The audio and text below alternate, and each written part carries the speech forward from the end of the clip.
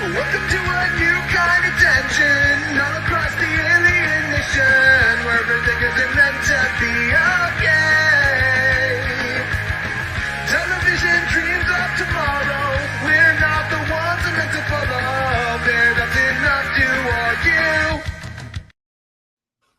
Welcome back to another episode of Ash and Their Fantastic Friends. We finally have Ash back. You weren't. I'm alive. I was, but I was incredibly tired. I'm still incredibly tired. Today I napped for 5 hours previous. Today we're joined by Kermit. More And- Kermits. I can pull out more out of my And Wyatt Wingfoot. bag of Kermits. Don't pull out any more Kermits. Ash has a stuffed animal addiction. Anyway, I'm Stack, your host. Pronouns he, him, she, her. Whatever's funny, man. Whatever funny. We've got Daystar, pronouns any, Rena, pronouns she, her, and Ash, pronouns they, them, and Ayaan, our token cishet, pronouns he, him. Boo! Everyone boo! Don't boo Ayaan, we love Ayaan. Boo Ayaan! I don't think No, Ayaan's... Ian's fun. Ayaan. Even if he's a Joe Rogan stan. We're gonna make it a... Don't say that online, that's not true. I'm laughing at Squid's comment already. 5 seconds in, Ash isn't here right now. I can see it in their eyes. Ash is here. Hi, Ash. I am here. They are somewhere else. Ash was doing a Twitter announcement for them. I'm doing my job. You know, I don't think we advertised this live stream enough. Ash is in Kermit Land. Like at all. I mean, Kermit Land. I mean, TikTok's going away soon, so soon this will be going. No, it's not. This is Soon this fake. will be the only way that you can see Rena. Fake news. That might be true. The only way you can see Rena, you can still pretty much catch Rena, Daystar on Twitter. you have a YouTube channel. Do a little. I do. I only make edits on it. I'm probably gonna be screwed. Oh wait, no, I do have a YouTube. Yeah, you have a YouTube series that you do. Yeah, you have a YouTube series. It's just on someone else's channel.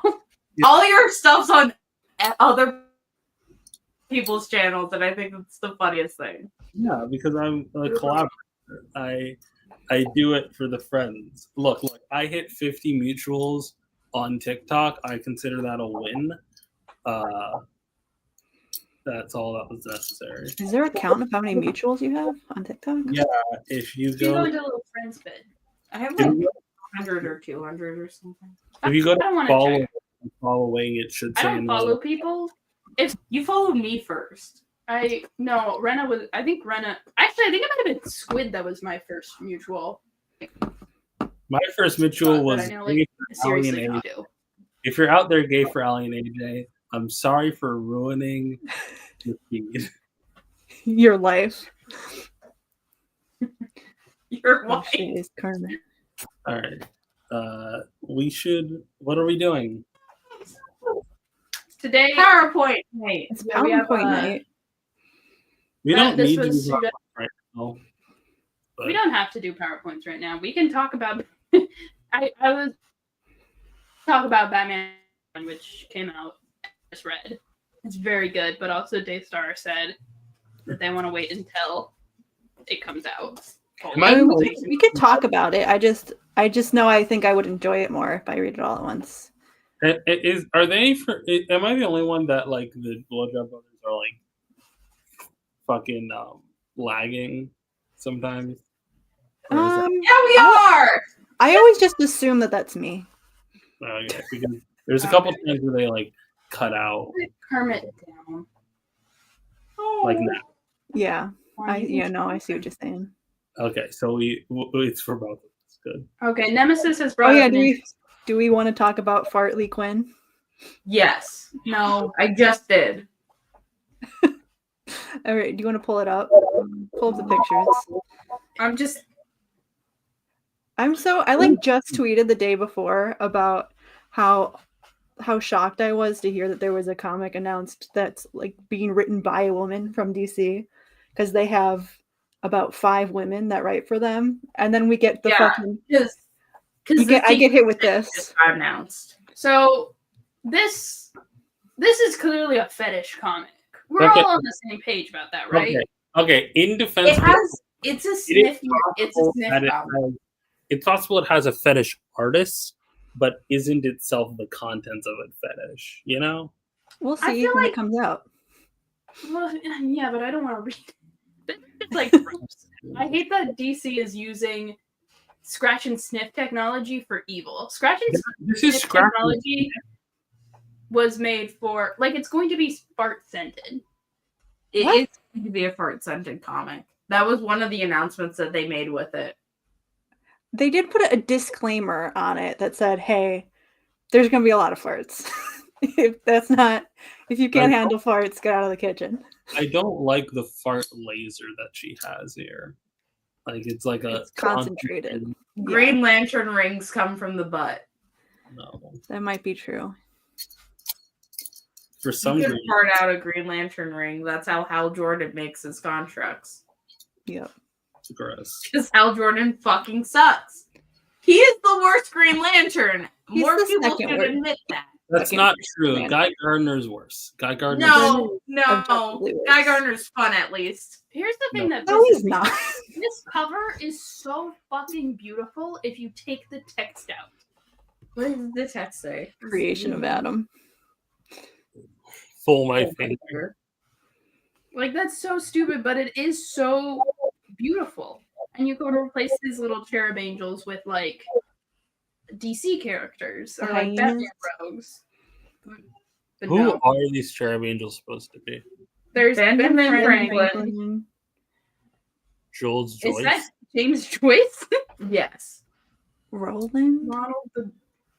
I don't know who this man is. Ronald Reagan? No, this is It's not Ronald Reagan. Ronald Reagan. Justin Roiland. Ludwig, like, Beethoven? No, that's not it. I don't know why. Ludlow. I don't know. I Ludlow. just know two people here. Maybe I'm stupid. But I I feel like was. this. I mean, if you pardon the pun, I was a little blown away when I saw this. Like, it's gorgeous. But But it's Even a with, part. even with the text, just out of context, the text isn't that bad. Like, Yeah. the Yeah, text faster feels thought. like something that Harley Quinn would say, like as a joke, but like not as a fart joke, just as a. Yeah. I don't want to encourage people to buy this because I feel like if this does really well, they're just going to continue, like, the Nothing but Nightwing kind of.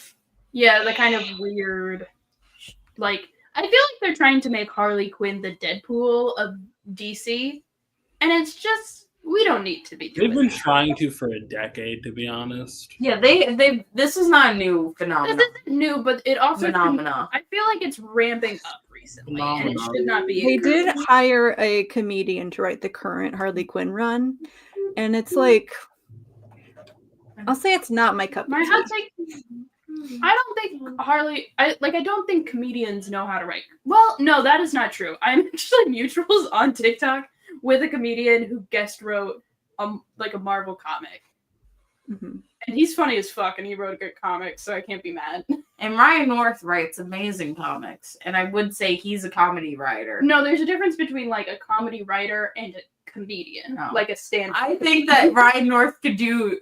I think Ryan North could do I don't stand-up look- comedy. And it would That's be the not funniest how thing. anything works. As I look at my copy of Far Sector longingly in the distance, I think there's always an adaptational hiccup when you are a writer for another medium, you know? And the way story progression happens in a comic has an especially high learning curve. So if you're someone who doesn't really write stories, it can be even more difficult to write for a comic. I also see Romeo and or Juliet. I think, I don't think it's necessarily a poorly written comic. I just think it's a very particular kind of comic that doesn't really. It feels weird to read in the context of a superhero comic, you know? Mhm. It's very just like slapsticky.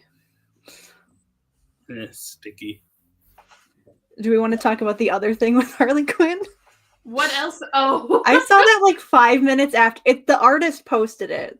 The preview page. What other thing? Let me see. Is it a preview page from this comic? It's a preview page. No, it's from the current run, like the main run. There's a that's lot coming of out. gold kissing Harley Quinn. No, God. don't worry about that. I'm just getting the image from the Discord so I can pull it up on screen. Well, she posted the whole page for the preview, but I think saw this it is and I really was like, the- oh God. I was getting like flashes of like all of the discourse that happens with So Poison Ivy and So we Harley got Quinn this all the image time. from the preview, and I think the part that we're all a little nervous about is they put a lesbian flag sticker On on Harley's laptop. Harley's laptop, which that's going to cause a lot of discourse Yeah. because the amount of energy people devote to debating if Poison Ivy is like bi or lesbian is exhausting, and it's going to be even worse for Harley because I feel like you could make a really good argument for her being lesbian in a compet relationship, but that's someone's headcanon. That's perfectly fine. Mhm. But to put it in comics just means everyone's going to be talking about it. And it's going to be I think our only saving grace here might be the fact that a lot of the people that fight about this all the time don't read comic books. This is Yeah, true. this is their saving grace. Here's my out of left field argument here. Harley Quinn has been repping in her hair for a while the essentially white, red, and blue, white, pink, and blue, right? And Yeah. no one claims that those colors mean anything. What if she just likes those colors? Yeah, this definitely isn't a pride flag. It's definitely not No. specifically shaped to look like a She's rainbow. just a big fan of the sunset. Yeah. What if I do by erasure discourse? Go for it, Ayaan. Tell it. Give us your I take. think it would be the Knock it funniest off. fucking Knock it thing. out, buddy.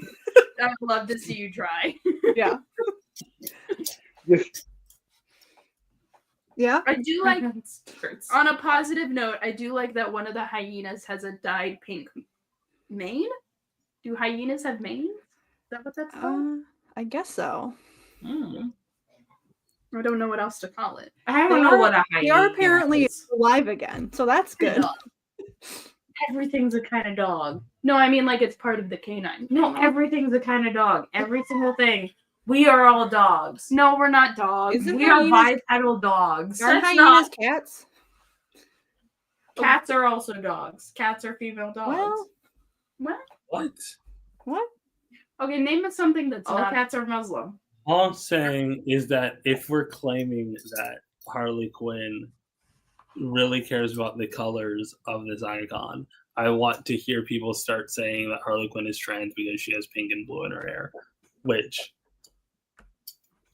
We can go Harley with Quinn that. should be trans. There's a good argument for her being trans. In every direction. That's the best all argument. right. So the by erasure, right? Yeah, we got. Okay. Some interpretations have her as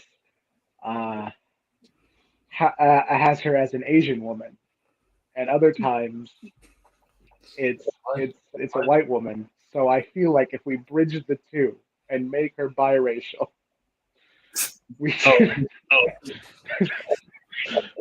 Do you think that bisexual and biracial are the same thing? No, the bit is that. Bye. Never Bye, mind. bye. Bye. I do love hearing myself twice. Yeah, Ayaan. The only one. Fucking ruining our live stream. Gotta be- Ayaan, fuck you. We went down from 7 to 4. Oh, that's... Don't Sorry, That's not important. Ayaan, I swear to fucking you God. never should have given me the power to see how many people are on this live. You wanted the power. You asked for the power. Do I have a post-it note? No, I don't. Okay. You have a post. Are you just gonna cover it up? Yeah, like there. There we are. You can if you Well, just that's the open it in a new tab where you like open it incognito. where That you is don't the have rule a that everyone in photo. Gotham is bisexual. So she did move out of Gotham. So now she's no longer can be No, a I bisexual. do like the power of having it. Like I do like doing this. Hey, Whoa, put him back. later. Have they Look at noticed? them. Why did you put them away? What do you think about the lesbian flag being in a Harley Quinn comic? I look. There are two things I will never understand Hmm. about queerness, and that's the ace spectrum and lesbian IDs. And I'm generally of the opinion Yeah. that it doesn't matter that I don't understand them. You know? Yeah. That's back on. I will say that is something that's been frustrating me about a lot of queer discourse online is there's a lot of people that want to make a lot of rules about all of the ways that you're allowed to be gay. I'm like, we should just chill a little bit, maybe. Here's my argument. You cannot be open-minded if you have to understand something to be open-minded about it. Can I show, speaking of a lot of rules and a lot of LGBT discourse, can I show y'all something hilarious I saw on Twitter today? Yeah, pull it up. Let's make fun of Twitter. That's one of my favorite activities. Anyway. Kermit the Frog here.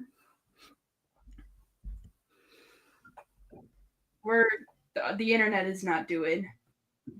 Anyway, I saw this new definition for a brand new identity that I just thought was ridiculous. Oh, I saw this. I also saw this on the internet today.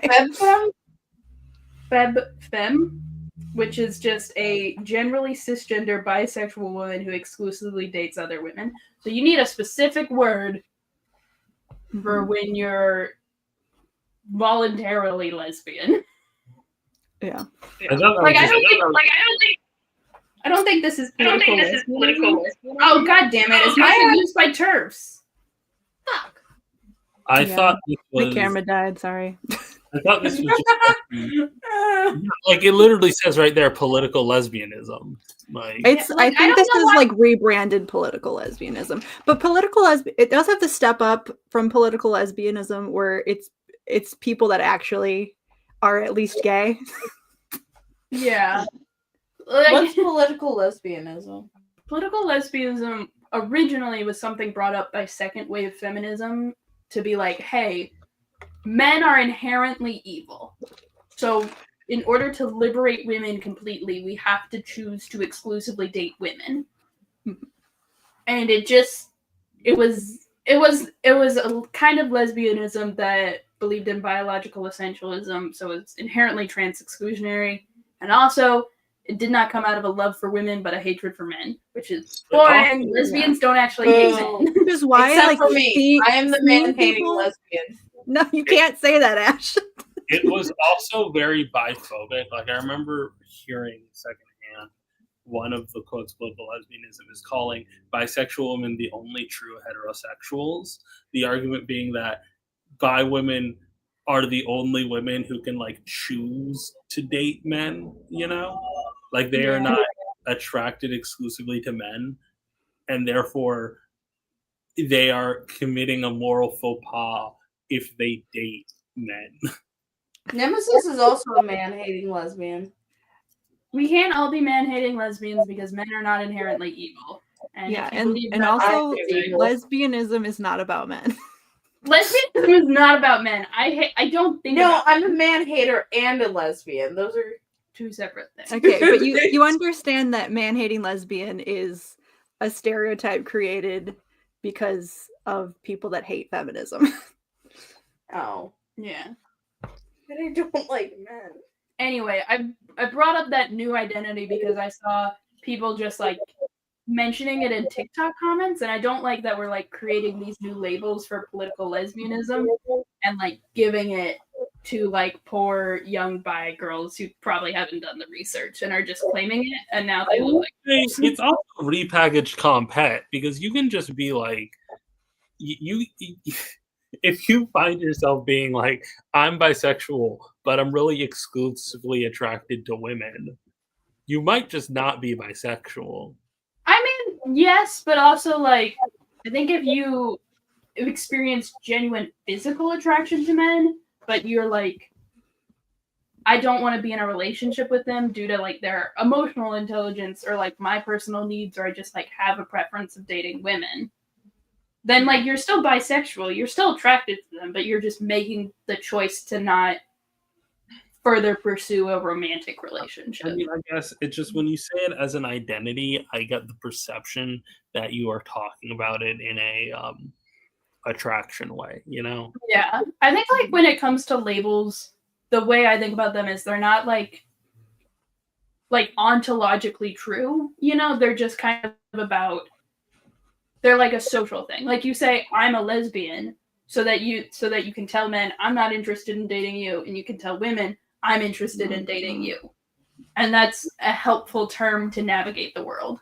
So if you say I'm bisexual but I exclusively date women, you can just call yourself a lesbian. It's fine. Yeah. Or you can just say I'm only interested in dating women right now. You don't need to make a whole new label. Yeah, you can be like, I'm bi, but right now, Do bisexual people have their own slurs? I They was got all like, the same in ones, I weird- think. Would we call them double binners? I don't think you're allowed to call them anything, Ayaan. I'm not allowed to call them anything, and I don't think we should have slurs for bisexual people. They get called the gay slurs by straight people, and they get called the straight slurs by gay people, and it really sucks. What are the straight slurs? I like to call them breeders or straggots. Which I think is funny.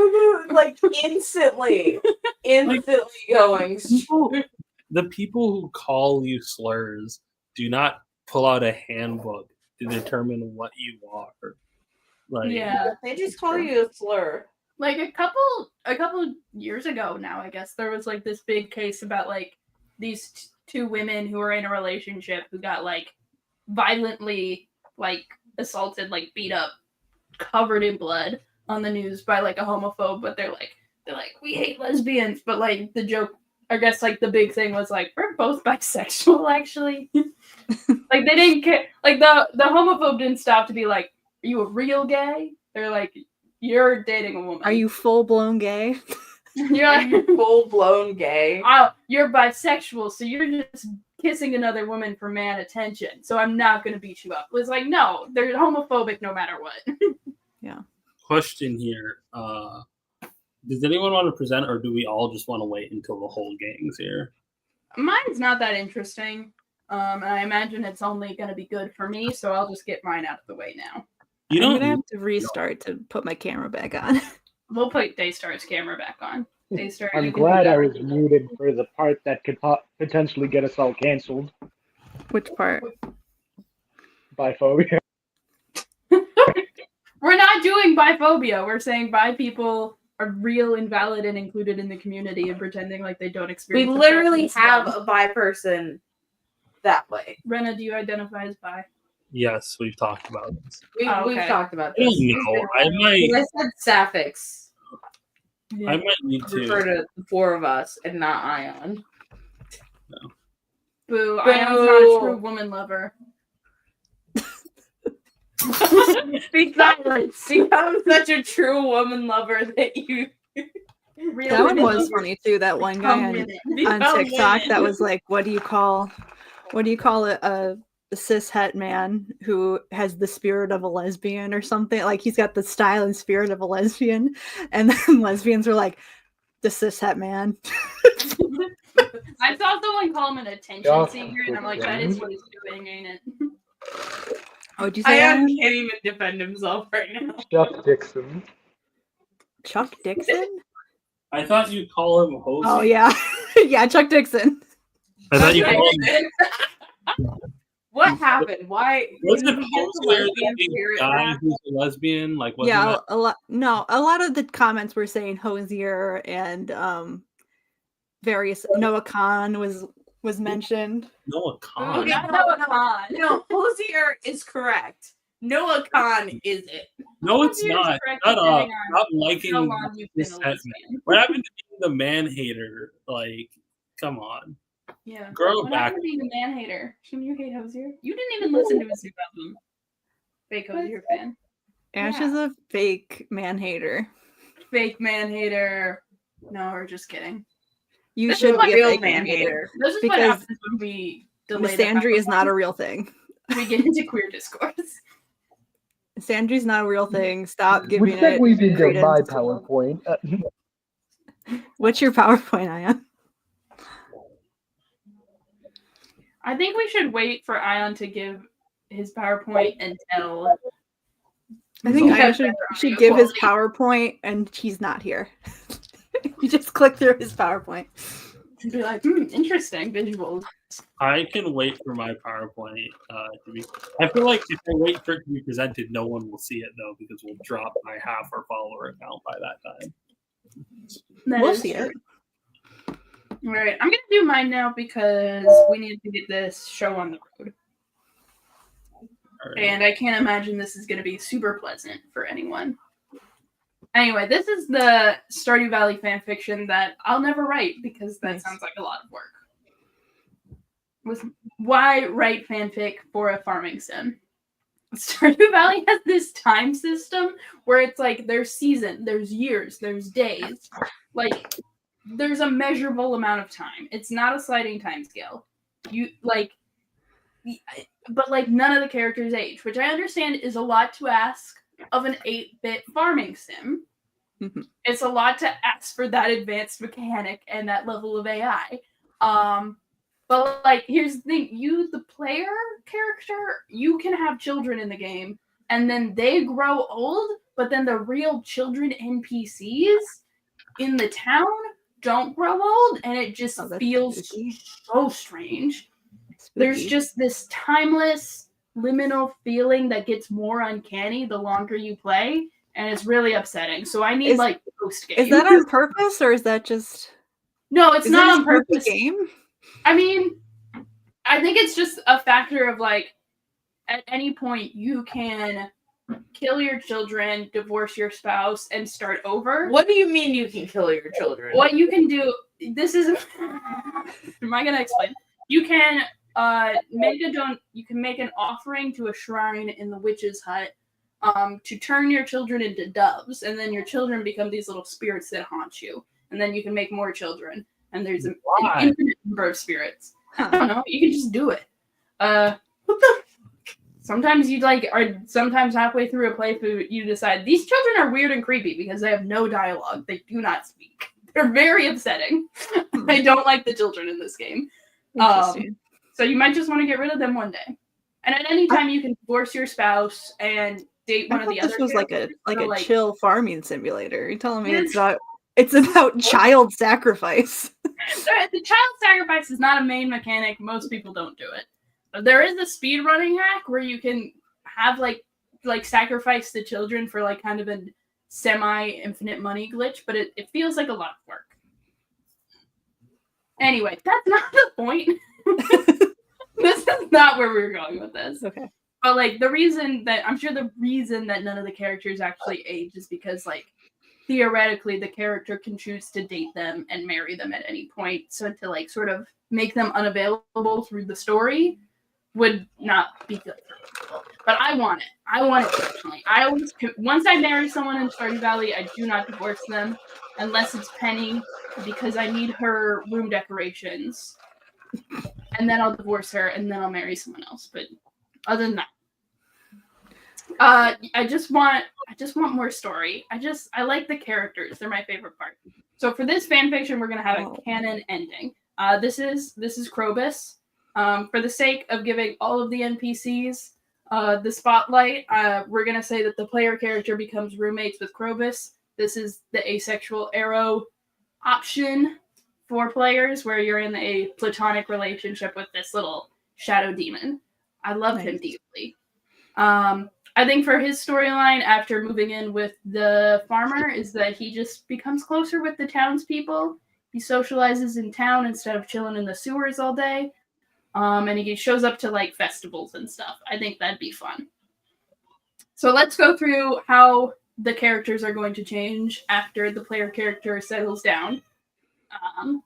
So yeah, this is like the general store family. So Caroline has canonically had an affair with the town wizard, who had of course the town wizard. As one does. Who wouldn't? Yeah. She's like it was hinted at before, but with the new update, it is confirmed where the wizard says, I think I might have had a child with someone in town. And it's this is just wicked. this is wicked. The baby is a naturally. Yeah, that is what happens. So, and then you have Pierre, who runs the general store. He has this cutscene where like the farmer discovers he has a secret stash. We don't know what's in this secret stash, but we know that Drugs. it could be drugs, it could be money, it could be really anything at all.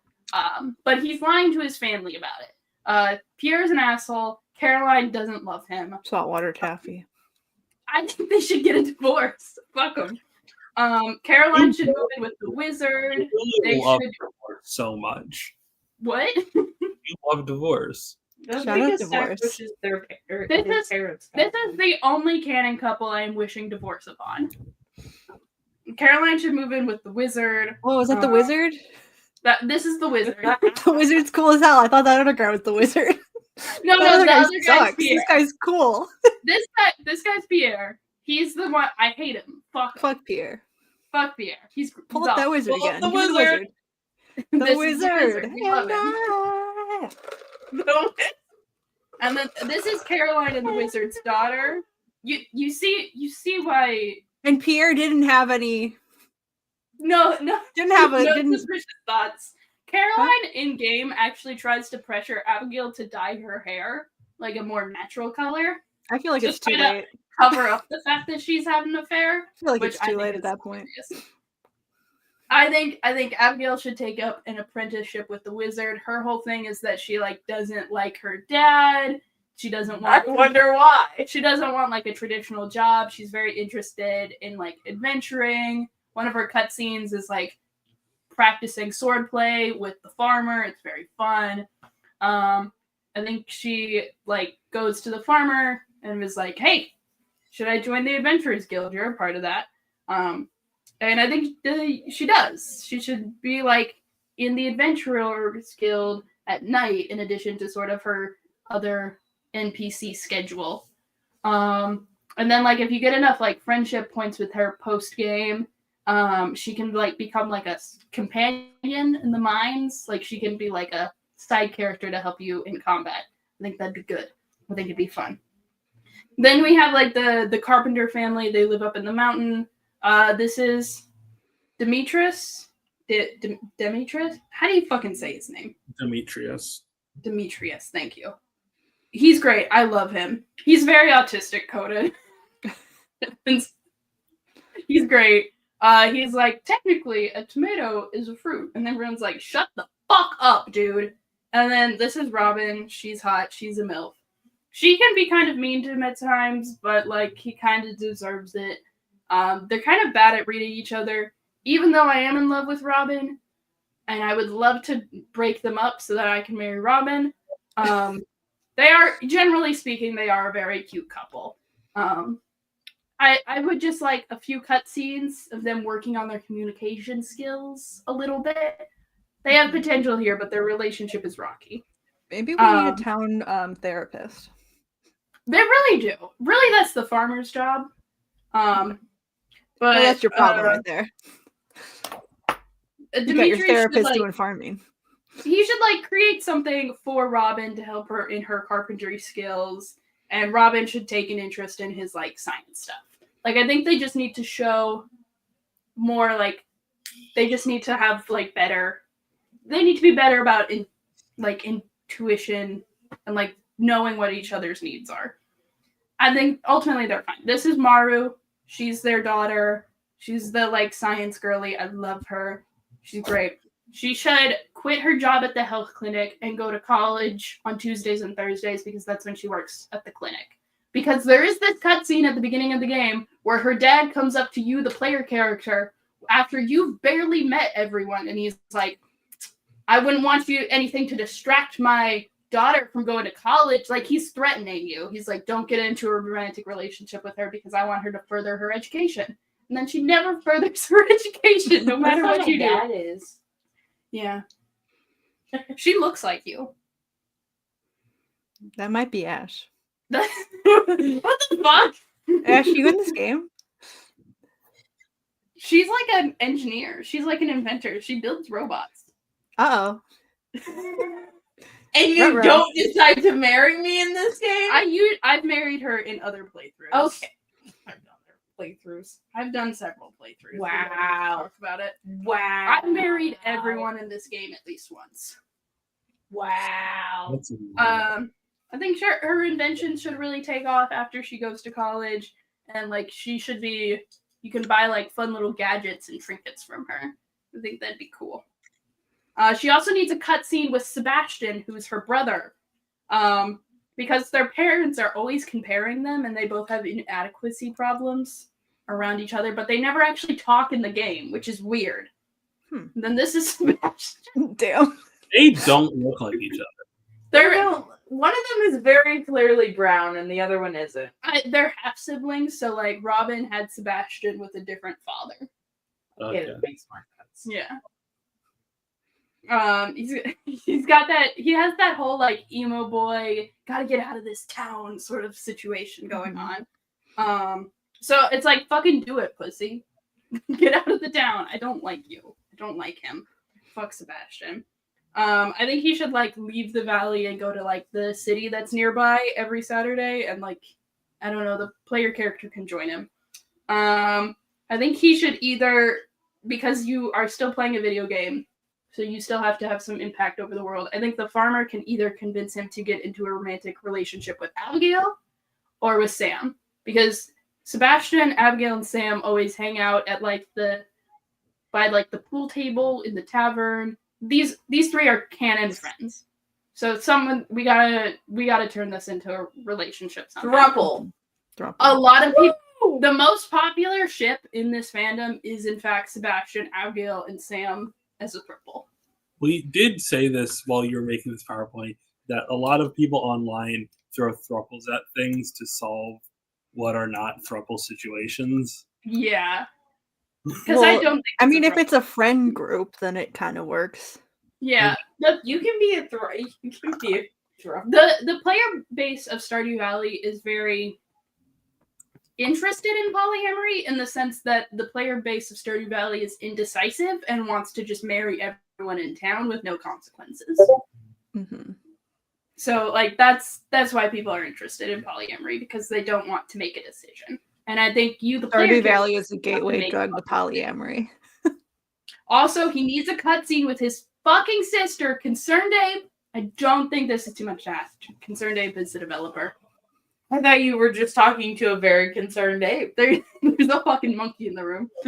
And then you have this family. They live in like the main part of town. That child is not in the same animation style as everyone else. No. He's away at war. He's animated for war. Can we kill him? This is the dad. He went to the war.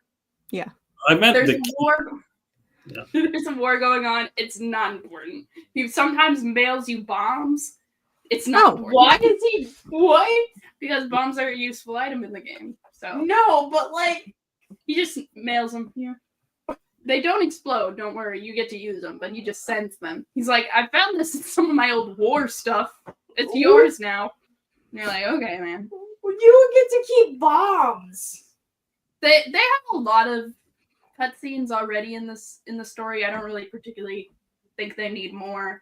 Jody and Ken are fine. This one's Jody. This one's Kent. They're fine. For the love of God, let Vincent age. This is one of the child characters, NPCs. I need him to grow up. He needs him to grow up so he stops looking like that. Yeah.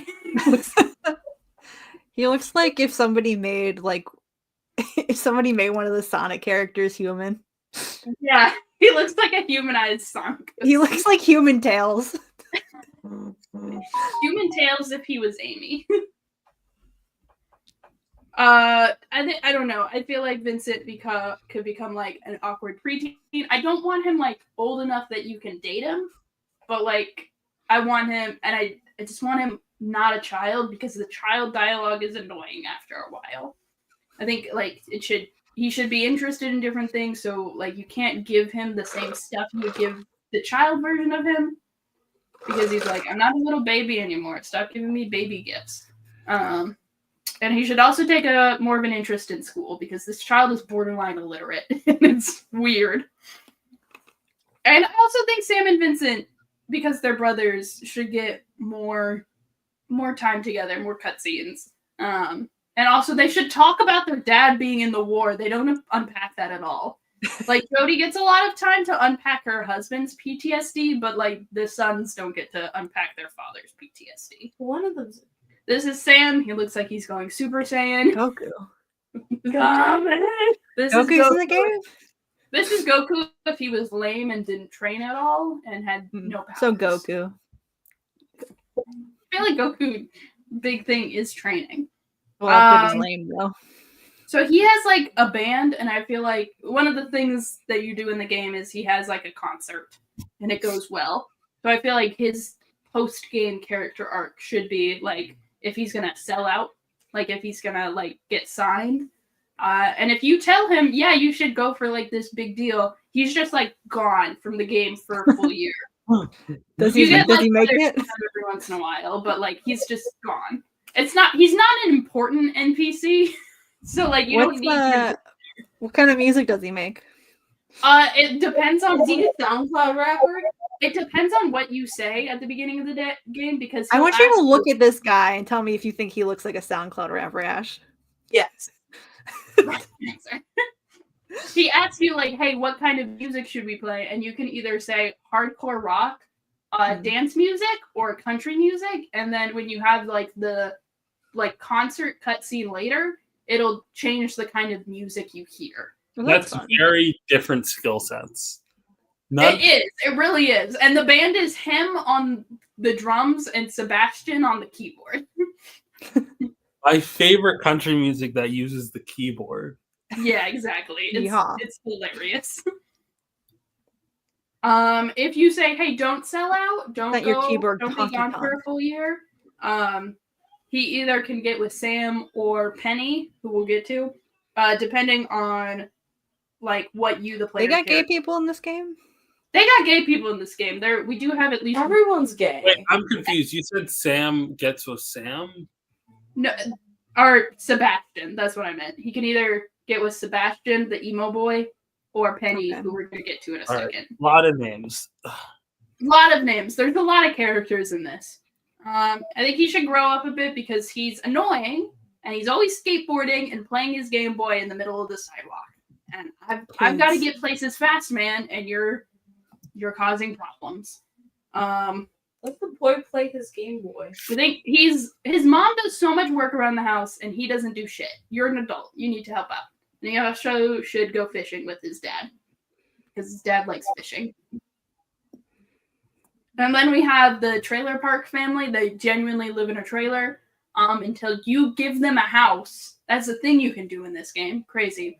Pam, this ugly bitch, she already has a lot of character development in the game. She's a recovering alcoholic, but every single night she is in the tavern getting drunk.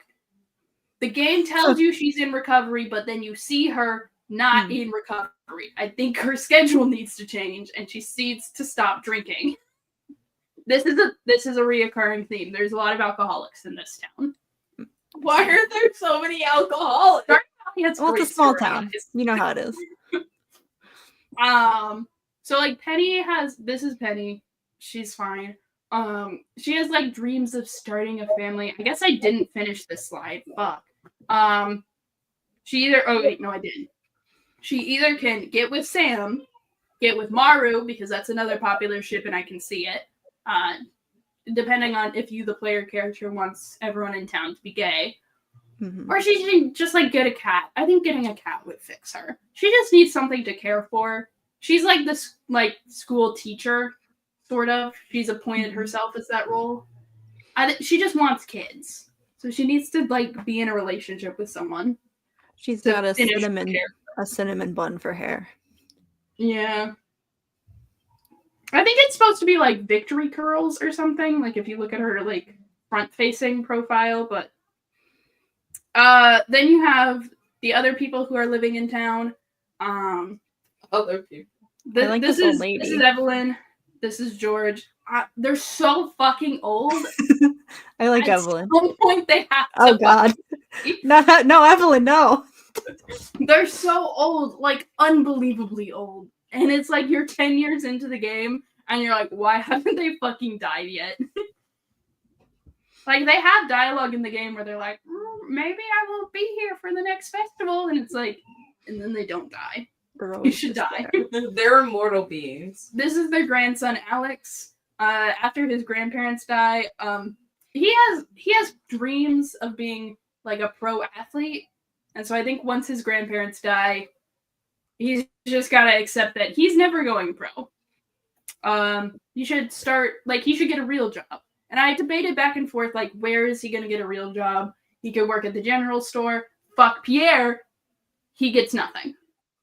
He could work at the tavern. There's already 2 people running the tavern. They don't need a third one.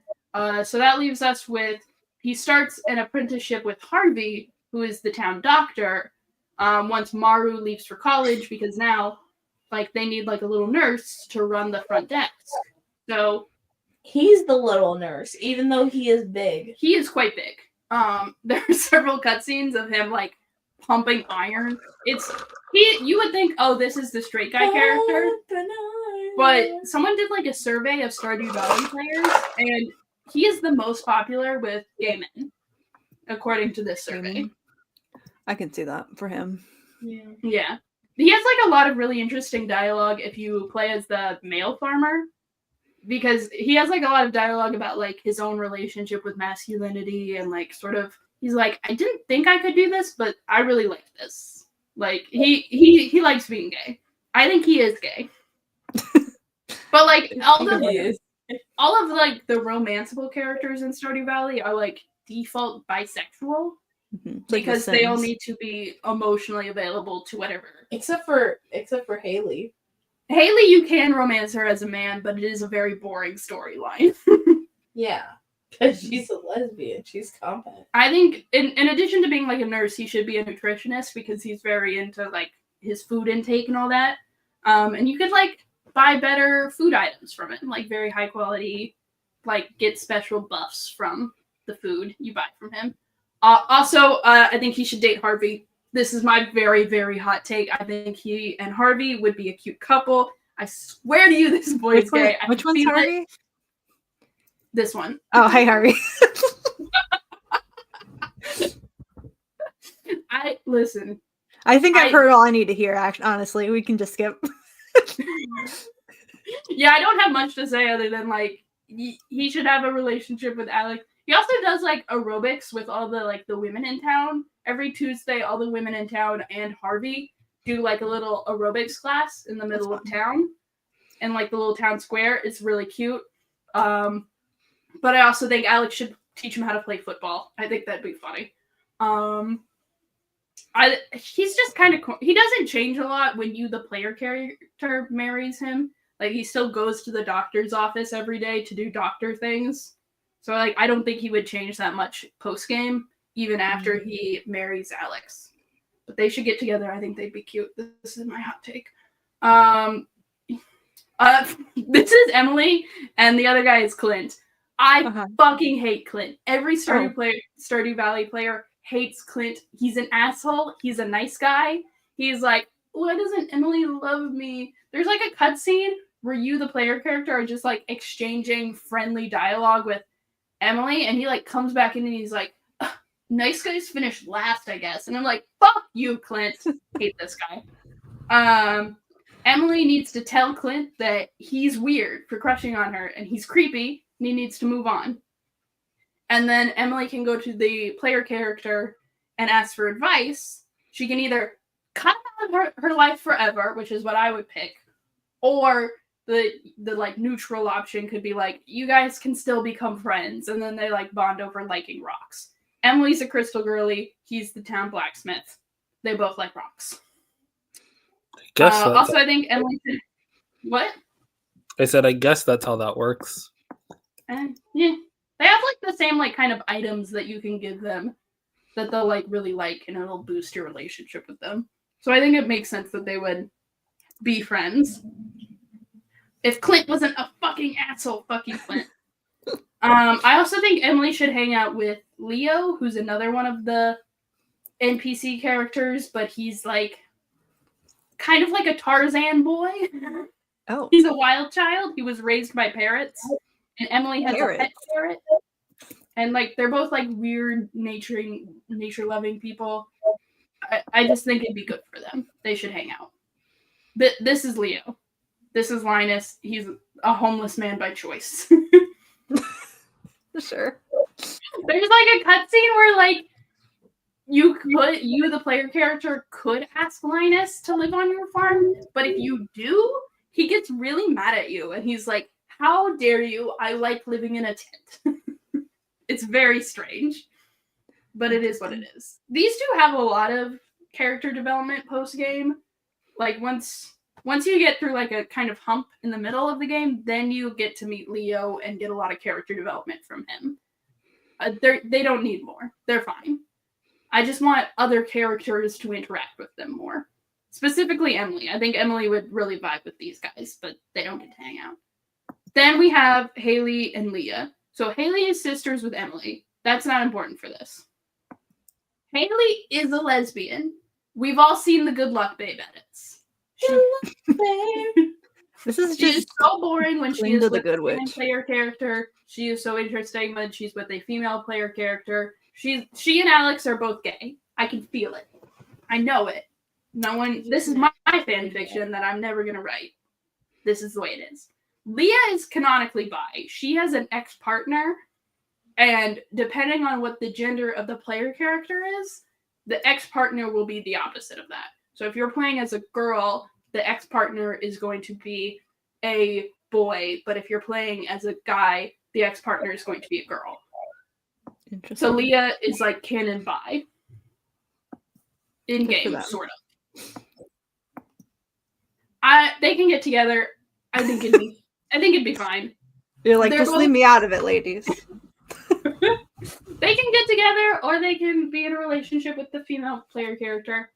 But like they definitely need to hang out and bond over art. Like Haley is like a photographer and a fashion girly, and Leah is a sculptor. And like Haley, as like you become close friends with her, like learns to enjoy getting like messy and like liking farm stuff. So I think they would have a lot in common. I think they could hang out. I think it'd be fun. And they should have like a sculpture and photography exhibit in town or in the museum or something. They would be really cute. I can see it. Like also Leah's from the city. Haley likes the city and wants to get out of the small town. They can go have like girls' night there every once in a while. I think it'd be fine. Then okay, so here's the drama. This is Lewis. He is the mayor of the town. This is Marnie. She runs like the ranch where you can buy animals from her because this is a farming sim. Remember, this is a farming sim. Yes. But okay, so Lewis is having a secret relationship with Marnie that he is forcing her to keep secret. One of the first side quests that you do in-game is retrieving Lewis's clothes from Marnie's room because he left them there after a one-night stand. Or I guess multiple night stand. But like, he's forcing them to have a situationship, but Marnie really wants them to be official. Why does he have a wife or something? What's his deal? He doesn't have a wife. He's just an asshole who like wants a no strings attached relationship. And also he's like, I'm the mayor of the town. Imagine how it'd look if I was in a relationship. What a loser. That's nothing. Lewis, fuck you. He doesn't want the town knowing he has premarital sex. I can't let people know I'm 65 and having premarital sex.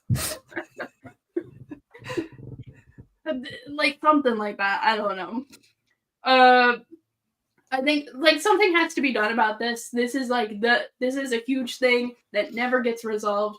I think the player should blackmail Lewis to tell the whole town about his relationship with Marnie, or the farmer will promise to keep it secret if the player gets to become the mayor. If I become mayor, I'll let you keep doing whatever this is.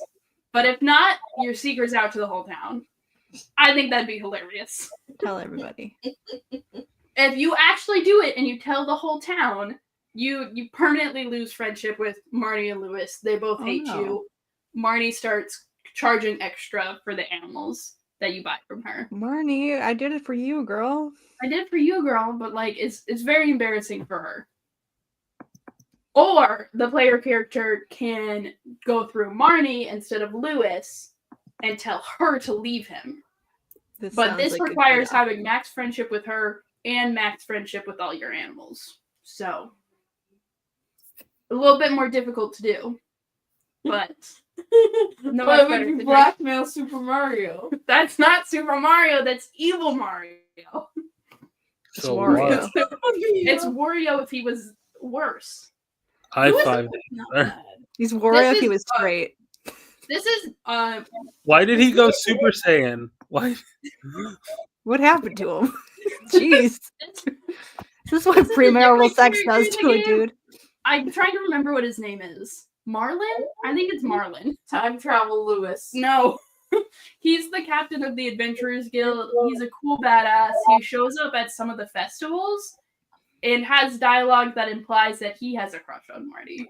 So if Marty leaves Lewis, she can get with the much cooler guy that actually wants to be in a relationship with He's her. got one eye. Yeah, because he's a cool badass. Yeah. And then we have Shane and Jess. Shane is also an alcoholic in recovery, but he's still going to the tavern every night and getting fucked up. The game is telling me that his story has progressed, that he's no longer an alcoholic, and yet my eyes are seeing binge drinking every single night. Maybe the game doesn't know what a recovering alcoholic is. Yeah. I think what happens is it's just they don't change the schedule of the characters once you've like actually progressed their story. So he has the same schedule throughout the entire game, except for a few. There are like a few points where his schedule changes, so they could change it. And also, if at the beginning of the game, when you give him beer, he's like, "Oh, this is great. I love this. It increases my friendship points with you." But I think if you get to the point where he's in recovery in the storyline, he should now hate it if you give him beer because he's a recovering alcoholic and you're his sponsor. Like, Oh wait, how did you become a sponsor? Yeah, because you're friends you with like him. talk You to him suck. at the bar? How sponsors work? I don't know, man. Can You're you like, talk I know how sponsors work because I read Iron Man. Squid has a comment. Yeah. What is Squid's comment? I've been too into the He's PowerPoint. playing the cowboy game, Stack. Who's playing the cowboy game? Super punished Mario. So we're not doing this. We're talking about Shane. Shane is an interesting character because you do have to stop him from committing suicide. I think you should let Is the farmer also an alcoholic? No. I So guess he's you're not his let's- sponsor. what happens? a sponsor. What happens in the game is you stop Shane from committing suicide, and then you take him to the hospital. He gets his stomach pumped. This happens in canon. I'm not making this up. And then you send him to a recovery meeting, and he comes to you and he says, "Hey, I want you to keep me on track. I want you to help me keep me accountable because you really inspired me to do better." And then you can still give him alcohol, and he's like, thanks, man. And it's like, no, that shouldn't. Look, That should not be the option. question. What if you don't stop him? What if you tell him to kill himself? Unfortunately, you cannot make Shane kill himself. Damn it. What happens if he doesn't kill himself? There's unfortunately no way in the game for Shane to kill himself. Damn it. Because I think it is I don't know if the game has a rating, but it's not intense like that. And then Jess is his goddaughter. Mhm. I think that we should see more of them together. They do have like a few cutscenes together, but I don't really know what Jess's whole deal is because Marnie's her aunt, but also Marnie is also Shane's aunt. Or maybe not. The relationship is not clear. Okay. I want Jess to. She's one of the child characters too. I want her to age up with Vincent into like a preteen, and then once she ages up, she should ask Shane and Marnie about her parents because where are they? We have no mention of them. Yeah. And we get an answer on what her deal is. Some people theorize that she's actually just Shane's daughter from like something happening. Maybe he like had a relationship with her mother and then she died, and that's what sent him spiraling into alcoholism. Some people think she's actually Marnie's daughter and the daughter of Lewis, so like much. Why does she look like a plum? That's kind of her bit. If you Maybe give her her mom's a plums, she plum. gets really excited. She's supposed to be like, Autistic. she's really into like ballet and stuff. She's a little sugar plum fairy. Sometimes they aren't autistic; they're just a child. Yeah. And then two characters I don't really get that big of a shit about. This is Elliot. He's annoying. He's the one who takes you out on the boat because of the implications. Yeah, sure.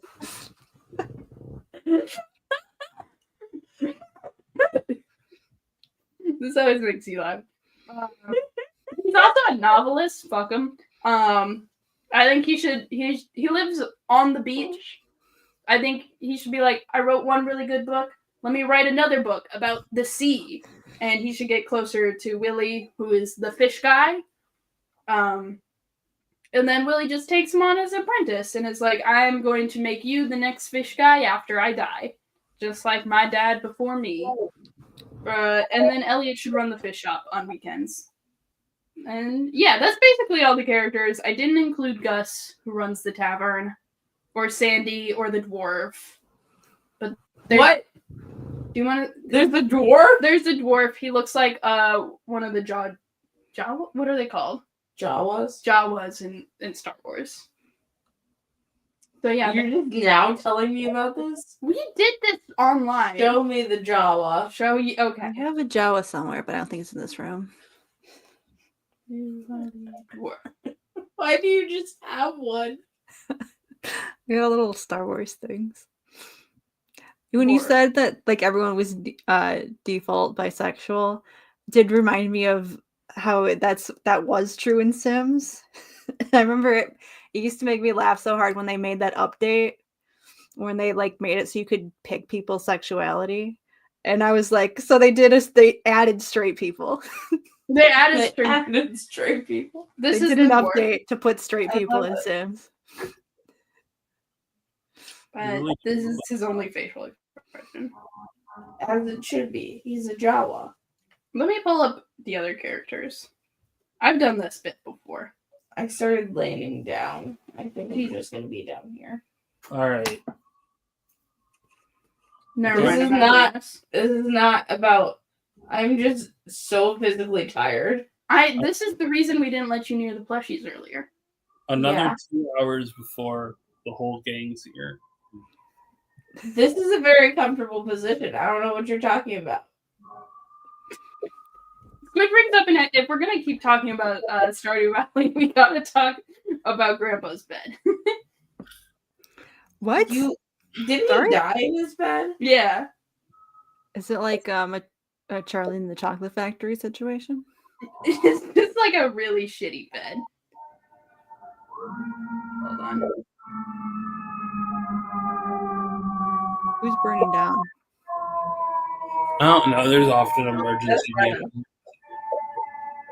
New York. Yeah. This is the really shitty bed that your grandpa who leaves you the farm dies in.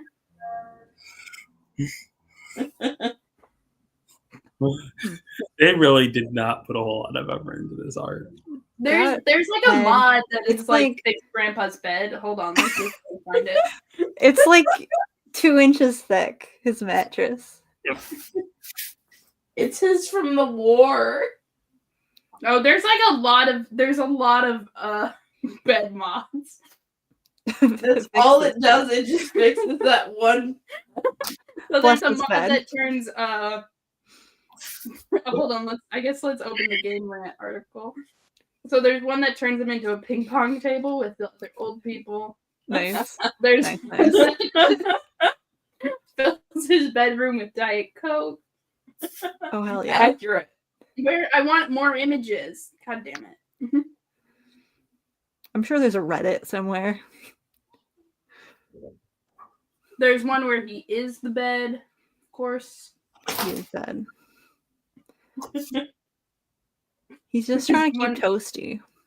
There's one where he hits the Family Guy pose. And here's the one where you get him like a good, normal, regular bed.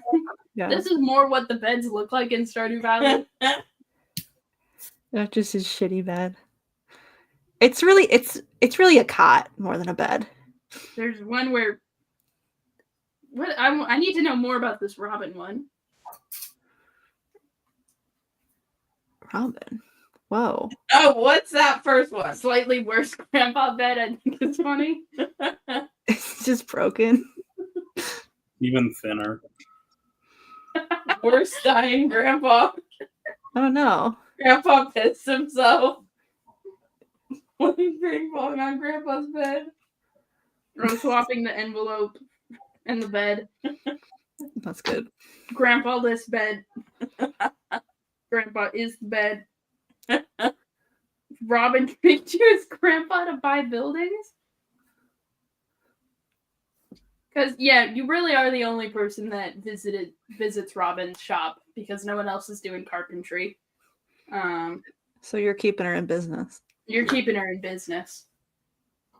You give a lot of money to Robin throughout the game because you have to upgrade your house like 3 times, and then you buy a whole new house for Penny and Pam, who live in a trailer. And I always get them the new house because the trailer looks ugly and the new house looks better. Why are you doing free labor? Well, at a certain point, you become so rich in the game. Like, you have so much money, and like, what else are you gonna spend it on? A guillotine to execute Shane. I hate him specifically. Shane, like, he works at like the town Walmart. Like, he's not doing well. How does this town has a Walmart if it's got like 20 people? This town has like a shitty Walmart that is siphoning it off like all of the money, and everyone's going broke because all of the money is leaving the town through the Walmart. But then you, the farmer, come in and you fix the community center and kill the guy who's running the Walmart. And We then saw the Walmart capitalism. breaks down. Hell yeah. And so people start shopping locally again at Pierre's and at the tavern. Do you actually kill the guy? Oh no. We'll never find out. I don't know if we want to do my presentation. I think mine has a potential of being problematic, but I think it's funny. We don't need to do it right now. We can wait until there's even less people. Did you hear? So Ayaan claims that if he ever makes it big, he wants us to nuke this channel, guys. Not happening. No. This is forever, Ayaan. Yeah. What the fuck did Ayaan say? Oh shoot. Ayaan said if Ever make it big, I'm gonna ask Ash to delete Ash and their Fantastic Friends to avoid getting canceled. Ayaan deserves to be canceled. Ayaan didn't do anything wrong. Ayaan's fine. We're having some technical difficulties, and Anyways, my voice is just sounding worse. oh no. You actually kill the guy who runs the Walmart, yes or no? Yeah. Yeah, Hell yeah. kill Happy Walmart. ending. Pierre's unfortunately the one to do it. 2 angles. There's 2 angles, but the other Did angle is Ayaan make close. up a slur for bisexual people? I am thirsty. Oh yeah, you said double dippers. That's pretty good, actually. Alright, I think we're coming back on soon. All right. Try switching the Wi-Fi to Spectrum.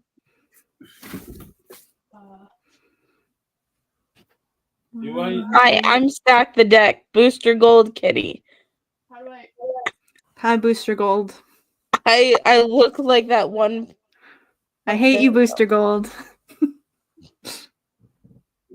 My like computer. Computer I in don't hand. know how to work this. I don't know how to work this. Do you want to go downstairs and grab something to drink? Yes or Oh, no? I forgot to turn off the camera. Do And you? also just I think- remove it from the stage. No, that Rena, was you have Rena. to start.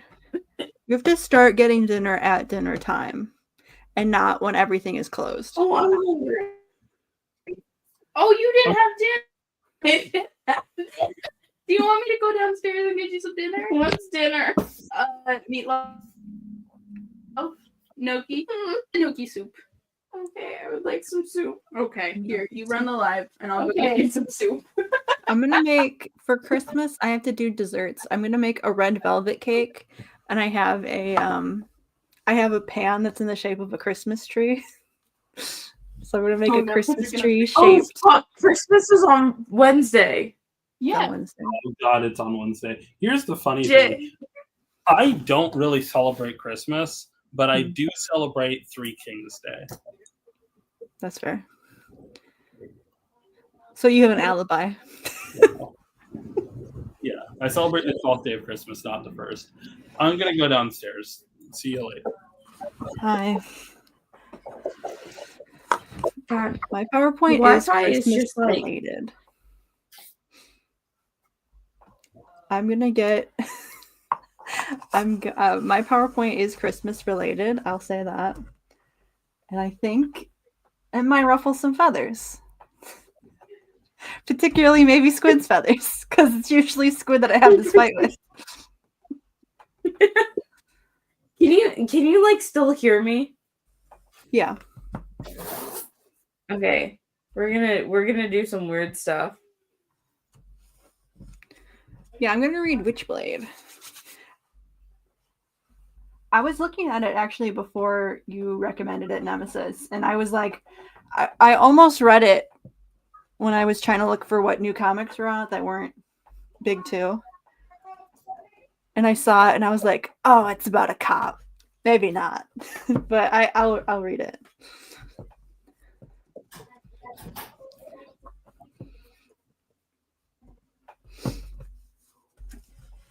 Yeah, no, I'm I've heard like good things coming about off of reading like it. vacation high, and like it's just very like surreal. Do you have any more finals?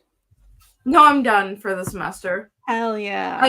I got all A's and then 1 B plus, but that was Good my job. lowest grade. Good job. And that was for a class that didn't actually have like an actual schedule or plans or know what it Fake. was doing. Fake class.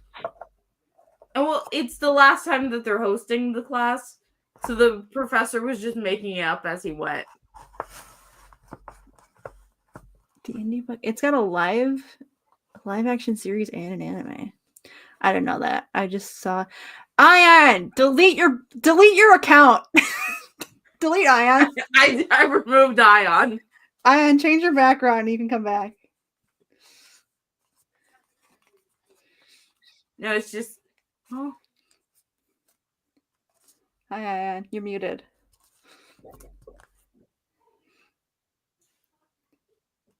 Well, yeah, okay. Gotta plug the merch. This is our you new don't one. even have a Redbubble. I do though. Everyone, go buy stuff from my Redbubble. It's the same as my username. I make Johnny Wyatt merch on there. Yeah, everybody's trying to get their hands on that. Anyway, so this is Ayaan, you're from- getting canceled For what? for being biphobic. What did I do that was biphobic? Ayaan, how do you want to pull up Nemesis's comment? How dare you hold on. call us double dippers, you breeder? You got called a breeder, haha. In my defense, Hmm. Nemesis, is Double Dipper not a funny name? Well, yeah. Is your Kermit a Kind of puppet? is, but you can't say that. What? Well, it's not a real. I just made one up, and I'm not allowed to say Okay, it. hold Is that fair? on. I need to tell you guys what my dad just did. Oh, And so my door's open right now because Stack left the room. Okay. Uh-huh. Oh, Squid I wants to look come in. over. All I see Ash, is this Squid. giant Ash, Among Squid. Us. Squid in. Before I Ash, can say Squid. anything. Ash, let's quit it. Huh? Ash, Let's let's quit quit it. in. Okay, but before I can say That's good. anything, he just runs away. Oh, He just runs in the I other guess you know your direction. Christmas present then. I brought you a treat. I don't think that that's what that was. What the fuck is that? It's a little cake. What? I didn't know I got cake. I thought I was getting soup. I also brought you soup. Okay, this is cold. Dip the cake in the soup. No. Ew. Here's the soup. You want soup? No. Ayaan, tell me about your Raspberry favorite chocolate cake. slur you just said. I Tell do me want about to the see slur. Ayaan made up a new on a slur. napkin. And can you also get me Yeah, a I soup? asked Oh, I asked if bi Give me a people had straight. slurs, and I created one. Why would you And create also plate. one? Why would you try to make?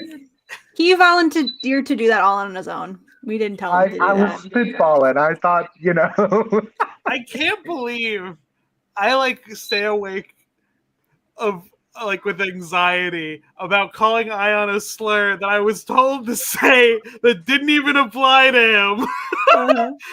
Like I'm up with anxiety, and Ayaan is at the forefront of bigotry right now, making developments in the medium. You're breaking ground, really. all right, Squid. In my defense, double dipper is a pretty funny thing to call a bi. Yeah, slurs are fine if they're funny. You've said that yourself, Squid. I have. Oh, come on, I'm not allowed to make fun.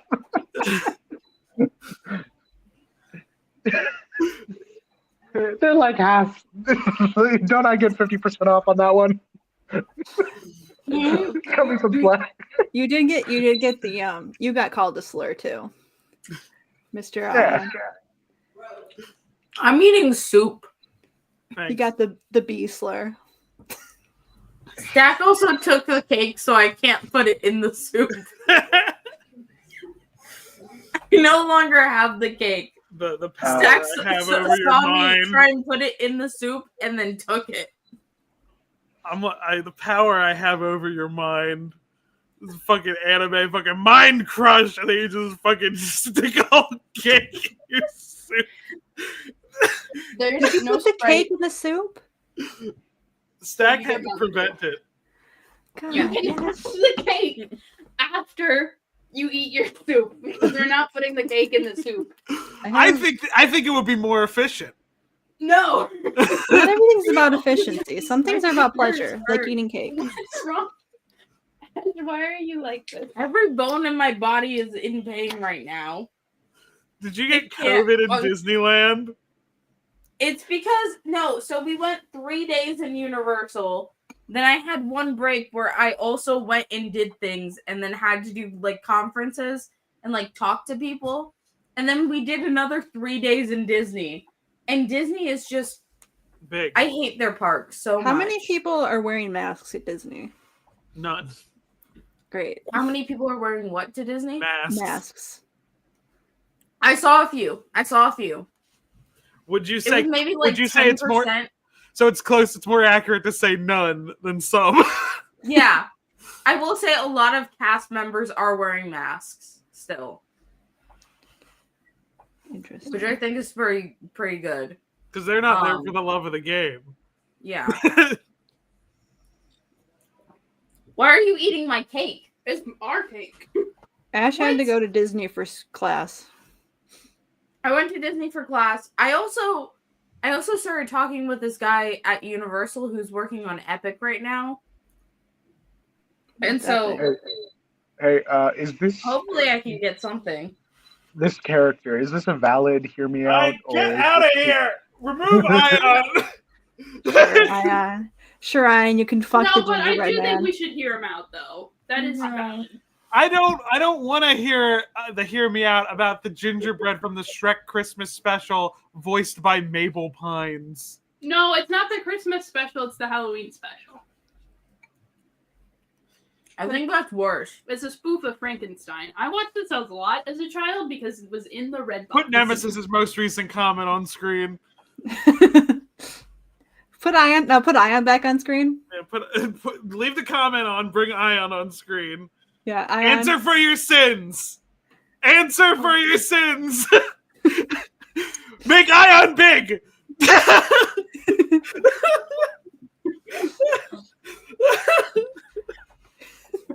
I think it's fine.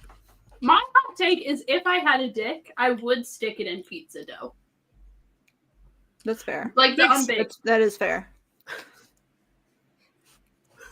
Have you seen the video where it's a bunch of people in duct tape Teenage Mutant Ninja Turtles costumes and they're all jerking out on a pizza?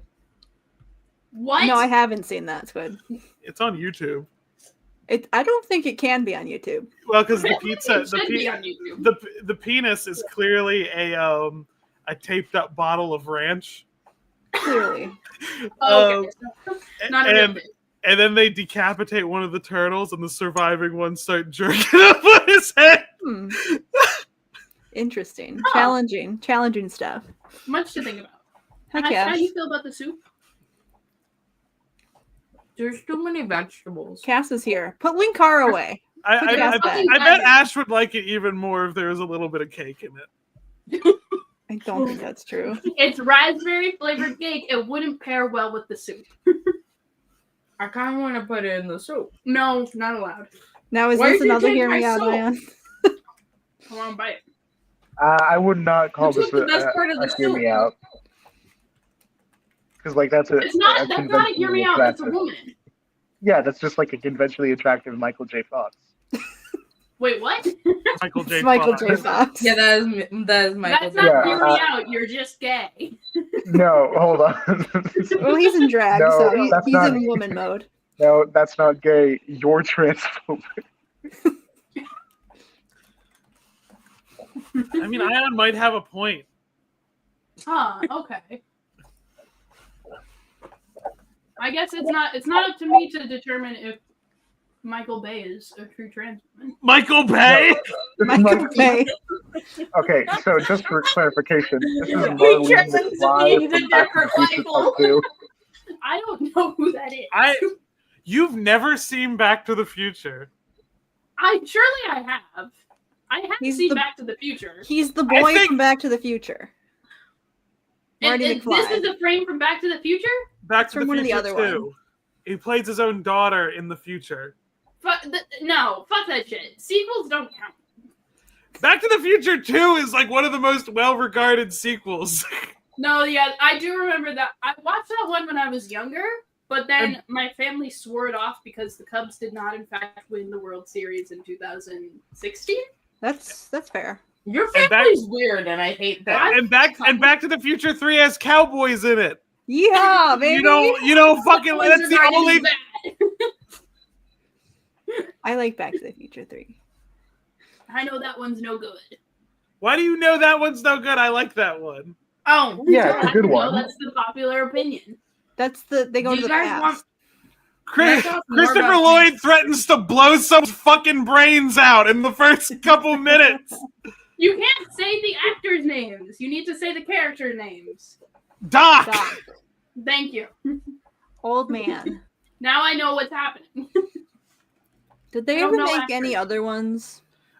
They did a Telltale game that is like the fourth game or That fourth doesn't movie. count. What? They made a Telltale game? Fuck. Yeah, back when they weren't doing super story-oriented stuff yet, and they were doing more like point-and-click adventure level stuff where it was more puzzle-oriented, so you got a little bit more gameplay out of it. Do you think they would ever reboot Back to the Future? No, because I think people Probably. would be mad. I think it's one of the People things. would be People, mad, but that They're doesn't doing- stop They them reboot from- everything. I think They've it's the done one. several new karate. I films. No. well, They did one with they Steve- didn't reboot Well, hold on, Karate hold Kid. on. They're Make just Ayaan big going- real quick. Ayaan, what are you doing? Whose chest is that? Someone make Ayaan big. We're working on it. Why did you let Ayaan- me do it? Well, no, Ayaan, go back. Don't hide. How do you green screen for yourself on this? How do you do that? Ion's on mobile. Oh, Yeah, this is my phone. Whose What? tease was that? you're really slurping on that soup. Damn, you were hungry. Soup. Do you want more soup? I didn't eat. You didn't. This is true. You slept for like 3 hours and missed. Oh, it's the guy from Fight Club. Well, we The don't other need to image. do all that. The other image was not from Fight Club. It was Christian Bale in Batman Begins. Are we all here?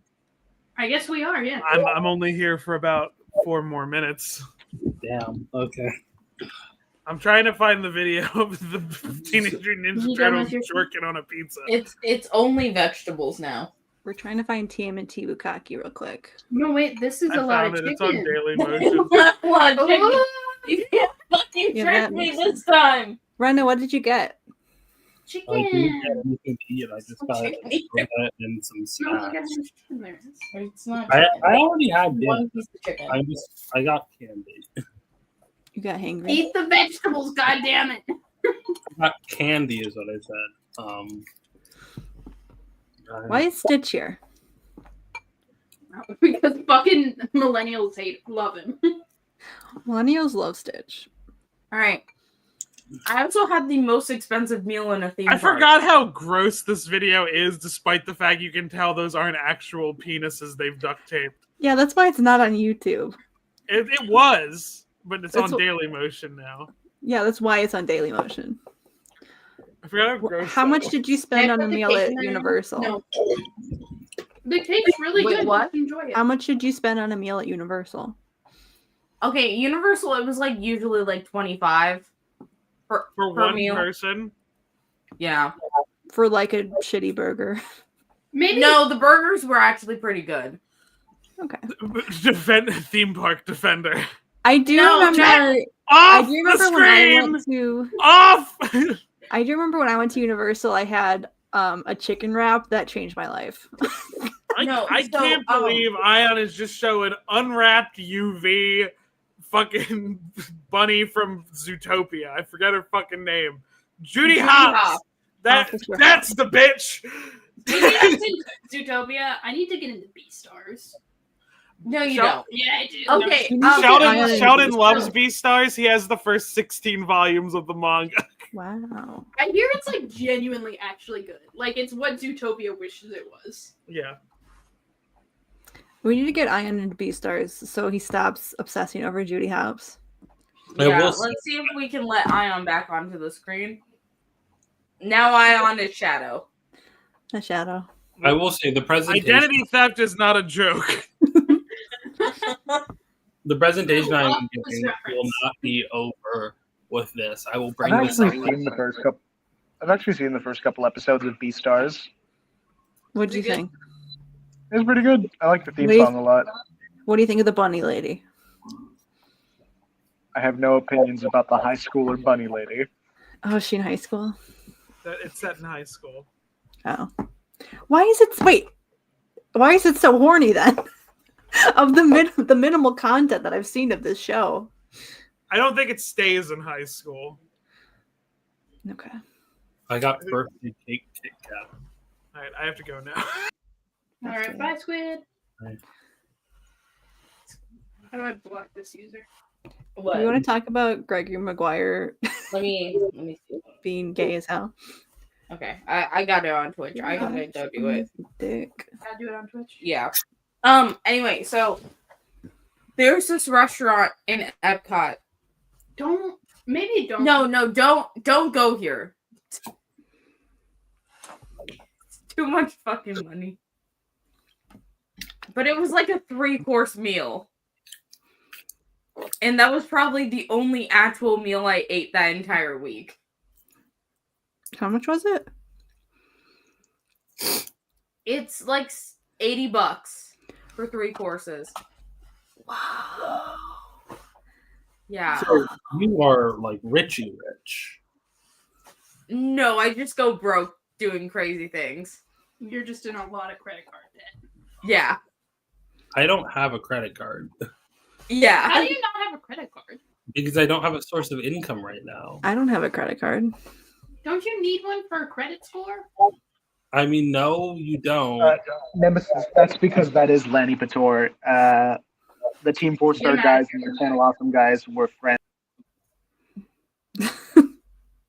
Anyways, you need a credit score for like short-term credit. Like, if you don't have a credit card and you try and get a mortgage, it'll be difficult. But like, your student loans is a line of credit. Mm-hmm. Well, I'm simply just not going to pay my student loans. Joe Biden's got it covered. fine. That's Let's literally go, what, Joe. that's Do what my not mom. have you on camera saying this right now. No, the bit is that I know he does not, and I am going to pay my student loans. I was plagiarizing a joke from random Adam. thing because despite being out of college for like 2 years, work has been spotty. I feel like that is true of a lot of people. Yeah. Unfortunately, the economy is in Yeah, shambles. yeah, no, with all the tariffs that are going to happen, my job is pretty much gonna. And you know it's bad when I stop having a job. Oh no. I'm an engineer. If the tariffs go through, society might genuinely. It'll be Why fun do you though. tell me that science is not a viable career path? Oh, cake! Don't do that to it. Do you want to No, share my take a screen? bite. We Don't can look lick at- it. We can listen Jesus. to Gregory Maguire explain how he got the idea to write Wicked. You played this already. We didn't play it on stream though. All right. This is on my Twitter. The clouds parted, and I looked up in a pious way, and I sort of thought the Virgin Mary might come out of the clouds because I'd been expecting her for a few decades. But it wasn't the Virgin Mary, it was Margaret Hamilton. And she was saying, "I'll get you and your little dog." And I thought, Jesus, Mary, and Joseph, I've just had a vision. The clouds parted, and I looked up in a pious way. That's Gregory Maguire. Kidding. I'm obsessed with that actually. I think that's very fun. He's like, I thought it was the Virgin Mary, but it was Margaret Hamilton. It's very good. Cunt. Gay Catholics are just like this. I don't like raspberry. Mine now. I should have And put that's- it in the soup. And that's how No! Joe was born. That would have made the soup bad too. Soup is good. Raspberry and soup. I'm gonna. Raspberry in an Italian soup would have been bad. Okay, let's ask our guest Italian, Daystar. I have a confession. I've never eaten Italian wedding soup. Wow. I thought you were gonna say you aren't Italian. Yeah. A little bit. Too. I'm Catholic enough. Catholics are making a comeback in this country Catholic in a your big way way. into being Italian. On this episode of Ash and Their Fantastic Friends, we're all gonna do 23andMe. I'm not selling my. We I'm talked not about how selling I did my this one time information to the government. to get certain You're actually- members of my family actually to paying stop the trying to government. claim that we were indigenous. I did What? do I it one don't time. want them to have it. Yeah, that's why I haven't done a 23andMe. I feel like I've talked about this on the stream before. That you did one just to prove someone wrong, and Just to then found prove- out you're not Italian. To prove my family. Well, I knew that we weren't that Italian, but that they keep trying to say that we were indigenous, and I'm like, you guys got to stop saying this. I'm gonna do a 23andMe and prove y'all wrong. I mean, truly, the mark of an Italian is thinking they're indigenous. This is true. It's like What's- that Keep America Was Beautiful. Jacob was the guy who played Taylor Jacob Lautner. in Twilight? Taylor Taylor Lautner was Lautner. Italian. He was Italian. God. Was he really Italian, or are we just saying that? Let's I think he's check. Italian. I But think the he is Italians are Italian. making a comeback. Shout out Luigi. Shout out Luigi! Pour one out for Luigi. Guys, we can't be on camera saying this. When we say shout out Luigi, we mean this Luigi. We mean Luigi from Mario. Luigi from the Mario Brothers. Yeah, they're getting they're getting a new We- Mario game. As it Yeah, comes they're to- putting out podcast, Luigi's we are Mansion video 2, game and everyone's really excited. They already Hey, put out Jack- Luigi's Mansion 2. They're I putting think- out Luigi's Mansion 3, and everybody's really excited about it. I think that- They've also put out Mario and Luigi Brothership. Jen, I actually did play it. Pretty good. I like Mario RPG. We're not talking about Miles right now. We're not doing that. We're not talking about that man. Anyway, we're trying to figure out if Taylor Lautner. He's married to a woman named Taylor, which is very fun. Actually. Yeah. He also dated Taylor Swift. This isn't the first time he's done this. Maybe he's only attracted to people named Taylor. Perhaps he's Taylor sexual. Yeah. Look up the word Italian. That's what the T in LGBT stands for. It's Taylor sexual. You did this wrong. Okay, come here. Come here. Intrinsic workout plan. Truly. Oh, intricate. No, fuck the AI. Oh, he has Dutch, French, German. He has distant Native American ancestry. Distant. Oh, he's from Grand Rapids? This is just a normal ass white boy, I fear. Yeah. He's just tan. Why is he that tan if he's Dutch? I think it's Hollywood. Like, you got a fake tan. Look up Steven Strait real quick. Who are you Googling? Look up. I'll just do it. No, we're doing it. There he is, right there. Okay. This man? Who's this? Who is this? Okay, click on images. Now look up the words 2005.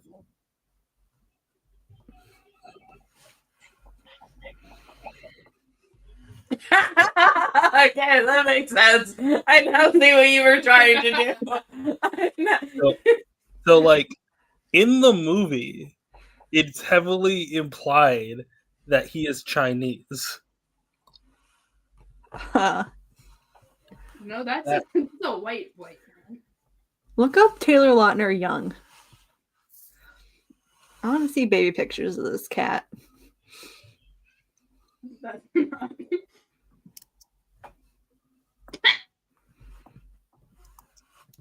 I mean, I guess he was Shark Boy. Like, just look up Shark Boy. Dream, Yeah. Dream.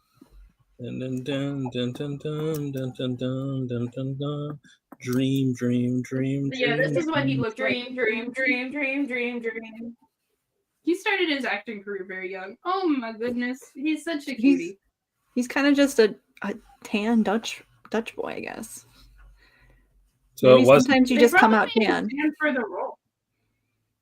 For Shark Boy? No, because the guy who films Shark Boy and Lava Girl and also Spy Kids, he doesn't have the time or the budget for that. Well, it could have just been his parents encouraged him to do it because it helped him get ahead in Hollywood, I guess. I don't know. I mean, it worked for Steven Strait. Now he can pretend to be Chinese. You gotta be tan. It's like the opposite. Yeah, I guess like the diversity hire Mattel. back in the day was just a kid with a tan. What's Reverse the Trixie Daystar, Mattel. don't look. Hold on, I have to remove Ayaan. Don't look right now, Daystar. Why'd you say don't look? That's how you get people to look. I know, that's because I actually wanted Daystar to look. What was it? It's exactly know. what you think it was. There's so many things it could be. It was the kiss. Get the plate off the back. There's nowhere else to put it. Alright. Are you going to sleep? No. Kermit's my co-host now. Is the other Kermit a puppet? There's a frog here. What? No, the other one's not a puppet, unfortunately. You should make him a that's puppet. the sad thing. I thought he would be. They don't sell Kermit puppets. Well, Cut his first, butt open, make him a puppet. why would they? Why would they? It'd be fun, I think.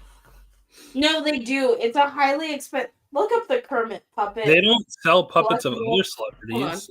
I'm Googling it right now. Can you find a puppet of like Weird Al? No, you can't. I bet you could. You could.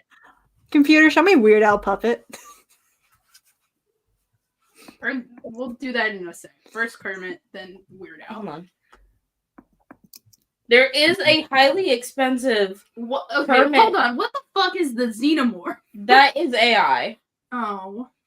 There Is is it AI? a It's an Etsy. highly expensive Kermit the Frog puppet. That's not it. They did make some. Dream, dream, dream, dream, dream, dream. Do they make a Shark Boy puppet? Okay, you just looked up Kermit the Frog collectibles. Oh. I think I searched Kermit puppet collectible, and then they said Kermit the Frog? And I said, well, yes. What other Kermits do you know? That's not The the one. cat.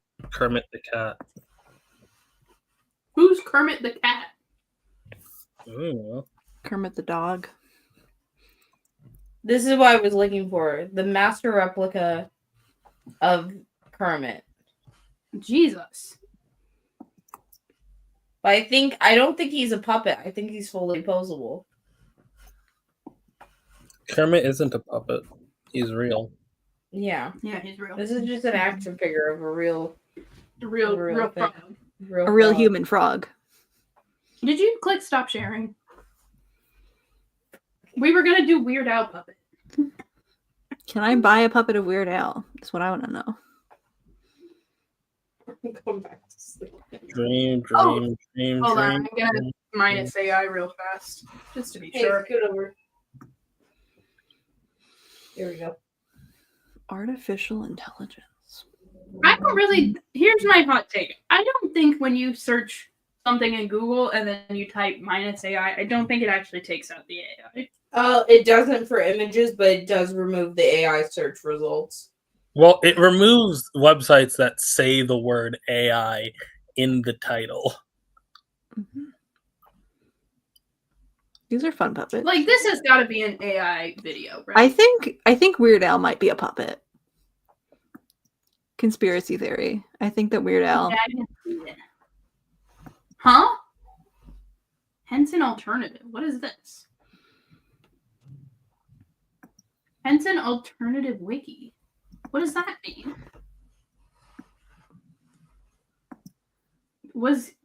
Did he Computer work with the Jim Henson Company? Is there Computer beef between the regular Jim Henson wiki and this wiki? Look up click on the main Hold page on. and figure out what this No. is. Yankovic appeared in a web video with Chris Hardwick and the Jim Henson Company's miscreant puppets. Hold on. Maybe there's a difference between like the Muppet wiki and like the Jim Henson properties that aren't Muppets. Click on the main page so that we can figure out what this is about.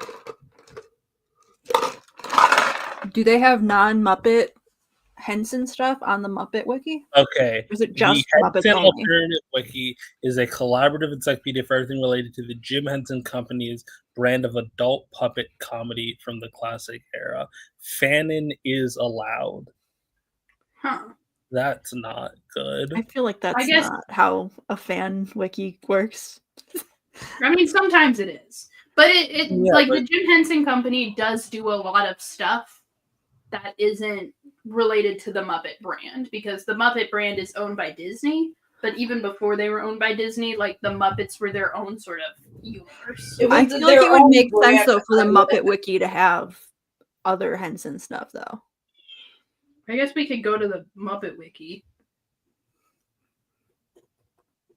Like is fucking Yoda on the Muppet wiki?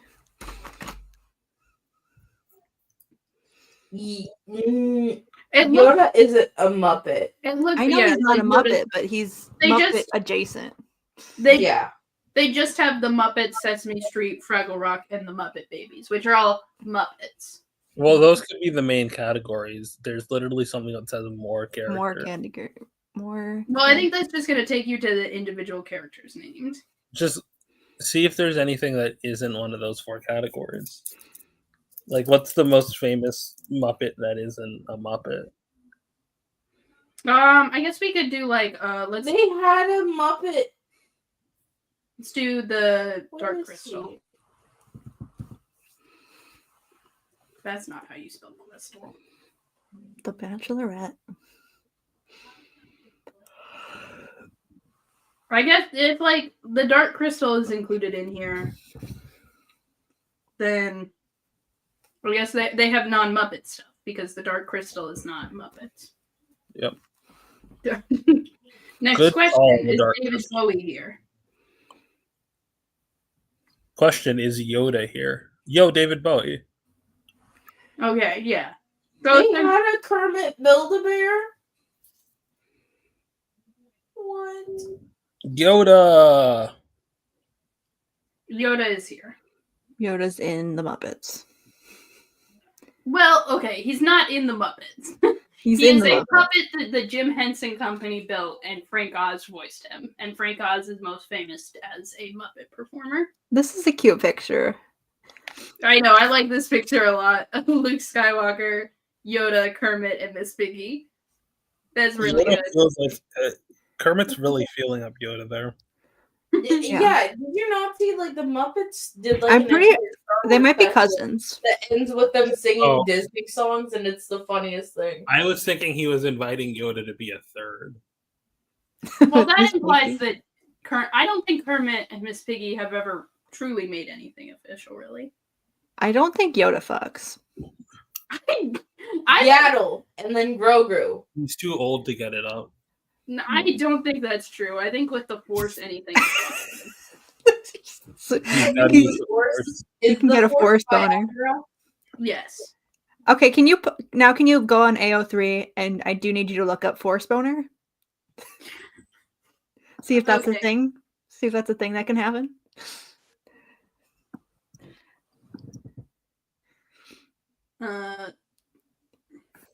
I know there is the Force made them do it.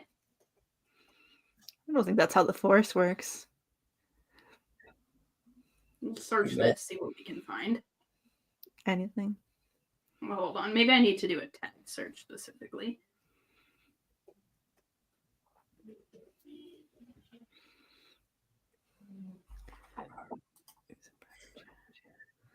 Let here we go. at work in. Every time Ray uses the Force, Skylar Ray gets a boner, and the A Force is a boner detector. Now that's Those are- fun. those are both very good. I want to see what fic this is attached to. Oh my god! Hell yeah. Who's Danger Let John? Ayaan in. Oh, The it's the Mandalorian. I met And the they were Mandalorians. roommates. And they were roommates. That was great. Also, Chewbacca petted my head.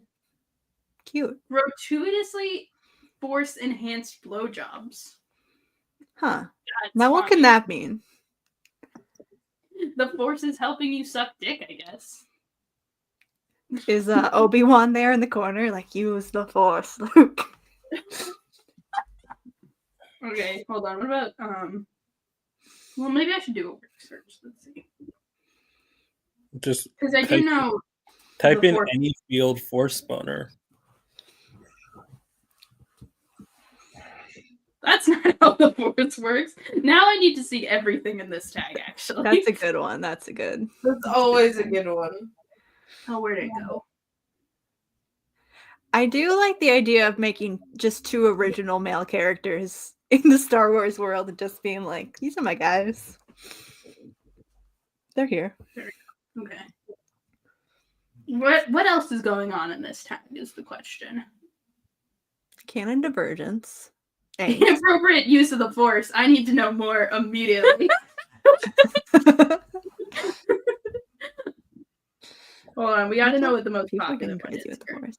See, this leads to the dark side. This is what they were talking about. So This is what happened to Anakin. This is why he's crispy. I don't want Kylo Ren and Rey here. In fact, The worship, truly. fuck him. I don't want to see him. Okay, so we've got Obi-Wan with his grinder date.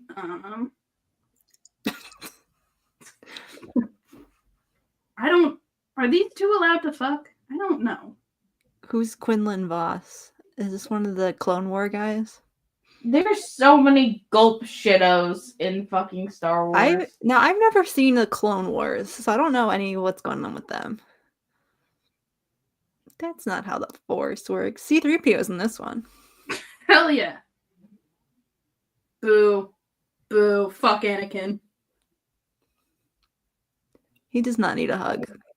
He needs to die. Oh no. Yes. Qui-Gon Jinn and Obi-Wan. Fuck! We gotta get Kylo Ren out of here. I fucking hate him. Get Kylo out of here. Get Kylo out of here. He's not allowed to have sex. You know. I'm gonna tell his mom. I'm gonna tell your mom. Calling your dad. That's His fine. dad's not gonna care. His dad doesn't give a shit. What? Okay. Immediately. So it's Oh, Darth yeah. Vader specifically? Question mark? I don't Well, it's think they're both. allowed. What is happening here? I don't want to know. Moving on. I just excluded Kylo Ren. Why is he still here? Who are these guys? I don't know what's going on. Who are John and Simon? Who is Soap and Ghost? Those are Call of Duty characters. Why is Call of this Duty in here? the Star Wars tag. I guess we're not in the Star Wars tag. We're in the Force tag. I guess that's true. I was like, what did I miss? Mace Windu. I want to stop seeing. Okay.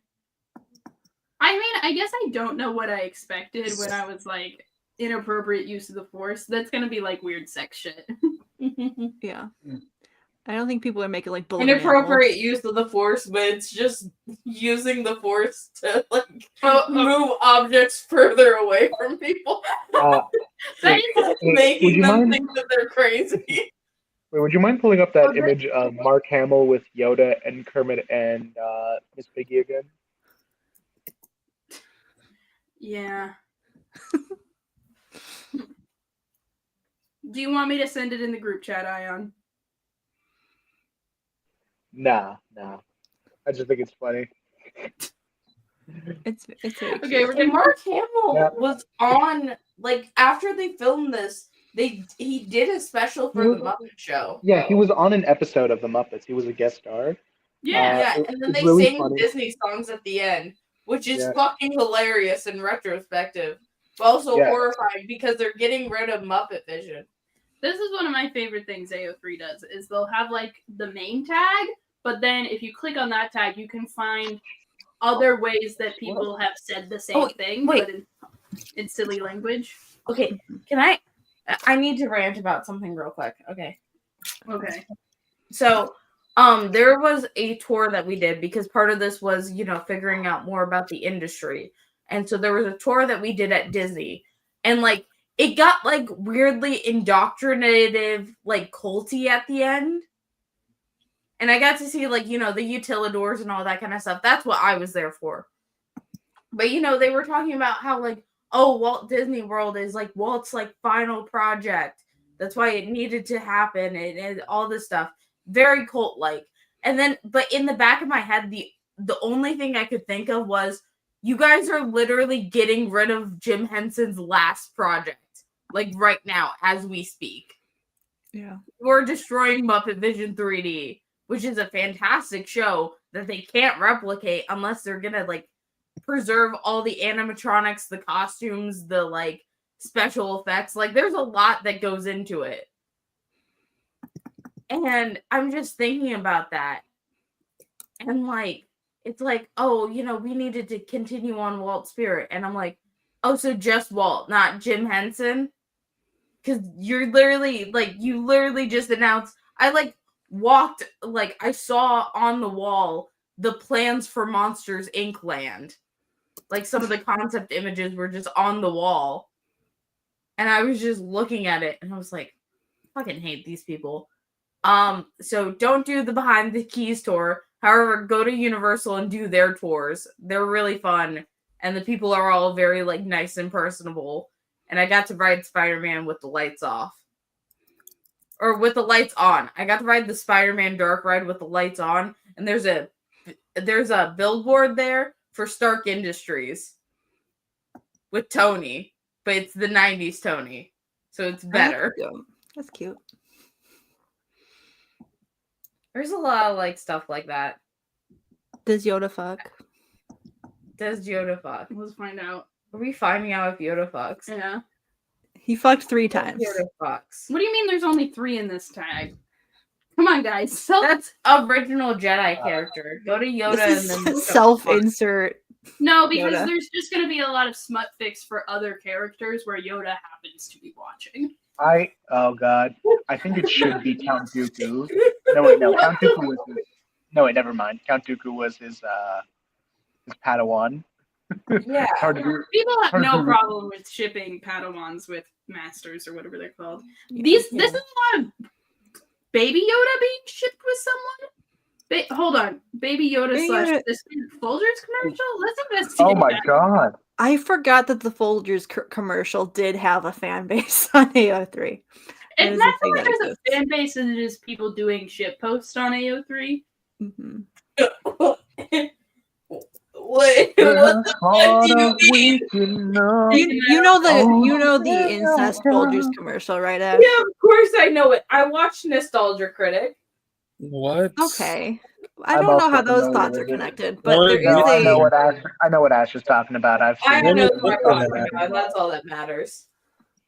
Just don't admit to Nostalgia that. Critic had this like running series where he would look at nostalgic commercials, and one of them was the Folgers incest commercial. what about Yoda x Chewbacca?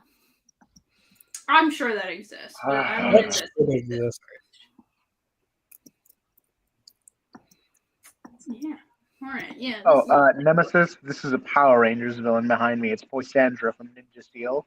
Or no, Dino Oh, Charge. I just read a comic about her. Let's talk about Power Rangers Infinity, but first we gotta find out if Yoda and Chewbacca fuck. Priorities. Yoda Chewbacca. Hold on, just give me 30 minutes before we start talking about Power Rangers so I can go home. Oh, okay, we can talk. Don't about worry, Power we'll Rangers keep later. on looking at Yoda fucking, I guess. I was forced to write Only this. 3. I remember looking it up and being surprised that there were not a lot of Han x Chewbacca fics. I feel like that would be. There is no Are there just not furries in the Star Wars fandom? There's not furries in the Star Wars fandom. There's also up until like I get The Force Awakens really exploded the whole like fan fiction aspect of Star Wars. Like they always existed, but they weren't as prevalent as they are now. Hey, Ayaan, can you do a Chewbacca impression or a Yoda impression? No. Okay, now can you do a Yoda impression and read these words? Okay, hold on.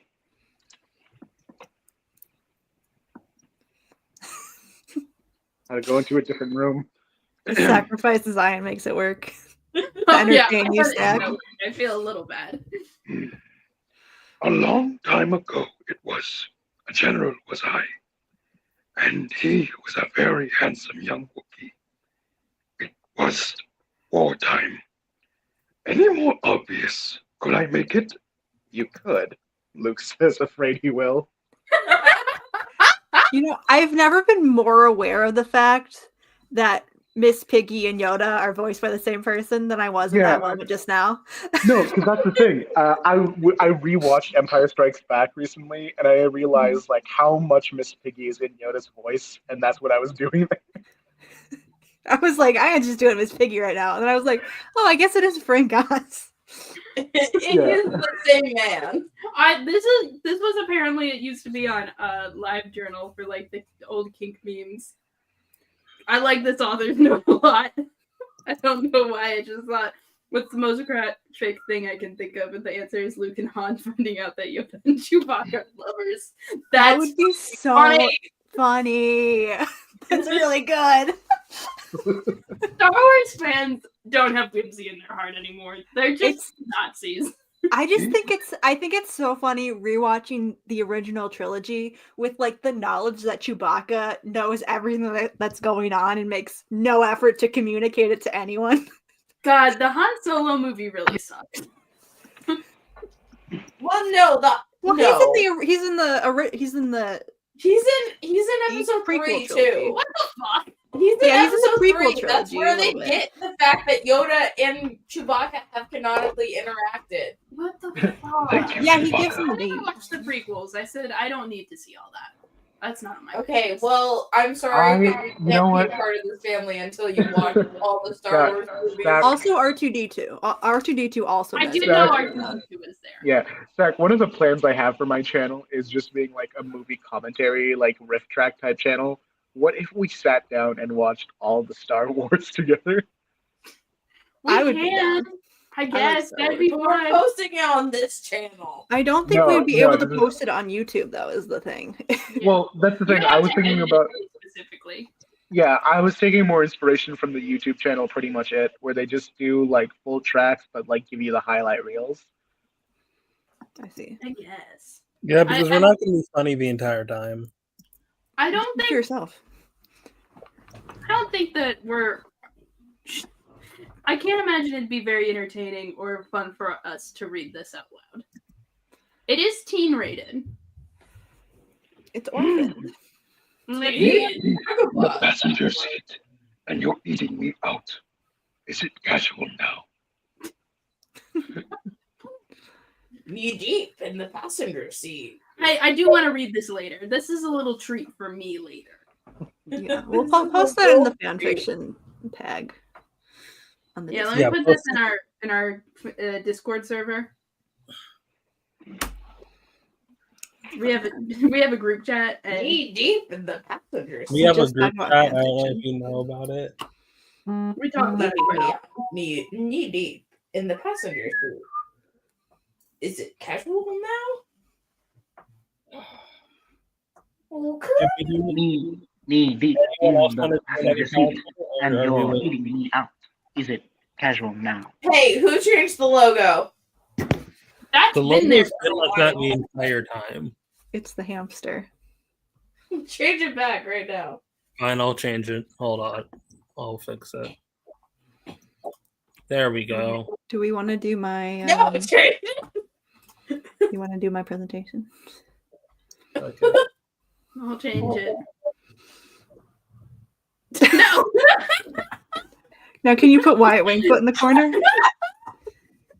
Sadly, no. Nobody puts Wyatt Wingfoot in the corner.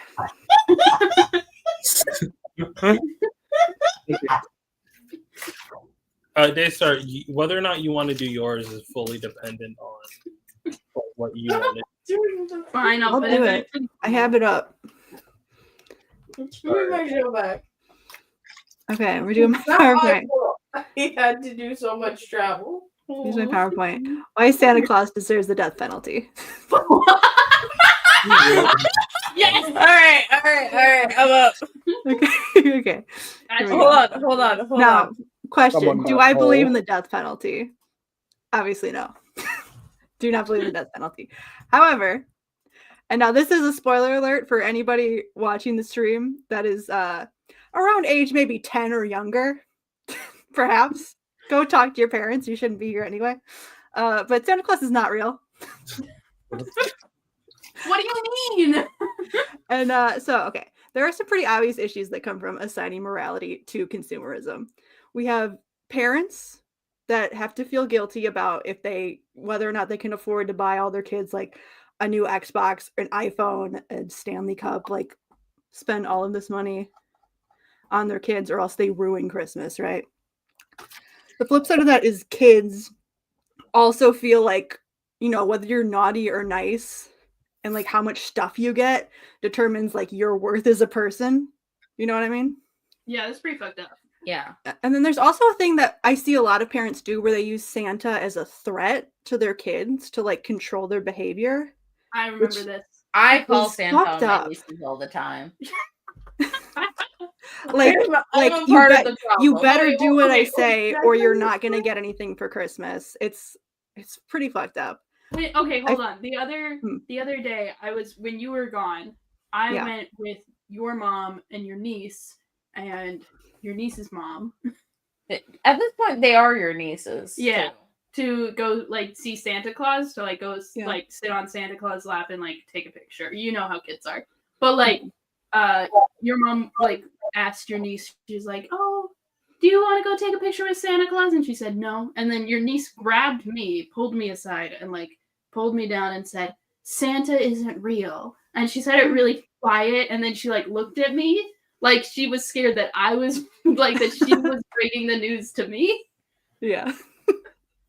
That's funny. And we didn't end up taking a picture with Santa that day. She just wasn't feeling it. Well, that's the thing is there's always gonna like for every kid has like that one Christmas that's horrible when you find out, you know? They didn't really. I feel like kids nowadays are less inclined to believe it. If I'm being completely honest, because like with my nieces, like there's always been like a level of disconnect from Santa because like obviously most of their gifts are being bought by their grandparents, my parents. I think this is obviously a thing. The more Christian the family is, it's going to be more. Yeah, like my leaning family's into not the- Christian at all. So Yeah. well, So we for- are, but we're not. We're kind of Catholics, but also we're not. And then we're kind So of you're just Muslim, kind of but also doing we're Christmas for fun, so it's not not. necessarily. We used to meet up and get presents. That's Yeah. it. So this is Completely consumerist holiday for you. Yes, it really is. yeah, exactly. Which I think it is for a lot of My people. Christmas present was this trip. I forget what the next thing was. Okay. Okay. Who is the Santa? Santa. Okay. He is an amalgamation of many European winter-themed mythological beings, right? We know this. Mostly the German guy. Yes. But other things too. Ultimately, the Santa, as we know him, is an advertisement for Coca-Cola. This fucking guy. This is advertisement for Coca-Cola.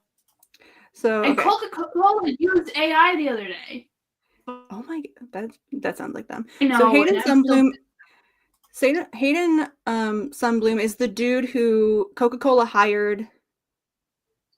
The guy who Coca-Cola hired to do a lot of their advertising starting in the 30s, but like for many decades, he does all of these things. So like the idea that we have of Santa, like the big fat guy with the red coat and the ruby cheeks and the beard, like this is this guy's creation, right? This picture that we have of Santa. And it is really beautiful art. It is beautiful art.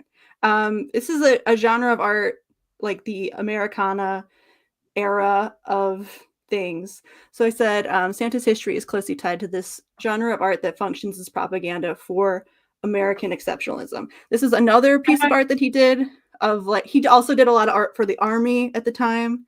There was a lot of tying things into like capitalism and the military and buying things, consumerism.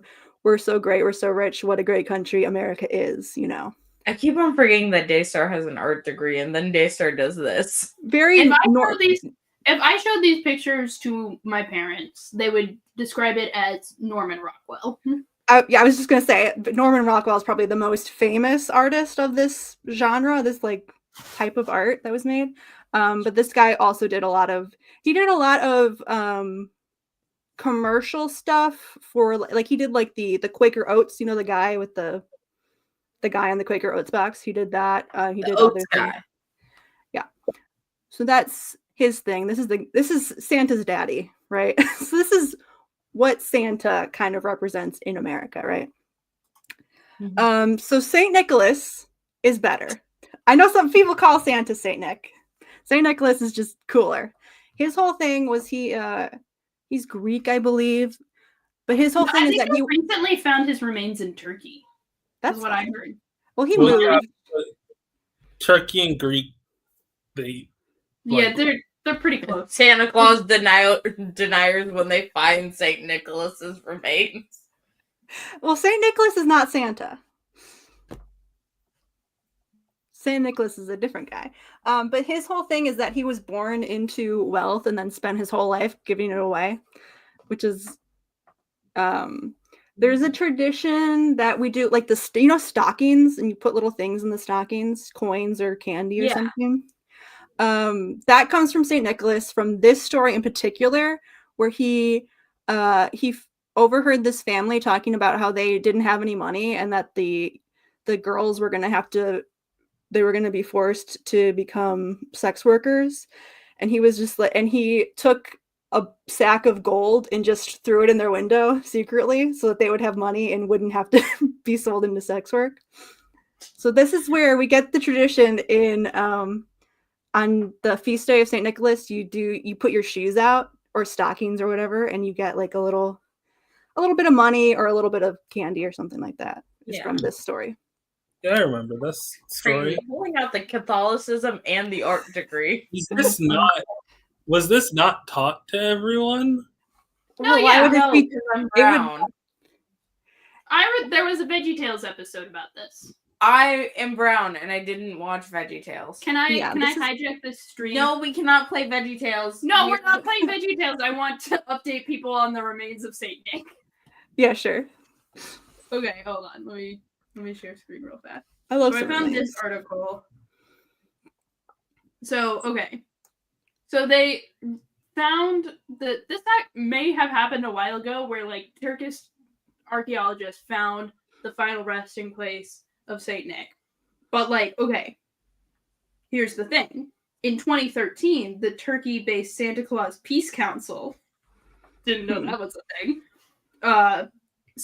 Wrote to Pope Francis and was like, "Hey, this is our saint. He's from here. Can we get the bones back? You have them in the Vatican. Can we have them?" But then they found a different sarcophagus, and they're like, "Actually, this is Saint Nick. That you have fake bones. The Pope has fake Santa Claus bones. We have the real Santa Claus. The Pope would never have fake bones. That's the Pope never would happened. never have fake bones. They're definitely someone's bones. Now, how reliable is this source? I don't know, but I did get it from this source, which is Catholicism News. Hold on, CatholicNewsAgency.com, which doesn't have as many pictures. I just wanted to show the sarcophagus that they found. Pretty neat, in my opinion. Oh, it crashed my computer. Oh no. Oh. First is a sarcophagus. Stop doing this. Okay. Yeah, back to Daystar. So Saint Nick, his thing is he's like the generosity guy, right? Like he spent a life giving away all his money, basically, is his whole thing. So he's cool. We like him, not Santa. Yeah. Different guys. Okay, true meaning of Christmas. Disclaimer. I do not mean this in a conservative Christian way. I'm not even a Christian. Who's got You're goopy bones? Catholic. I call Catholics myself are Catholic. Christian. I don't think Stack can say that one. What? I thought Catholicism is a denomination under the umbrella of Christianity. Yeah, but Catholics I'm think that not. they're the only true Christians because they're assholes. And they're right. But I'm not. Don't say that about Catholics. The only true Christians are actually the Greek Orthodox. They were on the right No, side the only true of the ones. schism. The only true ones are the hardcore Filipinos who nail themselves Gotcha. to crosses. Only pretty Filipino hardcore. Catholics are real Yeah, Catholics. only Filipino Catholics. All right, let's stay on task here. Okay. We're- The true We're meaning the of coolest ones. Listen, any little argument can create a new denomination of Christianity. We can't be doing this. I am. Well, I'm not religious, so that's why I'm. That's my point. Hold on. Squid what are we wants to holding show on the for? goopy bones? Who's Goopy Bones? Wait, who, In the car is Ayaan. how do we show the goopy? Where have you put these goopy bones, Squid? Who's Bones, Squid? Hold on. My Squid, audio but isn't you on. have to send the bones if you want us to talk about Put the it on bones. screen. Let me talk about his goopy bones. What are you talking Saint Nick's about? Goopy's Bones? What do you Did he have Goopy Bones? I'm gonna further investigate this. Continue, Daystar. So, okay. I tend to not like Christmas movies. I think if they're like silly and fun, that's fine. But I think most Christmas movies, the ones that like try to have a message, never get it right. It's never correct. Oh, But this year I did see the first Christmas movie that I've ever seen where I was like, oh, this one understands Christmas. And that was The Best Christmas Pageant Ever. Really good movie. I recommend it. But there is a scene in the movie. So it's like the poor family that everybody hates, the kids from that family sort of inject themselves into doing the Christmas pageant, which is like you do the nativity scene. And at the end of it, the girl who plays Mary, she makes her own costume because she doesn't want to wear like the clean white and blue outfit. She like makes her own out of stuff that she has in her house. And there's a part where the snobby girl looks at her and says like, "Ugh, they look like immigrants or refugees." She says refugees. She's like, "Oh, they look like refugees." And the other girl looks at her and she's like, "Yeah, they do." And I was like, "Oh my God, they fucking get it." It's a good movie. I highly recommend it. So we're gonna talk about, yes, the true meaning of Christmas is about the Christ family. I added this painting by one of my favorite Twitter artists, Wolfie the Witch on Twitter. It's very pretty. I love it. But this is what I think is why this is a story that resonates with so many immigrant families, especially Mary herself, because it is a story that is about this woman she is far from her home. She's in danger. She has nothing. She's pregnant. She's scared. And yet this woman is the most important person in the world. And her family means so much. And that's why I think it is something that people really, really resonate with who are in the same situation, right? So that's what it means. So, in conclusion, Okay. In conclusion, after this, we're going to talk about the Goopy Bones because that is nuts. fuck this capitalist pig and everything that he stands for. Yeah, fuck I hope he burns in hell. But Merry Christmas, though. Hell yeah. Okay, so we got to talk. Deserves a death penalty, but we gotta talk about The goop Goop bones. Bones. Okay. Did anybody have any thoughts? I mean, It's amazing. I agree with I you 100%. Yeah. I like the look of Santa Claus. I don't know. I feel maybe it's just me consuming the propaganda. It is literally me consuming the propaganda. I'm just There's putting it something out there. comforting about like a round man. Yeah. But No offense to Santa stands out there, but I just had to put I've been asked many times why I feel so strongly against Santa. That was kind of. No offense to Santa stands. I just want to kill Santa. I just want to There's kill a him. very funny Boondocks episode, the Christmas episode, where Riley just keeps on kicking the ass of the mall Santa because he thinks that it's Santa. Because he's like, back when we were in the hood, we didn't get any presents, and he wants the presents he owed. Yeah. And then on the flip side, Jasmine, who is a character no one knows if they haven't seen the Boondocks, who's like always living, who's always lived in like a preppy, like Yeah. I guess your brother. I used to watch it as a who's always lived in a preppy community. She's talking about how the true meaning of Christmas has been about Santa, and basically has been worshiping Santa as Christ because he gives presents. Yeah. Wild. Anyway, we need to talk about Saint Nick's Goopy Bones because this story is wild. So, okay, as we talked about in the other article, apparently the Vatican does not actually have Saint Nick's bones. The church in Turkey claims that they have the bones, but before that, there's the body of Saint Nick that the Vatican claims are secreting a sweet-smelling water called manna. And every May 9th, weird day to do the Saint Nick bone.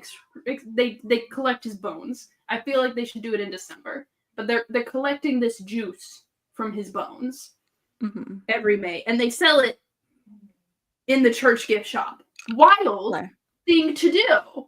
They sell stuff like that, they sell art. Here's a video. I don't want to watch it. I want to watch it. Okay, so but also in addition to the Turkish church claiming there's bones in like there's two Italian churches that think they have the body of Saint Nick, but then there's another church in Turkey that thinks they have the body of Saint Nick. Yeah. And so it's like, but the question is, what the fuck is coming out of this guy's bones? Don't And like worry they about it. claim that like the tomb of Saint Nicholas in Turkey was like very sweet smelling and it healed people. The Catholic Church is very into the idea that like the physical bodies of saints and other holy people can perform miracles. Yep. Y'all do you. Very confusing. Hang on, I'm trying to watch them extract bone juice. We But love anyway. a saint. We love a little magic guy, you know.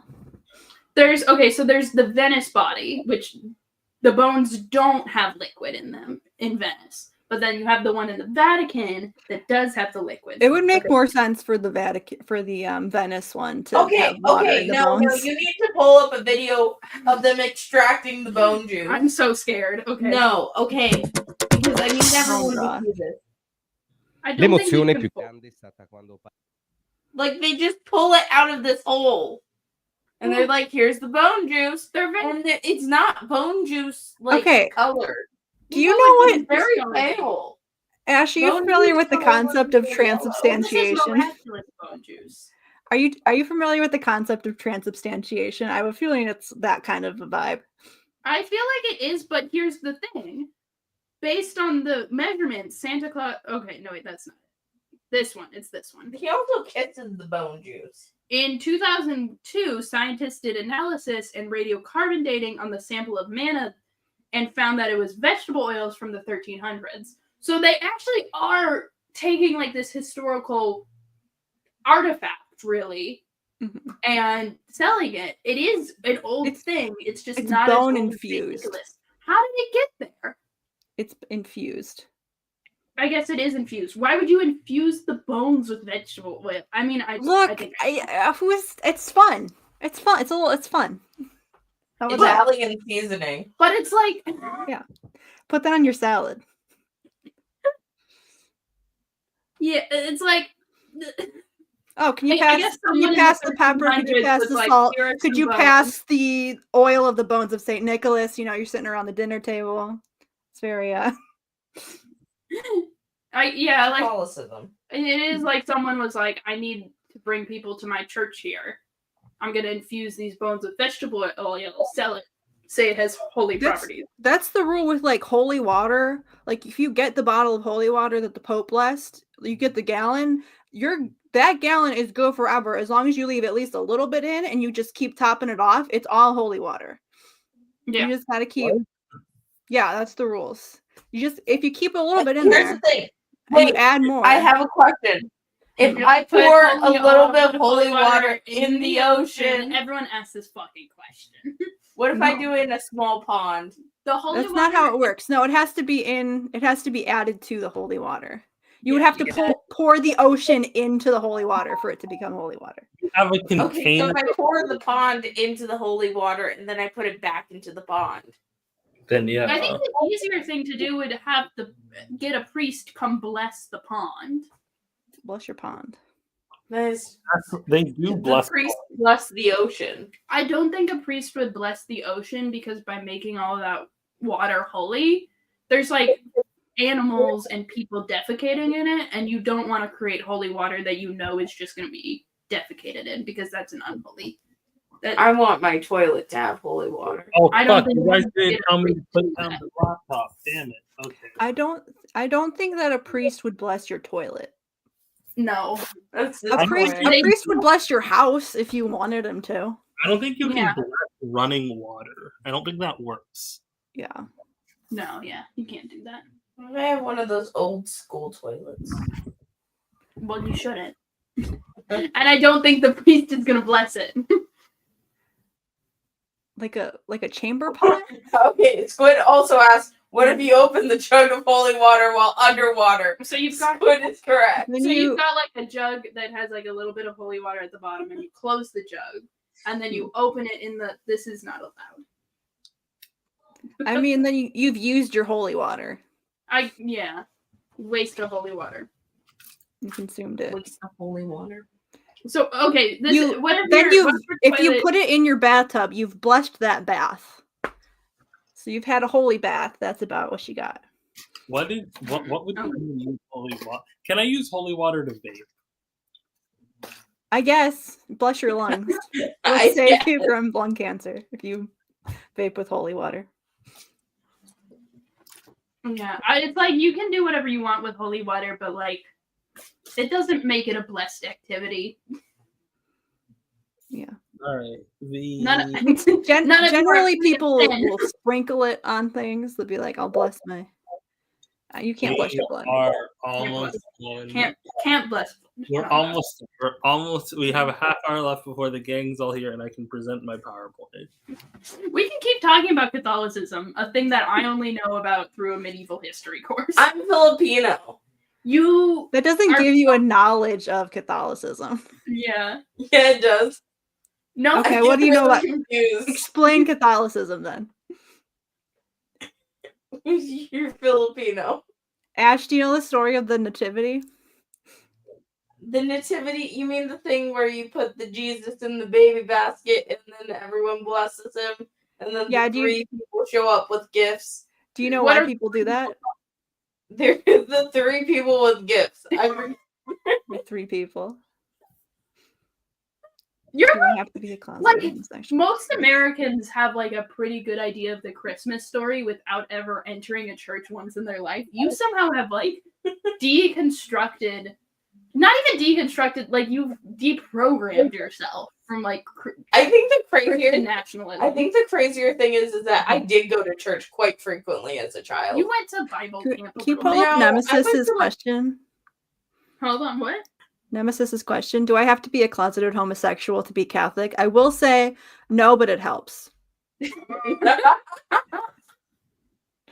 is the confessional? It's not a closet. Can I try to answer this one? That's not how saints work. Yeah, that's not how saints work. You have to do at least 2 miracles to be a I saint. think to be considered a saint, you have to do a miracle. You have to do 2. I do a miracle every single day. What's your miracle? Getting up in the morning. Wow. Let's get the Pope on the phone. Francis, I got one for you, buddy. My miracle was getting all A's and 1 B+ this semester. There was one, I remember in my medieval history class, there was a dog who was a saint, and then like the priest, the local bishop was like, "We can't be doing this, guys. That's not official. That's heresy, actually." We let everyone stop worshiping this dog, please. I want to. What if I worship Kermit the Frog? Then that's idolatry. Quite literally. Saint Kermit. A Catholic Latin American Shazam who gets their powers from different saints. There is a character in the other company that does that. There is? And it was, yeah, she was cool. I remember this guy from one of my. I do like the idea that like somebody snuck it in because there wasn't a rule on the rule books, and then they were like, "Damn, okay, he can stay, but we can't do any more dogs." Show me where in the rules it says a dog can't be a saint and play. They made the rule right after they did this. Like actually, like literally, like genuinely, it was very funny. See, it's under the Catholic cult. They're the patron of infants. That's neat. Hey, there's a death toilet that Squid is asking for. Catholics love worshiping saints, but we have to be really careful about how you word that because technically it is idolatry. But we can't call it idolatry. We got to tiptoe around that. Hello? Let's pull this up. So Daystar as a Catholic, what does a priest do about this? What do we got? Is that a possessed gun? No, it's a gun on a toilet. It's a gun on a toilet. As like a priest? That's as a outside priest? of a priest's jurisdiction, right? I think it must be. It has a gun. What does this have to do with a priest? I don't know. Is it a miracle if I piss double stream and don't make a mess on the floor? Well, You'd have to ask Francis. You have to submit to the record book. Yeah, you gotta ask Francis real nice. They're not really making new saints anymore. They don't do that I anymore. think one of my school was like one of the newest saints that they've canonized. Like they canonized her while I was going to school there. Oh, what? She That's was- not. She went from just mother to saint. They had to change the name of the school. Hold on. Okay, I found list She of got saints upgraded. canonized by Pope Francis, who's the newest pope. Mm. So the most recent one would be in. Oh shit! They're making new popes. What? We got one like 2 days ago. Who is it? Saint Teresa? Saint Therese? Saint Augustina?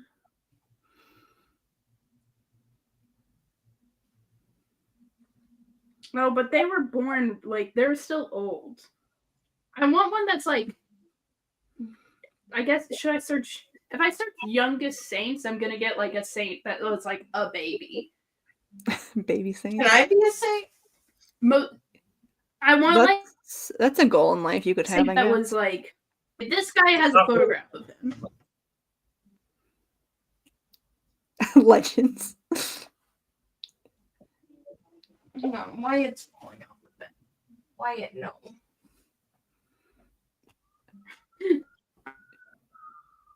Just looking up young The saints. church detector on my computer. Guys, do you think the National Catholic Registry might be transphobic? Yeah. That's Perhaps. Shinmagami, That's not just for It's not just transphobes. okay. It's for No. misinformation too. Well, that's Italian. Okay, we got our first millennial Catholic. Let's Saint. go, millennials. What the fuck was his miracle?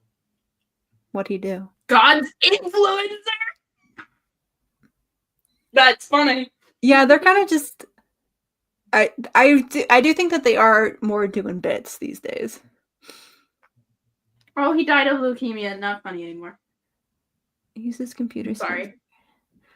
He was beatified one step towards sainthood in 2020 after one miracle was attributed to him. In that miracle, Acutis is credited with healing a Brazilian child of congenital disease affecting his pancreas. Second miracle was attributed. What did he do?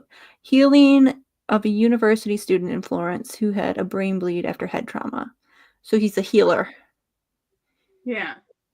healing saint. The Vatican did not say when this would happen. They're silencing this poor boy. Yeah, I think you got to qualify, and then they have to like do a whole thing to saint you officially. It is important. I'm sorry, it is really fun. They should make. You know how the Catholic Church just created a mascot? Yeah, I think he should be the like actual for real mascot. Is my hot take. Because he was using the internet for Catholicism, holy, and he's a real saint. This isn't an idol. This is a saint. this is the saint. Oh wait, he also used his computer skills to create an online database of Eucharist miracles around the world. That's cool. What's a Eucharist miracle? I think just a miracle. Eucharist means like the bread thing, but it also kind of just means Christ-like or something. There's multiple Eucharistic. Well, I'm gonna. Hold on.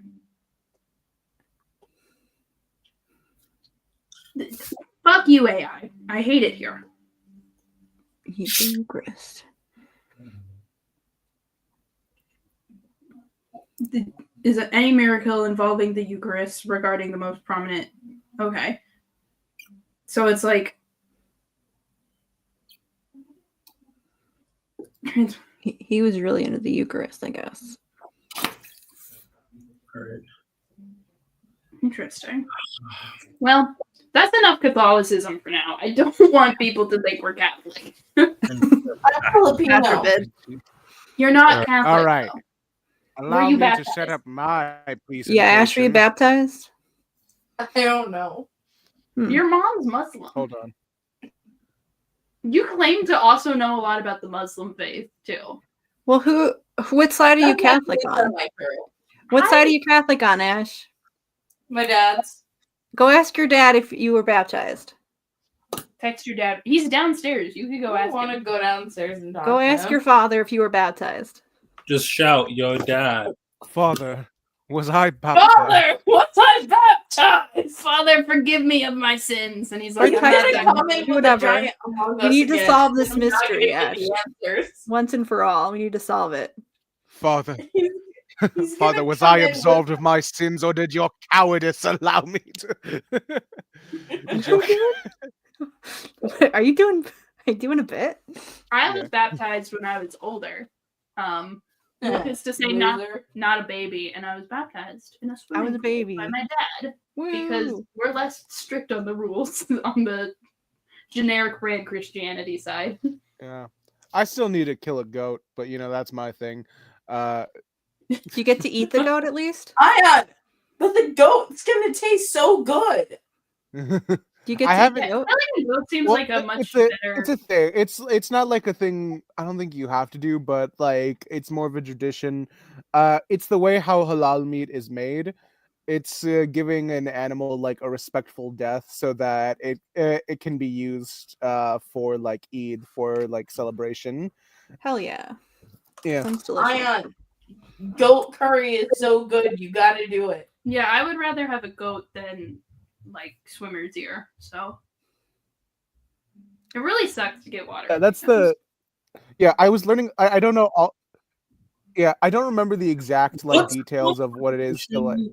Like, I was baptized when I was young, but I had to go through confirmation, and I don't know what that is anymore. Do regular Christians do confirmation, Stack? You don't have to. I think that's kind of like what baptism is for regular Christians. Is you like when you hit like It's like there's no specific time frame for when you get baptized. The way that I always taught was like baptism is an outward symbol. You're always going to be Christian because of your interpersonal faith. You don't have to do all this, but it is a fun thing for you to do. it was like 14. My we church were like we do asked confirmation. that we like do a little course beforehand, but it wasn't mandatory. If the spirit moved you, you could just walk on stage and be like, "Baptize me," and they would. Confirmation is like you do have to do a class, but it's usually like 14. Like people do it in 8th grade. You get confirmed. Yeah, It's like getting double baptized. I had to do that too. All right, I think I finally got the thing set up. Hold What on. was your confirmation name? Do you remember? I don't know if I had one. You had one. That's part of it. I don't know. Ooh. All right. All right. What do we got? We are reviewing every Star Trek uniform from TOS all the way to Enterprise. Hell I'm yeah. not. I have. Boo! I'm not. No lower decks. Boo! Fuck you. Anyway. Fuck you! Fuck you. Lower decks is good. Nah, fuck you. I haven't gotten there yet. That's like the whole point of this. You're watching them in like chronological order. Yeah, this is basically like the era of Star. Like there's TOS, and then there's the Gene Roddenberry, Rick Berman era. All right, so here's TOS. It's a Peak. simple, easy, iconic Peak, look. peak. The They bright got it in colors. one. Yeah, the bright colors and the contrasts for the 60s color TVs really help them make them pop out. It's simple. You don't need to do anything extravagant. This was like this is the most iconic look for Star Trek. This is what you think when you think of Star Trek uniforms.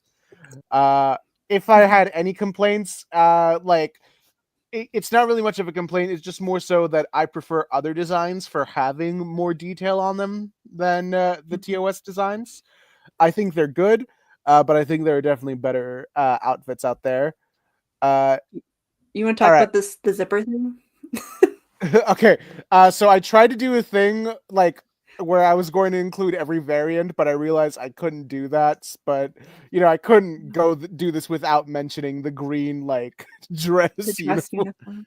It's a good look for him. Kirk's. Can we talk about how they put an extra inch on Will Shatner's boots, so he's got higher heels than everyone else? As they should. Then there's the Mirror Universe designs, which it's so funny that Mirror Universe Kirk, it seems the only one to go sleeveless. Yeah. Yeah, it feels like him. Everyone else just kind of put a belt on. All right, now we got the motion picture outfits. I don't hate these things. Like, I do miss that we had all the color taken away from it, but it does have a very specific and unique vibe to it. I really dig the patterns and the details on there. A lot of the female characters I feel like need better. Like with Sulu and Uhura, I don't like that like full full designs. They need something like Kirk's to even out the colors. The pajamas. Yeah. I really like the Wrath of Khan to like Undiscovered Country era uniforms. These feel the most naval. Like this feels like the most of a like official and like higher for Starfleet. It's nice. Once again, I missed the different colors, but it's a neat design that Starfleet went on for this era. I like the belt buckles and the little straps and the little side things here. I love the little turtleneck. I think it's cute. Yeah. Yeah. I like Okay. this. So TNG seasons 1 and 2 had this like interesting design where they were very skin tight. Like they were skin tight onesies. And everyone was wearing them. And sometimes the women would have like skirts, and sometimes the men would have skirts. Like that was a thing that it was in TNG for some of the extras. Yeah, they had like one guy wear a skirt in the background of something. Yeah. So it's interesting in concept. Gene Roddenberry and the designers who were working on this wanted a design that was like, we wanted to make it seem like there are no wrinkles or seams in the future to make it look more futuristic. In practice, however, these were hurting the actors so badly. Like Jonathan Frakes was talking about how uncomfortable these things were to act in, and you could see in a lot of the early performances that it was hindering a lot of their performance. Plus, they're not very flattering, especially if you're not in like the best of shape. So it's interesting as a concept, but unfortunately, like in practice, You know the other thing Gene Roddenberry said about the zippers? Do you know about this one, Ayaan? No, go ahead. So he would, because they would all read the fan fiction that people would write, and he said like whenever people were making them have sex and stuff, he was just like, guys, shape up, y'all. There's no zippers.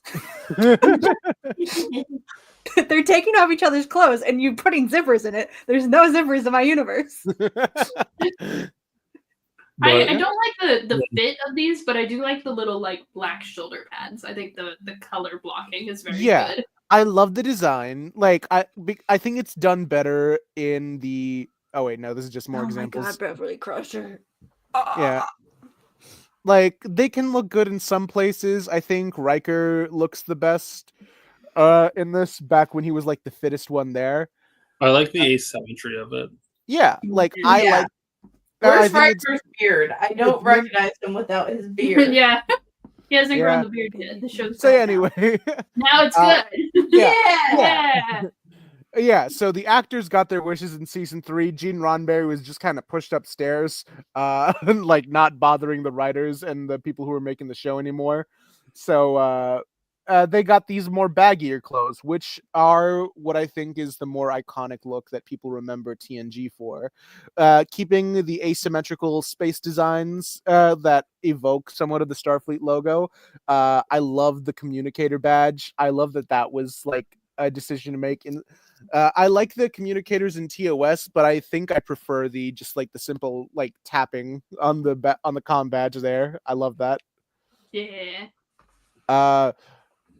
Then there's like Picard's sick ass jacket from a select few of episodes. His motorcycle jacket. Yeah, he wore this like occasionally, most famously in the Darmok episode where he met a species that only speaks in stories.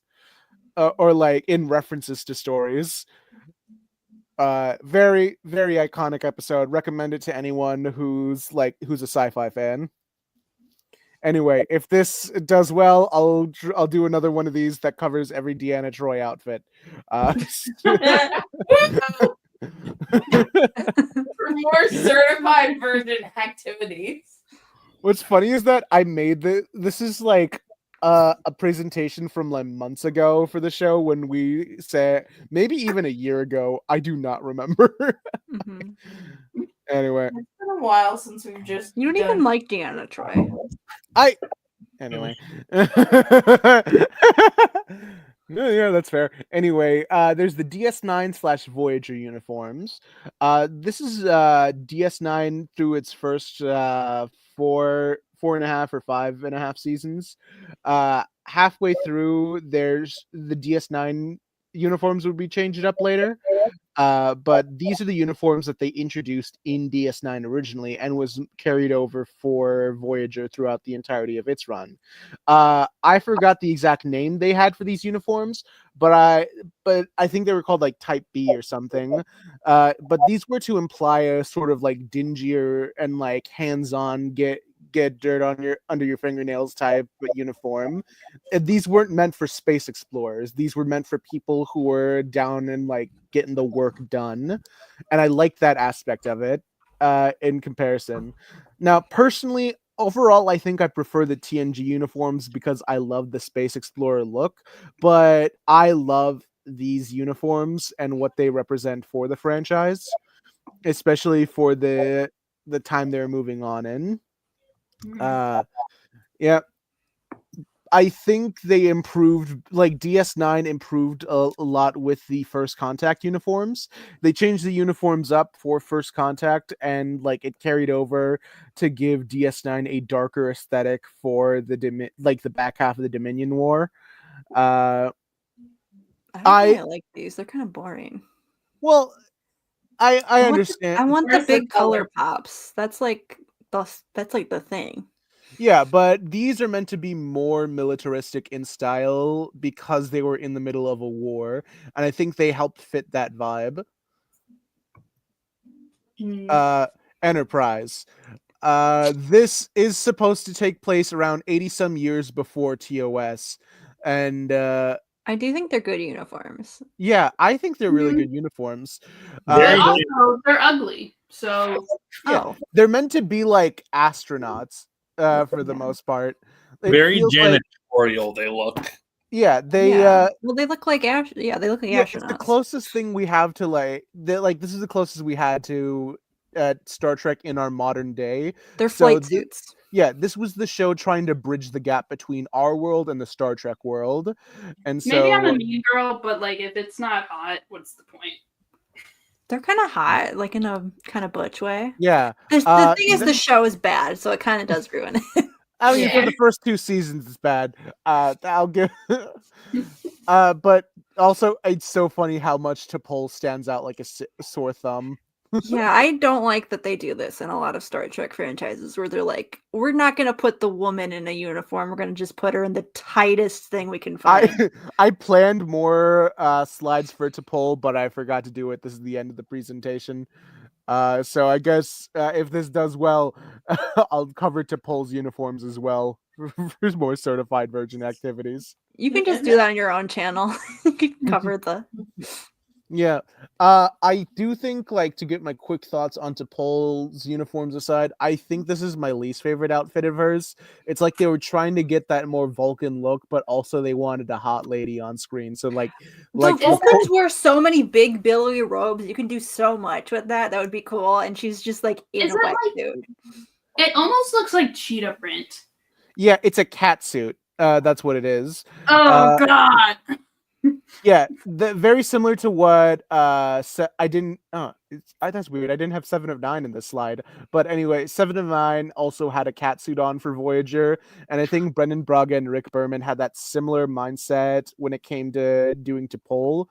A huge thing that I hate about Enterprise, especially early Enterprise, and it kind of permeates throughout the entirety of the show, is that T'Pol is the butt of a lot of like sex jokes and like sexist jokes that were just it really sucks to do that to her character. Like, I think my least favorite might be the Ponfar episode that they did for her, where like a random virus like triggered her Ponfar apparently for the first time despite her being in her 60s. Like that's weird and dumb and stupid. And also she was just so uncontrollable and tried to fuck the doctor. And also Malcolm Reed and not Trip. Trip I think is my favorite. Like I think I did not go into this show thinking how much I would ship Trip into Pole that much, but I love it. He's just like this southern like fucking engineer he's got like a southern accent.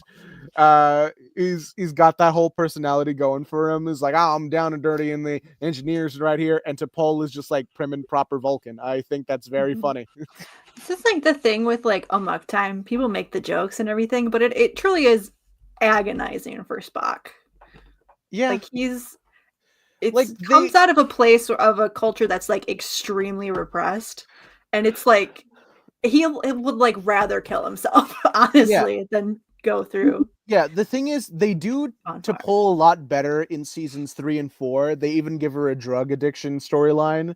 That like one of the big problems with her as a character is that there are times where she showed a little bit too much emotion as a Vulcan, and it really felt like they didn't want they weren't committing to the idea of a female Vulcan, and they decided to. This is gonna sound weird, but like they made her emotional at times where it feels like they only knew how to write that for women. Yeah, for sure. I think that there's a balance you can do because she is a Vulcan who is in Starfleet, you know. So she like having Vulcans that like are kind of trying to step out of Vulcan culture makes sense, but not to the point where they're just like completely removed from it. It does work a lot of it does work a lot of the times, especially later in season 3 and 4 where they actually balanced it all out. They do mention that like especially times when she had run-ins with the other Vulcans where they said like, you've been spending way too much time with the humans. Like it's really funny. There's an episode where she and Trip go to Vulcan and they meet T'Pol's mom, and it's just like a very awkward meeting because this is like after Trip and T'Pol like got together. So it was like very much like that energy of like introducing your white boyfriend to the to your mom. To your Vulcan mom.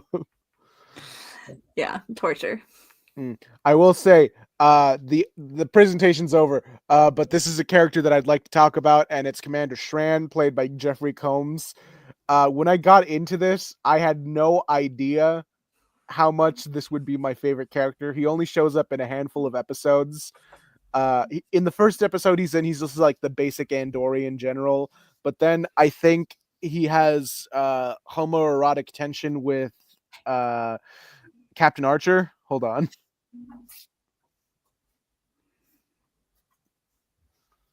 Like you just type in AO3 into Google Images.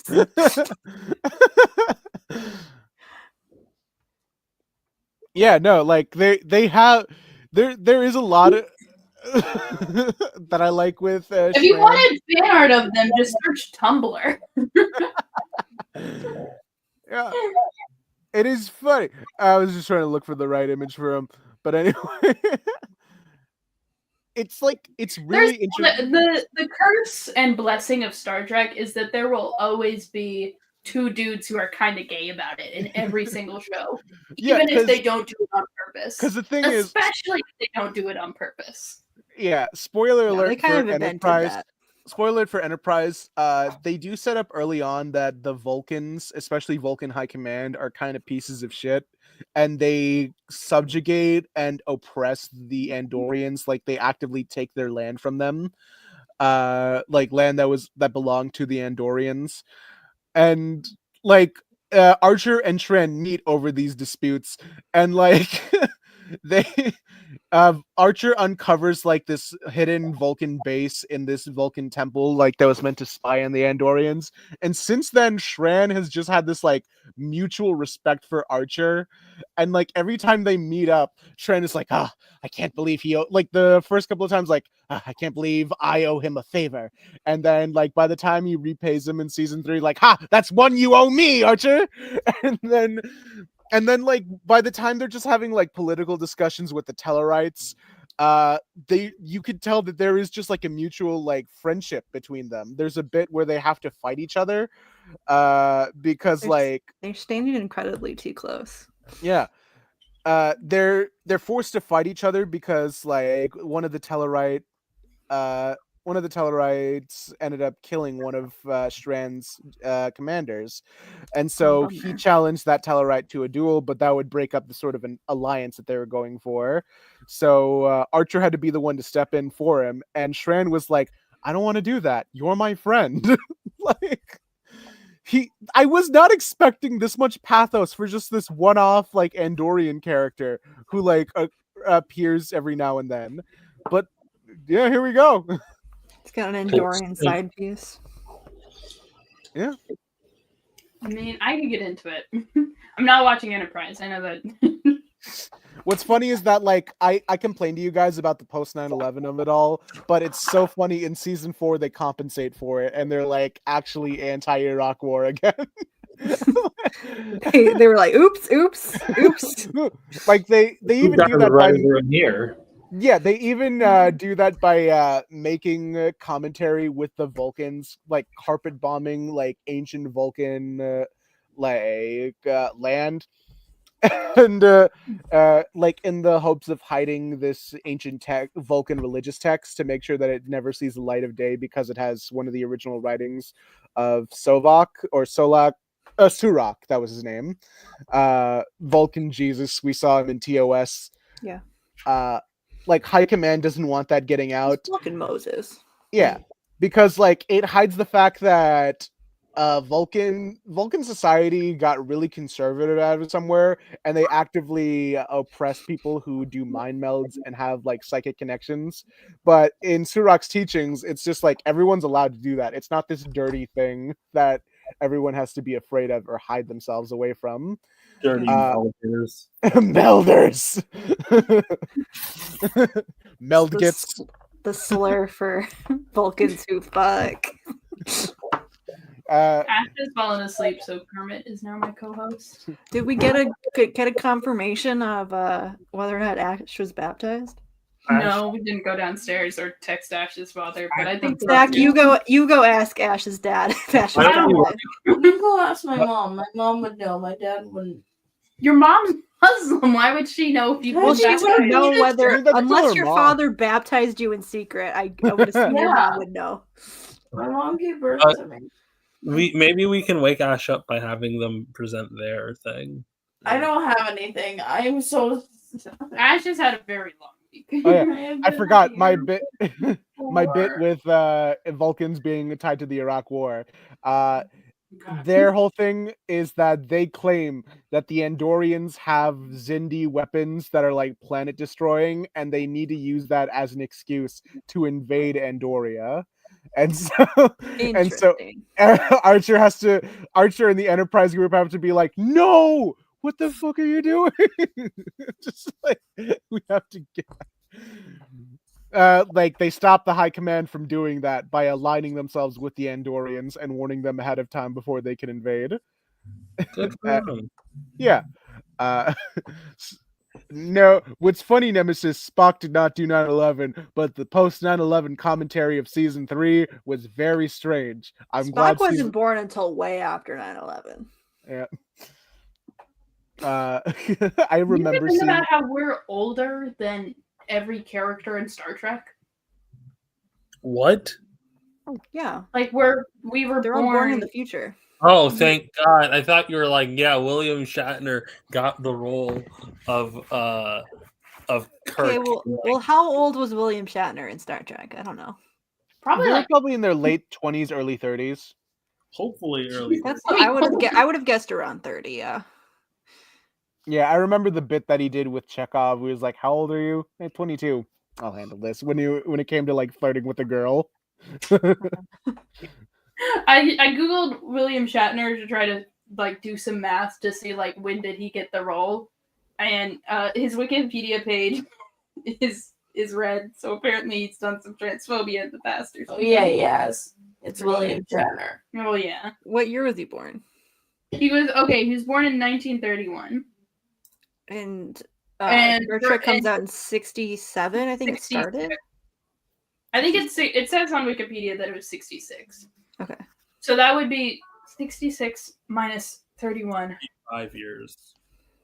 He's 35 years old. So I was kind of close when I said 40. Yeah. Oh yeah, Stack. Didn't you say you wanted to talk about Power Rangers Infinity? Oh yeah, this comic Go fucks. Power Rangers. So I was tricked into reading a Power Rangers comic by the group chat because Squid sent an image of like the Paladin Rangers from this comic, and I was like, I love medieval fantasy. I love knights. I want to read about the Power Rangers if they were knights, and you will never fucking believe what happened. They don't. The Power Ranger Knights. Hold on, let me zoom out a little bit so you guys can see the whole thing. Look how sick these look. They're like. We swear by the sword and the shield. Behold the hour be air be morphin time. I was like, this is the sickest thing. We've got a shield, a sword, bow, dagger, battle axe. Like, I love the pink one. And then the very next page, they get sucked into like the Power Ranger cycle and are gone forever. Yeah, they're gone. Bye. I was devastated. But this is a really good comic, and you all should read it. It is actually it is not about the Power Ranger Paladins. It is the Power Rangers Infinity, and so basically, there's the Ranger cycle where there's like different, like there's a different Ranger team for every like universe, I guess. I like the Granny Rangers. We have this villain who is like restarting the Power Ranger cycle to find Power Rangers that she actually can defeat. Yeah, for context, this is Poisandra, the female villain from Power Rangers Dino Charge. I love her. She's mother. Obsessed with her. Yeah, her whole deal was like she was Sledge's girlfriend / like she was always pestering him to get married in Dino Charge, so that was fun. The real story starts with this like real girl, Lola. I think is her name. Poor choice of words, but okay. Yeah, where she's like at a con and she wants to be like a Power Ranger writer, so she's like pitching her Power Ranger story to one of the writers, who has lesbian nails. You can't see it until later. Oh, also a little rainbow lanyard. Gay love. So this is probably a real writer for Power Rangers, right? Probably. I don't think she's an artist. I would assume artist because she's critiquing art books. Yeah. She might be an editor. Perhaps.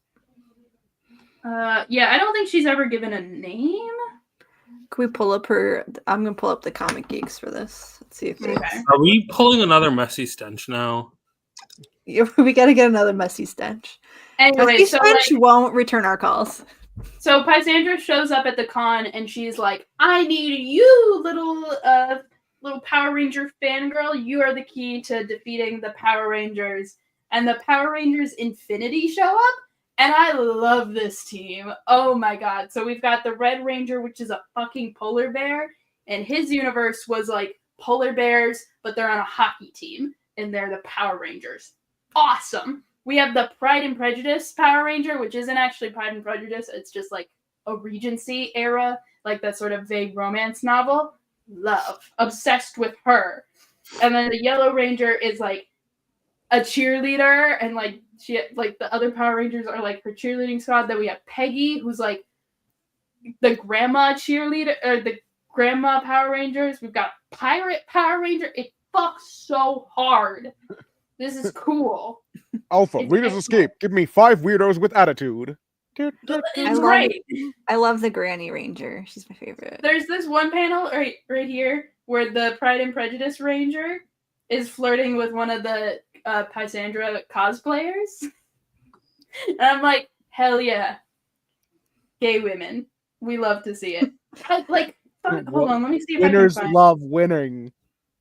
Like, look at how she fights. I love the Pink Rangers. I have not seen a lot of Power Rangers. I've seen a lot of Pink Rangers. They're so excellent. The cheerleader is also very good. I need the yellow one and the pink one to kiss. That's all I ask. I feel like Stack would like Vita. Don't you think, Ayaan?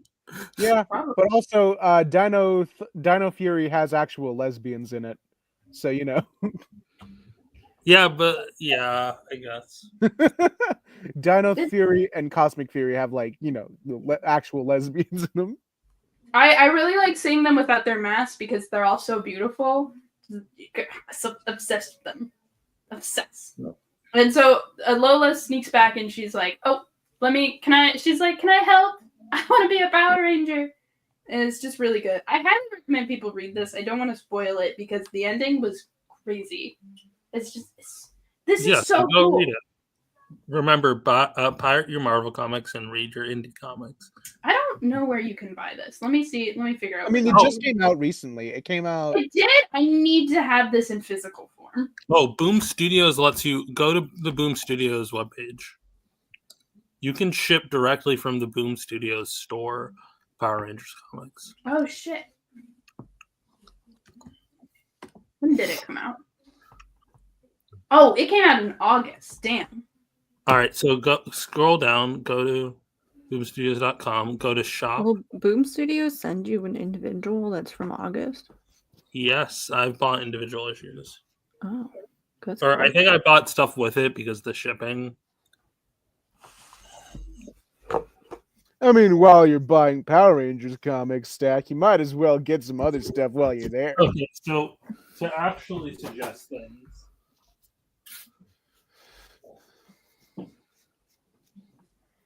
Let me see. This does look like the It's editor. $30? I pulled up the editor. It does look like her. Okay. I can't pay $30. How is it $30? How is it $30? It looks like it's a bundle. Oh, it's the variant. Check if you can find a version that isn't one of 30. Should I pull up her LinkedIn page? Hold on. Because it looks like it says limited to direct exclusive. Wait, which part? Wait, they have a quiz. Go back up. Go back up. Go back up. Wait. Okay, let's take the quiz. All right, there's only one up. No, you gotta scroll. What approach do you prefer for problem solving? I guess I'm taking this quiz as me. Yeah, you take it as you. We'll see which Infinity Power Ranger you are and plan the cosplay for later. What? It's not letting me select.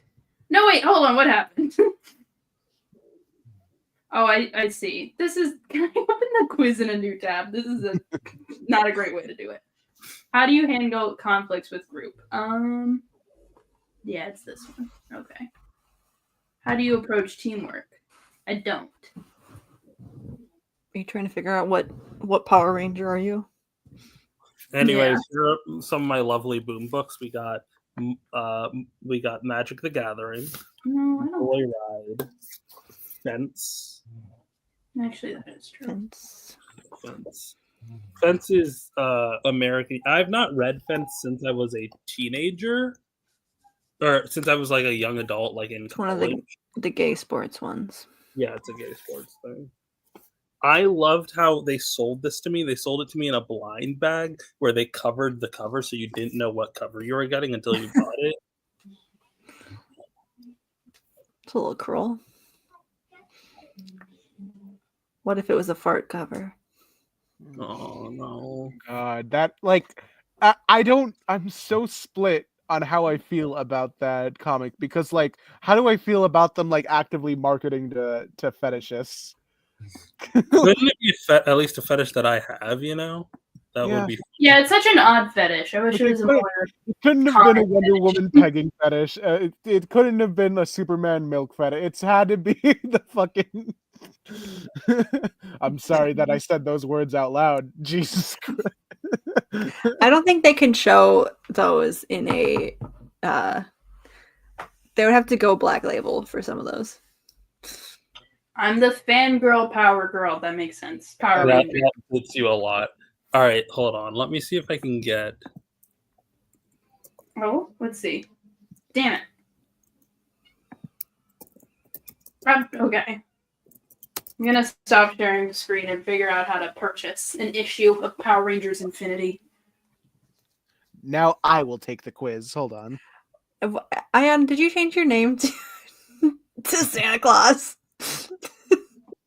No, it's a Yanta Claus. Why have you done this? Did you have thought you're supposed to be on my side, Ayaan? Down with Santa. I don't even celebrate this holiday. You could always go Exactly. to my. Do you really not celebrate Christmas? Not really. That's fair. Why would We he? stopped celebrating Christmas when I got older because money. Yeah. I think I can like buy this. I think I can buy like the normal variants like secondhand. Yeah. I mean, if you go to my comic book shop, it should show you local comic book shops.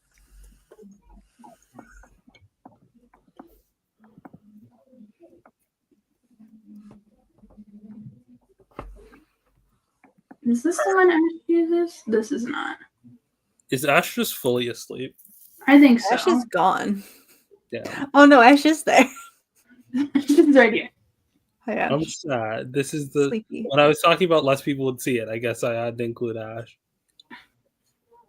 All right, I'm taking my version of the quiz. We should all take. If everyone manages to get a different Power Ranger, that would be ideal. What is this? Just what Power Ranger are you? What Power Ranger Infinity are you? We should all go read it. It's really good. All right.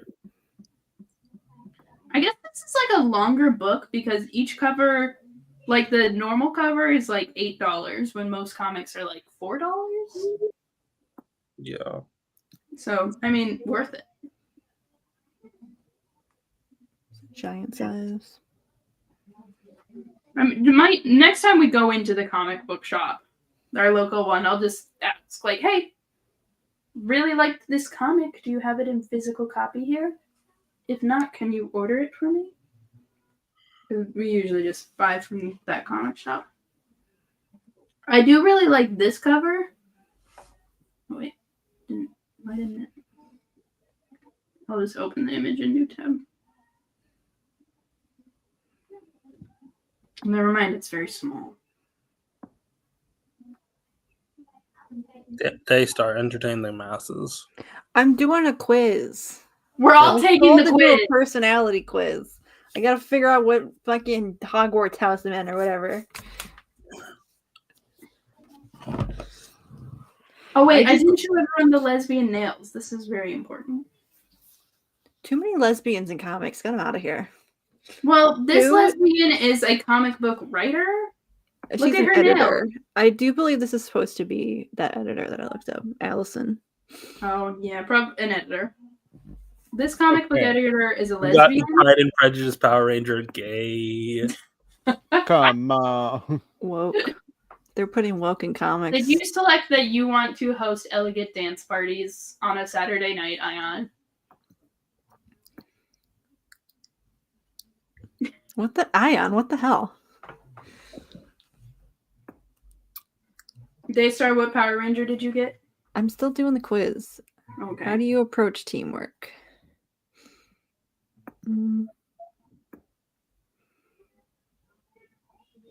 Hold on. I'm gonna add mine to the stage.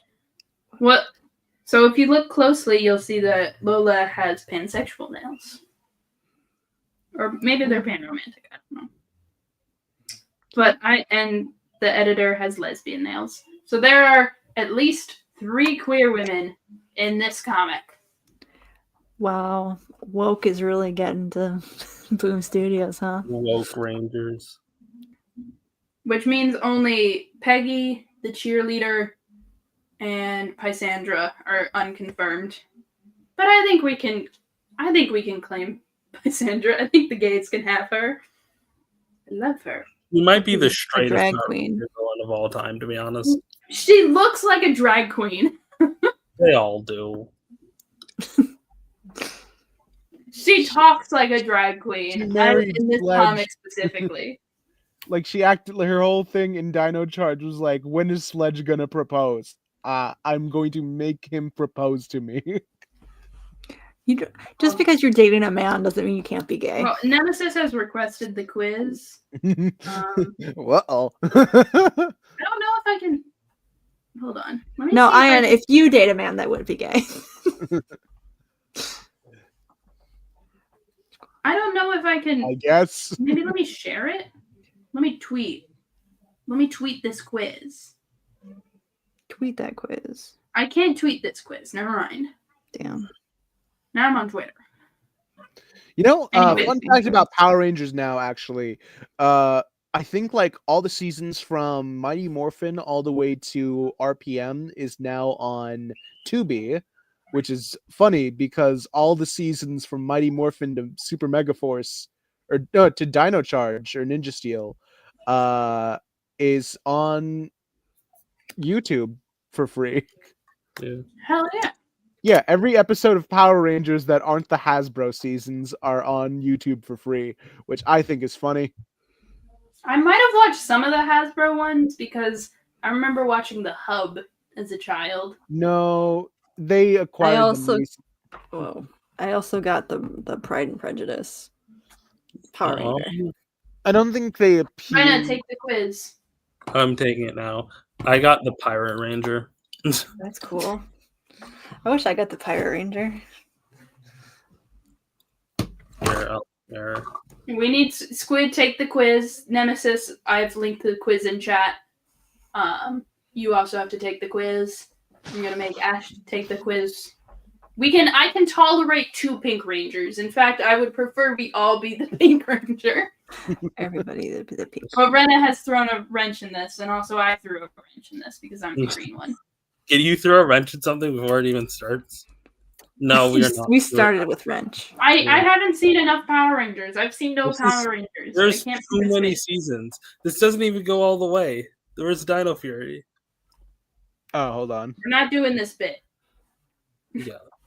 Only 2 people in chat have seen that much Power Rangers. What And else? Ash is asleep.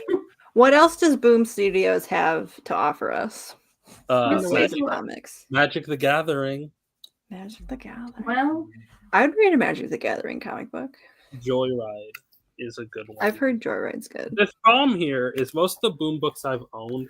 Wait, is that the fucking Hive Mind? Who wrote it? What? Is it the Hive Mind? I have no idea who you're talking about. Lansing and Kelly? Yes. Fuck off. It's the worst comic book of all time for sure. I have no idea who these people are. Fuck them. These are the series that Boom I right bought now. all of these when I was in Those high are- school. I have no idea how good they actually Those are the guys who are currently writing NYX. Oh no. Oh no. Oh Are these no. the ones that are current Daystar's out, or right. just the old players?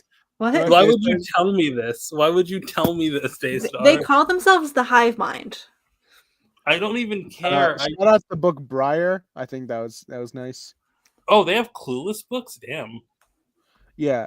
Briar is a take on Sleeping Beauty where she wakes up in a dark fantasy. I'm a fan of the dark fantasy genre, so it was neat. She also has some old they have really old Wait. Go back. That was that was Lauren from the Samurai season. Hold on. The girl. I will go back to that, but I do want to see what the Clueless book is about. Who's writing this? You're Amber back in an Benson's all-new there. adventure. So this is a continuation of Clueless, which is in Oh, fact an shit. adaptation of It's Emma. written Amber. It's written by Amber Benson. Isn't that's Anya from Buffy the Vampire Slayer? Holy shit! Holy shit! All right, so wait, that was Laura. Go back Let me down. download a preview. What do you mean this site can't be reached? Fuck. Okay, All right, what was so the other thing you wanted to look at? Ayaan? Yeah, Well, when you scroll down, you'll see like Lauren. so just click on Clueless. Scroll Yeah, down. scroll all the way down. Yeah, that the Red Samurai Ranger. Scroll down. Scroll You're down. scrolling up. Oh, this is recent news. Yes, Yeah. click on that. That's what. Shout out to my girl Lauren. She got Lauren, you had you had the best morpher of Samurai. You were the most underutilized character, and it was kind of weird that they shipped you with Jason. Yeah, like the thing. It made me so mad that she came in doing all this cool shit, and all of the other Rangers are just like, man, I wish Jaden was here. Man, things would be a lot better if Jaden was here. And it's like, Power Rangers fuck. Prime. What is that? I think it's just like telling stories of like different Power Ranger characters. Okay, so I don't need to search it. Oh, hold on. You search it. We're gonna keep. I want to Why keep does looking she at have, like, what a else straw Boom Studios has to offer because it's a lot. Cyanide. The Dark Crystal. Hell Oh yeah, yeah. yeah. Boom Studios is What is recently teaming up. Destroyer? Boom Studios recently teaming with the Henson Company to do What's- like comics based off of like Henson products, like Dark Crystal, Labyrinth, Farscape. Well, okay, no, but I have the Labyrinth books, and they're not by Boom. Hold on, let me grab them because I love the Labyrinth. Hold on, how do I turn off? Oh, well, fuck it. Who are those two ladies drenched in blood? What's their deal? Yeah, Let me see. Stack's gone. Oh wait, it's on top of the computer. Fuck. Hold on. Anyway, tier list in every single power. No, I don't even No. want to do this. I Stack don't. them back. What's going on? All right, the black alien ranger. I'm gonna put him in C tier. What do you think about the The- fence? Where's issue 1 of the Labyrinth by There's precisely one alien ranger with a the personality. Labyrinth comic? Highly recommend it. What studio is it? It is Arcana? Arcana? Arcana? I guess that's an imprint of Boom, isn't it? I'm It might. stupid. It might not be. Does it I say think it is, 'cause Boom? we're just I mean, looking it at was the- recent. It was recent announcement that they were starting to launch this line, so it might be like It a might new. be a acquisition. different. It might be like a reboot. Anyway, Can you scroll up. scroll up We- just a little bit? We're trying to see these ladies covered in blood. Yeah, Stack. these blood Oh, covered well, let me get back onto frame. Back to my laptop. Oh, these ladies covered in blood? Faithless. Now this sounds Oh wait, interesting. I think I've read this one. I think I've read this literally- one. It literally said that Arcana is an imprint of Boom, so it is. Yeah. Oh no, yeah, I've definitely read this one before. I know what this is about. This sounds like Faith sex my to cup of tea. devil. Faith likes to dabble it with magic. Her friend thinks it's cute, and it's not just a little bit off-putting, but it's part of her charm. Okay, this looks fun. I like women covered in blood. I should check this. I can get into this. I really do need to read more indie stuff. Boom. If I'm not mistaken, Boom has the. You guys don't. Boom. Do you know why Boom exists? It's mostly to sell IP, right? Boom existed before Disney bought Marvel as essentially a place to sell, to make comics out of their stuff. So they made a lot of the Muppet comics back when Disney did that. And Boom, That's I believe, Judas. They used to do. Now they do Dynamite. Now Dynamite Comics is doing a lot of Disney comics. after after the big two, I believe Boom has the most IPs of any comic publisher. Murder. Judas. Is this wicked for Judas? This is wicked for Judas, I think. And nobody. Maybe WGA all of- award nominee writer Jeff Loveness, And nobody in all of who's Jerusalem. apparently doing Marvel Nobody stuff right now. in all of Boo. Jerusalem, no Messiah that there is. Oh, Yeah, Judas Iscariot journeys through life and death, grappling with his place in the greatest story ever told. is How ever much of this done. part was preordained? I This is need just this wicked. now. Actually, hold I on. want to When read did this this? so bad. Where? It's everything that that Daystar loves: comic books, religion, and wicked. Oh, I need. Is The it not problem out with yet? with the Boom Studio website is I will be scrolling through their series and then they don't have a send like 50 copies to my house immediately button. To be fair, neither does any of the other comics. Fantastic. Give me 14 of them right now. God, This is old. It's from 2017, 2018. There's the Labyrinth Yeah. comic. Only 4 issues. I'm reading that one right now. I guess is it getting a reprinting? Yo, Lumberjanes? Oh, I Met- have the trades of those. hold down. Met Cadet U was really good. You should all read it. Hell yeah. Dude, Lol. Boom Studios fucks. We're sleeping There on is it. a trade. Fuck Marvel, fuck DC. Oh, yeah, I'm trying to tell you this. I can Mighty Morphin describe. Power Rangers: The Return. That was written by Amy Jo Johnson, I the can- original actress for the Pink Ranger. I can prescribe to you all like Okay, click on Persephone because those can go one of 2 ways. I Hold can on, I need to prescribe check what to you pedals. all of I can prescribe to you all a Boom Week, you know? Like Booms, I do like Boom. Boom's cool. Yeah, Boom Okay. Studios is a good. Most of these things are just like things that I want to buy in trades is the problem with me. yeah, that's a thing that happened to Boom. Like Fence was originally coming out monthly, and then they moved to like a graphic novel style because they were like, no, too much. Huh. Okay. She's adopted in this one. Huh. I guess the Persephone myth is always like really interesting, but I think I can dig this because there's no mention of her falling in love with Hades. So I'm digging a Persephone that doesn't have anything to do with men. She just wants to go to the underworld to hang out. Red Mother. Yeah. Figure out what her deal is. Rugrats! What's Yeah, Red there are Mother? like a lot of like there's like I see like, oh, this looks like a beautiful like original story, and then it's like Rugrats. Like, but these all look so fucking Russ. sick. All the art is so Sisters of unique. Sorrow. Is that a Something second Killing the nun? Children, a very popular book. Something is killing the children is a fucking baller ass title. Jim Henson's The Storyteller. Oh god, if you haven't watched The Storyteller by Jim Henson, I highly recommend it. It's very good. God. Okay, so next week you should all just. Oh no, next week we're doing Titans. It's Titans Week next week.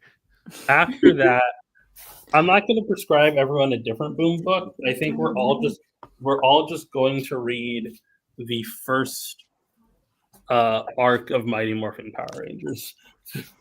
I would prefer to just everyone go onto the Boom series and pick out one you think is cool. I'm telling gonna you, try to find this fucking Judas comic book. It's a good series. It's a good series. I promise you it. Okay. Yeah, but I need to figure out what Judas's deal is. Fine. I'm pretty sure know that's about very Judas. well documented. Yeah, but I want to Wicked about it. No one. I mean, there knows. kind of is because there is Jesus Christ Superstar. Are we? Okay. It looks like Where the Judas is- one only has 4 issues. Damn. I'm gonna read it all right Yeah, now. it's 4 issues, but there is a trade of it. All right. So week after next, we'll just talk about the Boom book we all chose. Everyone just choose a Boom book and we can talk about it. Yeah. I'm gonna reread Magic the Gathering. There are other Judas comics. Oh, I'm sure. I feel like the only character, like I feel like of Bible characters, everyone is most interested in Jesus, and then everyone is second most interested in Judas, or the devil, I guess. No, it's Mary. It's Mary. Mary's a good point. Well, Judas yeah, is- Stack's not a Mary Catholic. is It depends Okay, on. pause for a moment. You are putting Sestro in D tier? He's the only one with a personality. All right. This has been a very religious episode, a very Christian episode. We really Yeah, sorry should about do- that. It's very funny we make the thumbnails before the live stream. We have no idea what this stream is going to be about. I tried to make it very general. I was like, we're doing PowerPoints. Stock image of PowerPoint presentation. All right. And we did in fact present PowerPoints. I'm getting So- this off the screen. Oh my This God, is- Judas is actually brown in this comic. Hell yeah! Yeah. All right. We will. Where's Squid? Where's Squidify? Oh, this is peak. Let me buy it. God, I love this comic so much, and I'm only on like the second page. Squid, you there? Send us a sign. Squid might be like driving home from work. I or didn't something. know if they were in transit or not. I thought they worked from home still. Yeah. I think that has unfortunately changed. Yes. That's TMI. Y'all don't need to know behind the scenes about stuff. That's deeply personal information, whether or not someone's a commuter. I don't know. Yeah. Used to be TMI that you were married, but then you weren't. Yeah. Because it would be incredibly like I didn't want to be married in public because then I'm lying to other people, and then like people who don't watch the stream on the day I say that I'm not married get all confused. I guess that's a good point. Like you got to keep your lives close to your chest. Yo, they have Ben 10 comics under Boom. Damn, didn't know that. Bags. We were just scrolling through that. Hold on, I want to go through some of these my own. Uncanny Valley. That looks interesting. I really like this book called Oblivion Song Boom did.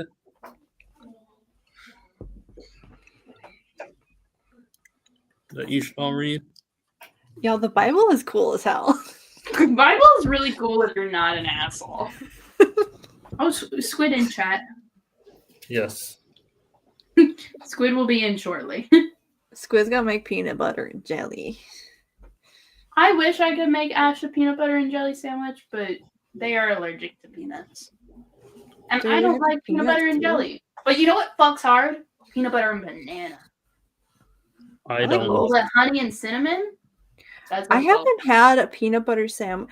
You ever do that thing where like you like a food, but then at one point you just eat too much of it in a too short span of time, and then you could never eat it again? Yeah. I did do that Yeah. with peanut butter. The funny thing about peanut butter and chocolate, they're great when separate, but when you combine, they make the morning time epic. I don't even No know. free advertisement for Reese's Puffs. You got your peanut butter and my chocolate. Reese's Puff, The Reese's Puff. The secret to making a good peanut butter sandwich is you gotta toast the bread. Because if you don't toast the bread, it just gets stuck to the roof of your mouth. Why would Sometimes you never? Maybe I like that. Sometimes I make like a lesser version of the Elvis depression meal, which is just like peanut butter and bananas.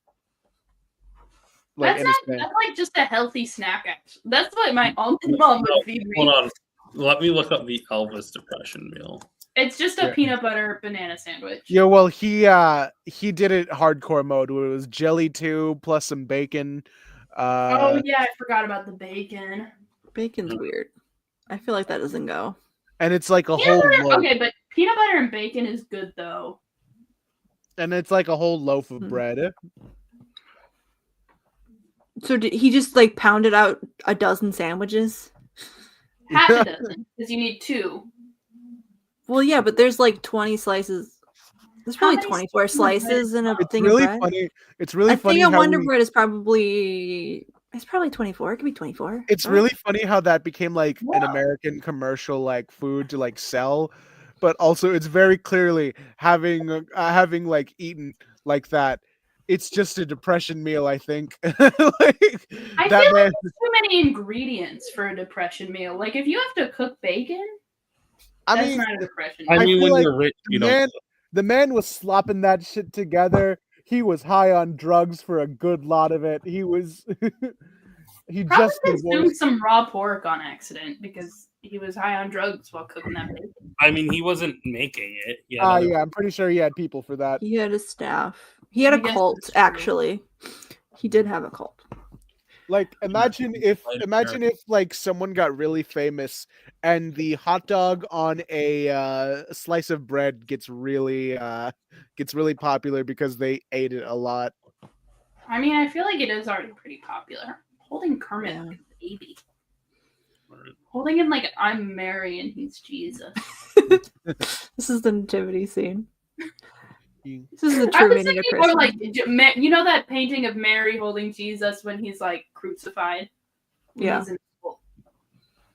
I like that painting a lot. Hmm. I I have like- to give it to Catholics. Y'all went off with the art. We're not allowed to have that as Protestants. Yeah. Hmm. We have fun. You guys have fun. Does Is Kermit it idolatry? Yeah, absolutely. does Yeah. Is Kermit it call fun? to you? Does Kermit call to you like the Green Goblin helmet or coward? I don't know the Green Goblin mask lines. I'm sorry, I'm not into them in that way. The heart stack. First, you must strike the heart. I can't do. I unfortunately cannot do You impressions. retroactively ruined these books for me, Daystar. What did I do? You told me that the people who wrote NYX wrote it. Sorry. I feel like I've talked about the hive mind a lot. Wow. I guess you could say Daystar really nixed your enjoyment on that. Yeah.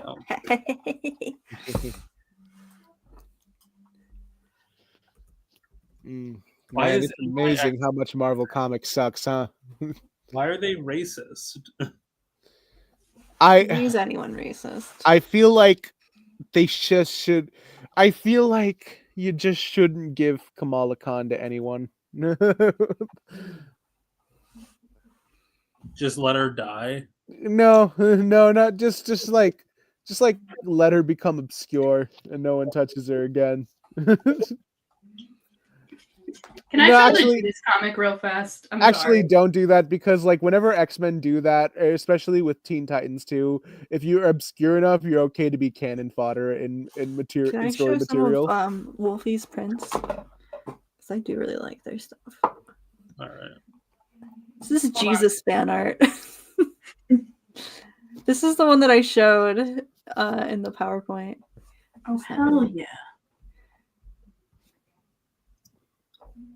So this is like the nativity. This is when Jesus was born, and this is the one. I love people who do religious art.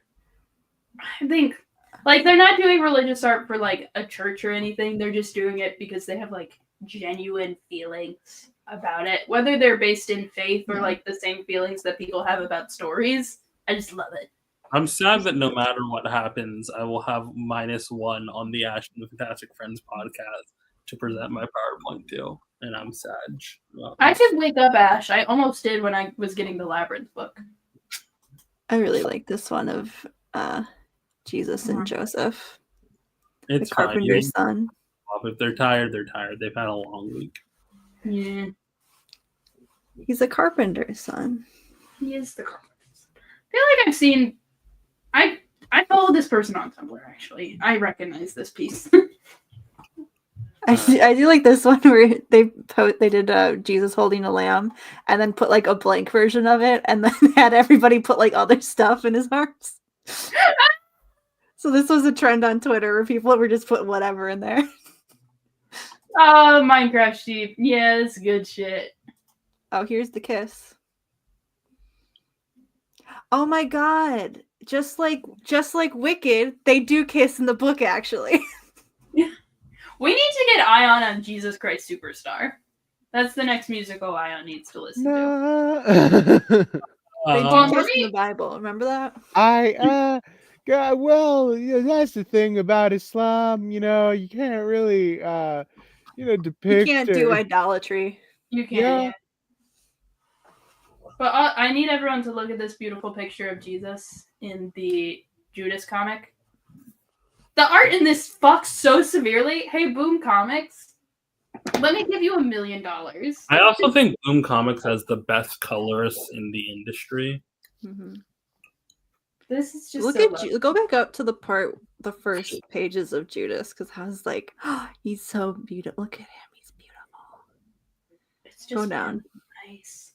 This guy, there he is. I really like this bit. Was that why you chose me? Was that the only reason you chose me? Judas was a disciple for so long. Yeah. Did Jesus know? He had to. But I love the kind of like existential dread of Jesus being like preordained to go down a path of destruction. it's so good. The art in this is gorgeous. Anyway, do you think Jesus and Judas docked? Stop talking. They could have. I think Moments. I everyone believe it's wants moments Jesus like to- the. I Can you believe dock if you're circumcised? Actually, believe nobody answer that question. I don't want to know. I believe it's moments like these where I insist that Ash nuke this channel if I become big as an actor. You haven't said anything. And you are not participating. I'm present. They can still take me down for this. I don't think anyone's going to cancel you for discussing whether or not Jesus and Judas from the People Bible talk docked. about the love life of Jesus all the time. This is a huge debate within the Christian fandom about whether or not Jesus fucked. And I'm firmly on the side of he did not have sexual relations with that woman. Well, what about that man though? Get Ash up. We got this. Where is Ash, please. What about that man though, wants to Steph? show you the PowerPoint. Oh no. It's Or fine. do you headcanon Jesus is asexual? I think the tension of Jesus fully being able to experience sexual attraction, but having to never experience lust is very interesting. Is the Da Vinci Code Bible fan fiction? Yes. I don't think anything is Bible fan fiction. Because I There's think we Bible all fan are equal, like Phone's broken. equally authoritative over the Bible. Yeah, but I Over do the think people do of it. write fan fiction about the Bible. Yeah, but that's their personal faith. So it's No, I And- think people write them fucking nasty. yeah, but that's their read.com. that's their faith journey. I'm not Catholic about it. There's no canon. There's no rules, just right. Where the word canon comes from. There's only how the spirit moves you. And if the spirit moves you and you feel closer to the Lord through writing fucking nasty of the disciples, then yeah, for sure. I do like the one multiple people have done Omegaverse fan fiction where they do say that Jesus is intersex because he is Alpha and Omega. Yeah, like they do say that in the Bible. Yeah. I'm trying to I don't like the Subway Surfers noise. I'm trying to mute it. It's not working. You can just mute the tab. I'm trying to, but it's not working. Squid's here. Jesus partake in Mary Magdalene services. Oh, hey Squid, how you doing? Hi, No Squid. rules, just right. Outback Bible Factory. Yeah, exactly. You got your Prezi ready? No, I fucking tried so hard. Did you see my presentation, Squid? Yeah, I mean, I didn't. I heard part of it. Like, I agree with your overall point, but I don't know. People still like Santa. It's fine. Wait, let's do the PowerPoint. Go, Rena, go. Okay, let me. Okay, hold on. Give me a sec. Let's kill Subway Surfers. Get them out of here. No, I that's haven't even not. fucking This wrapped is how we get presents yet. views. I'm fucking failing at life. You're not. What? failing. I haven't bought presents yet, so Yeah, me neither. I don't need to buy presents because we don't celebrate Christmas. We celebrate Three Kings Day, so I buy my presents after the holiday rush. Nice. That's how you get the sales. that's nice. I mean, yeah. Okay, hold on. Wait. Creepy baby. Squid, do you think that Jesus and Judas docked?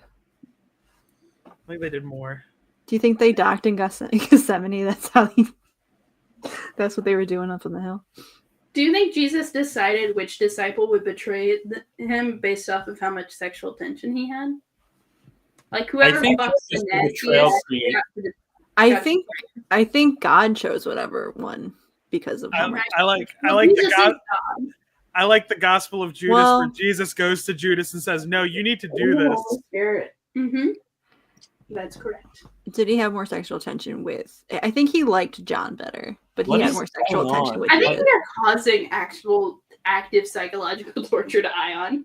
This might be Islamophobic. Wait, what's happening? I don't know what's going on. We're I'm discussing trying- the Bible. We're doing literary analysis. Is I that what the guess. kids are calling it? Yeah. Guess we're doing Subway Surfers. All right, I guess I'm just gonna have to do this. You guys get to see what my screen is. I wanted to separate this into its own tab, but it wasn't working. So, untitled presentation, allow. We are swapping to what I'm doing. What? Wait, why didn't it show up? Are you Hold sharing up. with you? I did. Hold up. Allow. Okay. Is it going? Yep, we got it. Okay. You can all see. I left intentionally blank. All right. It's a good title. So, anyone have any final guesses? If you know for sure, and I think Stack knows for sure, don't guess. But any final guesses on what my PowerPoint is? Are there arms or magic? Is it arms? No. I ran out of lore for arms. I've talked about literally everything there is until we translate the manga. Magic? All right. That's on my list. Don't worry, I'll message Wendy in a bit. The problem is, it's over 100 pages, and I know she charges at least $1 a page, probably more for Fine. typesetting. You don't have to do it. It's on the list. But the Spyro manga, by comparison, only has 50 pages. All The right. Sly Cooper manga has 150 pages, so Arms is more likely than Sly at this point. If I find a topic about magic that I think will be interesting, I'll present it. But for now, the lore of the Disrespectoids. This is not an exhaustive list because it's kind of hard to show the insanity of the Disrespectoids in like bite-sized chunks. Okay, so. Okay. Introduction. How did we get here? I have a little case. Don't ask me how I found these videos. I just did, and now they're on my computer. Capri Sun, the kids' juice famous for its iconic silver pouch, has lost its cool and wanted it back. With soda, vitamin water, and Gatorade moving in on Capri's territory, the pouch was watch TV, one spot, 5 endings. Does anyone remember this? I do. I remember these commercials. No.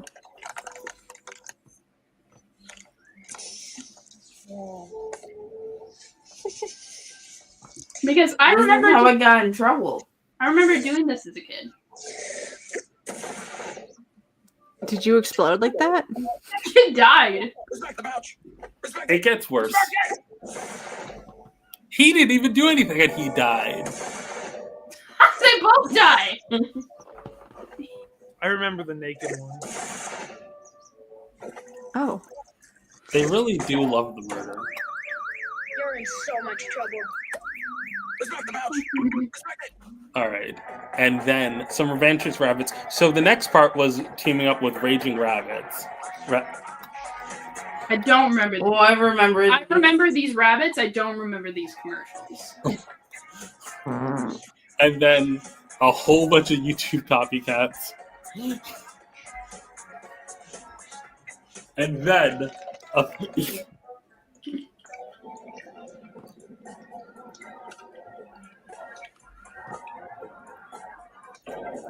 I don't like that this corporate case study uses photos of actual children. Yeah. And then on the Kids' Choice Awards, the introduction of the Disrespectoids game. That's the end of this video. I just wanted to share that I somehow publicly found like this corporate PR video. All right, so we're gonna play a little game. Game time. Fuck, wait, why isn't it? Why am I outside of the slideshow now? Hold on. We're now on the Fred slide? Oh my god, Fred. All right. What So- the fuck are you talking about, Ash? Different Fred, I think. I am going to tell you a. Hold on. It's okay.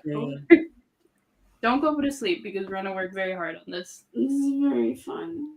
You're having fun? It's a slideshow. I'm just so Slideshow. You're so sleepy. Do you want some more Mountain Dew? All right. So I'm going to tell you the name of the character and the way they disrespected the pouch, and you're going to guess what happened to them. Okay. So Fred took the pouch from his friend and hit it with a wiffle bat. Uh-huh. He is now a baseball. Yeah, I think he's got to turn into a ball about it. I think he dies. All right. He gets turned into a bobblehead. Oh, okay. What? How does that make sense? Okay, yeah, Because Because like a baseball baseballs bobblehead. do buy bobbleheads. Mm. Yeah. All right. Anna, while her friends are distracting a boy by taking his pouch away, she put her pouch underneath him so that he would sit on it. She's gonna She turn into a She's gonna fart. become like a whoopee cushion, right? She's gonna What? just poof into a fart cloud. All right. She did become a whoopee cushion. Oh, nice. All right. That's a point for Louis, me.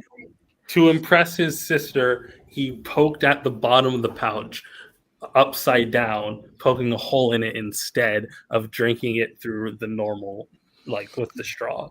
He's got to be like an upside down boy now. Like he's walking on his hands. He's now a duck. It's funny A you duck? say that. Huey, Dewey, and Louie. First of all, he's a water geyser now. He has a bunch of holes in him, and when he drinks water, it spews out. The other thing that really frustrates me is they literally advertise this as a way to drink Capri Suns on the Capri Sun website. Ugh.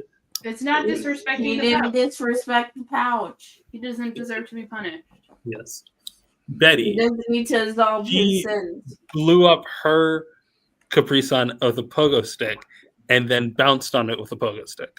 She becomes I a pogo Bouncing Betty. Yeah, she does become a pogo stick. I remember this one. No, she becomes one of those weird things at the park. That's a pogo stick. That's not a pogo No, stick. it's not. It's just got handle. All right. Luna, this is the stupidest one. She just traded her pouch for water balloons. She's participating in a barter economy. What do you think happened to her? I think she becomes a water balloon. Yeah, she's got to turn into. She pops. She turned into balloons. I feel Not like her water- crimes were not severe enough to warrant this. Yeah. Yes. All right. Who determines who becomes a disrespectoid? The pouch. It's on God. Is the pouch God? Yes. The next one, Stewie. He didn't want to use the dirty ball his dog brought back to him. So instead, he had the dog play fetch with his pouch. He turns into a dog. Does he turn into like a fire hydrant? No, he turns into a chew toy. Um, All right. He's got There's a lot of these. Buckle in. Mandy. 42. She wears her pouch at the beach. Sandy Mandy. She's What? gonna is drown. she just leaking sand? I'm just guessing the puns at this point. That's a good way to go about this, to be honest. I noticed Her the name- pattern with the puns, and now I'm Her just name saying the is in puns. fact Sandy Mandy. She turns into a sand sculpture. Like the Her ones arm in does Jesus and the instantly Beast. fall off, by the way. Oh God. Mo, he for some reason to impress some kids throws his pouch in a pool and then cannonballs on top of it. What does Which- this achieve? Motorboat Mo. Like at least when you pop the pouch with a Capri Sun, like that makes a fun noise. But this is I think it's just to prove he has good aim because I've tried this before. It is near impossible to cannonball. on You top. tempted the pouch. I've tried most of these. You tempted the fate of the pouch. You Anyways, brought what do you the think rat happened? to the pouch upon you? What do you think happened with Mo? Motorboat. He turns into a boat. This is the wildest one. He turns into a turtle. What does this have to do with anything? Oh, Turtle in that's water. pretty good. I would actually like to do this. You would I would like Alright. to be turtle. Yeah. Peggy. Rena, when you did that, did you turn into a turtle? No. When The Peggy, name I don't was- think I landed on the pouch. She ran over the pouch with an RC car. She gets pegged. I don't think think she's gotta turn into a little car, right? You know? All right. She gets turned into Pancake Peggy. I gotta think of the alliteration. Yeah, see, that's why. So that's what I'm Peggy going. was one of the vote for the answer ones where a bunch of people would like come together and you would vote on like her outcome, right? Where Used to you be a would real get country. 3 endings, right? Yes. What were the other So options? you tell me whether the other options are worse or better. Thailand There's She first- gets a steering head car? Or, wait, Jesus Christ. A car steering wheel head. I had a stroke there, I'm sorry. I like I the feel tone. like- I think that's I funny. think I I'd do rather think be a the one's pancake. better. I feel like the pylon's the best one because at least you have mobility still. Yeah. Well, you're just feet in a head. Yeah, but it's more than Pancake. Pancake, she's still got everything. She's still got her arms and stuff. I guess, like, assuming you can see outside the steering wheel head, you got everything there. All right. Donnie is another one that was voted for. What do you think happened to him? But Oh, he does like the arm wrestling thing. I think he's got like big blow up arms. Wait, I'm trying to think of a pun. Dodgeball. He turns into Dodgeball Popeye. Donnie? It doesn't roll off the tongue. Stack gets another point. Deltoid Donnie. It's so All right. funny. The other ones he got were Upside Dawn, like upside down, and Donnie Dumbbell.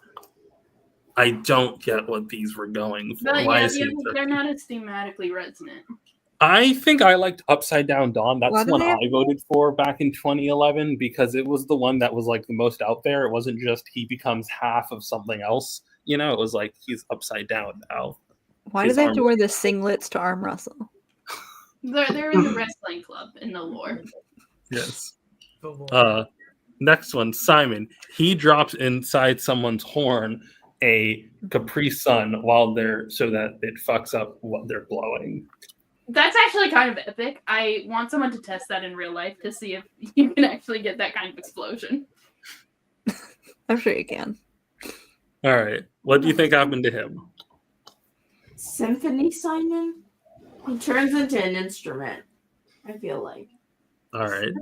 This gotta be Sisyphus Simon. There we he turns go. into an They just put him in there. Yeah. point for you. His other two were Simon Squeezebuck and Symbol Simon. Symbol Simon is horrifying. So it is horrifying, but I like it the most. Yeah. Yeah, that one's cool. I like the Squeezebox. He moves around like an accordion. All right. I have a tier list for these. The tiers are kind of a bit useful. This is really annoying. I guess this is a typical disability, needs around the clock care, life is ruined, dead but not directly, and dead. Dead but not directly Well, and it's kinda dead. hard It's to funny. see it. Wait, okay, hold on. Take me through the dead ones. It's hard to see. Okay, so we got Boing Boing Betty, who's literally just I guess spring. she's like inanimate. inanimate object now. But Luna Luna, who's a balloon who flies away at the end of the commercial. Chewy Stewie, he's a chew toy now. And Sandy Mandy. Yeah, okay. All right. Then Fred, he still moves his arm, so assumingly he's still alive. But his life is ruined because like it's a bobblehead for a head. I think I could put this one higher. I guess this is a typical disability. Is like if I could find a real life analog, like not having control over your arms was like for Deltoid Donnie, Would be or like not playing having- arms. yeah, or like Come having, full circle. Disrespectoid arms crossover. yeah, and then needs around the clock care was these because they can't do anything. Wait, who's just in the annoying category? Leaky Louie. I feel like, well, I guess it's annoying for him. Yeah. You'd have to like do IV fluids. I would assume I would kind of put that closer maybe to, I guess, this is a typical disability. I think I don't he's dead, think but so, not because directly, because how does like- he get hydration? Yeah, he would have to do assume- IV fluids because it's not like his blood's not coming out. So he Yes. could, his blood system's closed, so he would have to get fluids through. I assume that like he still hydrates, like because it's not like the Are water. you saying this is just how he pisses now? Maybe. The water is coming out of him though when he drinks. You said If The that the is water case, the water then I comes think out of that's him when just a he drinks, but disability. way more water is coming out of him than is going in. So the water is being generated by him and not being. I think he's still consuming the water personally, but Is he a waterbender, but like terrible? yeah, I guess. All right, so there's a couple here who were never got commercials. Chuck the Clucker was quote unquote unlocked, where after Leaky Louie was released, they released Chuck the Clucker. They released him. They released Chuck the Clucker. Release them into the wild. They released him exclusively online. He put that pouch in a chicken coop. What did the chickens do to him? He got turned into a chicken, didn't he? Did he get cucked? He became Chuck the Clucker. Also, and we'll talk about this later, in the web series, he gives birth. Trans mask icon Chuck the Clucker. Good for him. No elaboration. They just give him the power to give birth. Bobby and Sue, it's the only one we don't have a disrespectful number for. Chuck's the only character that we don't see ever turn into a disrespectoid, like period, in any format. No commercial, not in the web series. Bobby and Sue were made for the web series. They stepped on the pouch at the same time. That feels They unfair. combine. Yeah, they definitely combine. All right. Yep. Bobby Sue. Bobby Sue, yes.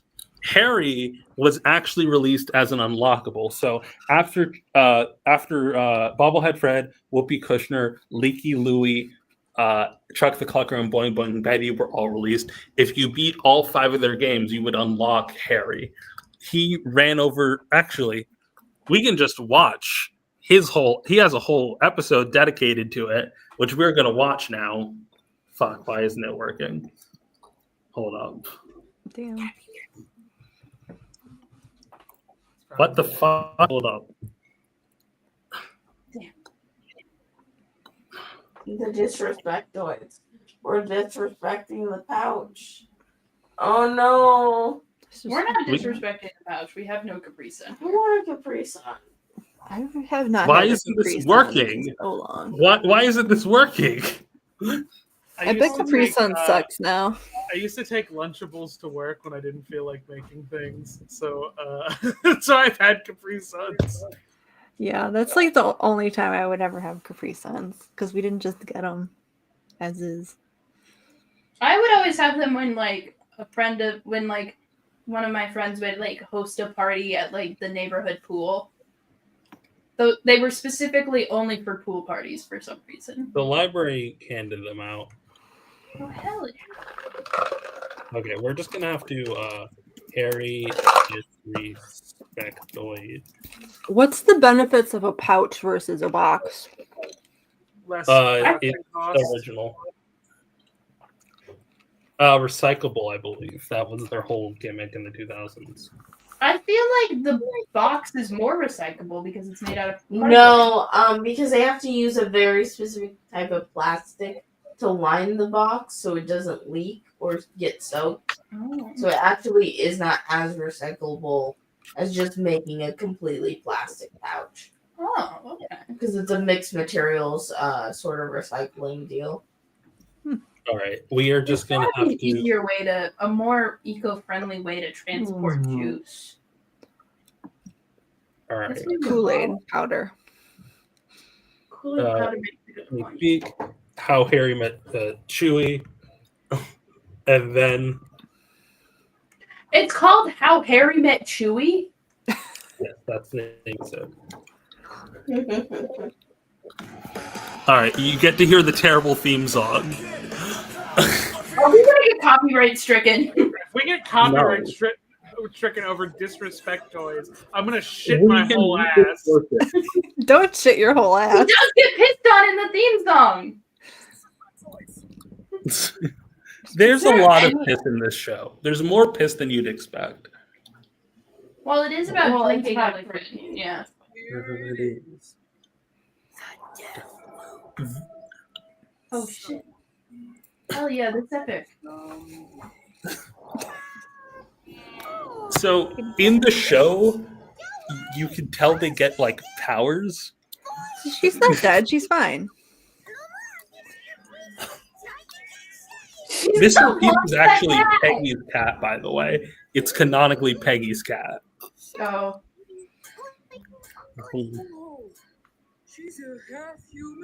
I feel like if you're getting powers, then you're encouraged to disrespect the pouch. Well, it's. I'll get into it. Who's this kid? Bobblehead. Oh, okay. Is that a yes you did, or a no you did not? Never mind. Have a nice day. Wow. Power of a bobblehead on full display. What's the fucking powers of a power? Oh, sorry, little dude. Why can he fly? Why? His ears are flapping. He's a butterfly. It's literally just wow. The kid in commercial had such big ears that we gave him the power to fly by flapping his ears. I mean, being a chew toy would be a pretty shitty power. Yeah, because they're not supposed to be powers; they're curses.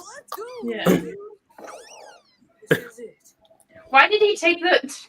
Why did he take this kid with him? Hey, He's what's gonna the ride over crime the power. for? Guess what? I have he a becomes. question. What's the crime for He didn't drinking even like off What, brand? what was the question? What do you get if you drink off brand Capri Sun? It's not the same curse. The off-brand doesn't have magical powers. That's why it's Yeah. off-brand. So guess what he becomes after he rides? I gotta assume he's a bike boy now. Yeah. Handlebar Harry is pretty good. Which like, it's really bad. It's really stupid. So now they're what? encouraging disrespect to the pouch. Oh fuck! Now the presentation decides to play. Damn it. Okay, whatever. Anyways, that was that episode. And here it is. Why is this playing now? Okay, so there was that episode. So you can tell the quality of this webisode. It's not good, and I've watched all of them multiple times. All right. I So feel like it would be really cool if I was like 7. this also introduces it was really cool when I was like 10. This introduces a lore inconsistency where despite Harry having the number 11 and Chewie having the number 31, I believe, Harry explicitly comes after Chewie in chronological, implying that the numbers have nothing to do with the ordering of when the pouch was infecting them, but some other attribution. Okay?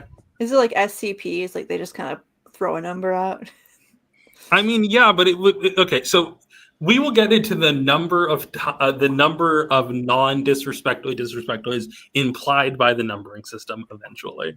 Different canons. So the disrespectoids. So as you've noticed, this is a horrifying, like truly horrifying concept. We all agree on this, right? Yeah.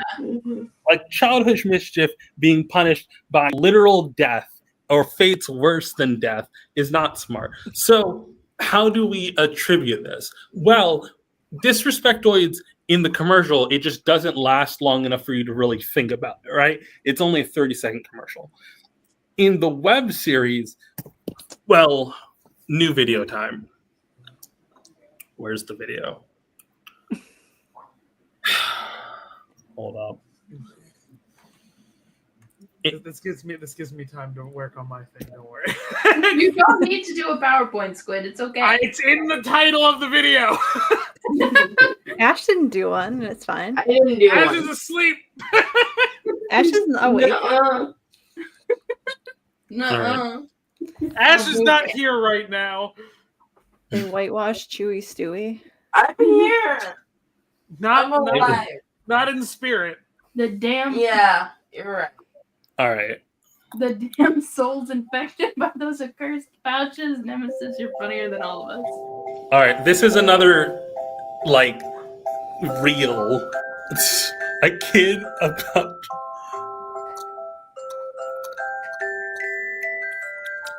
What is that? Is this... I think the image is frozen. Hold on.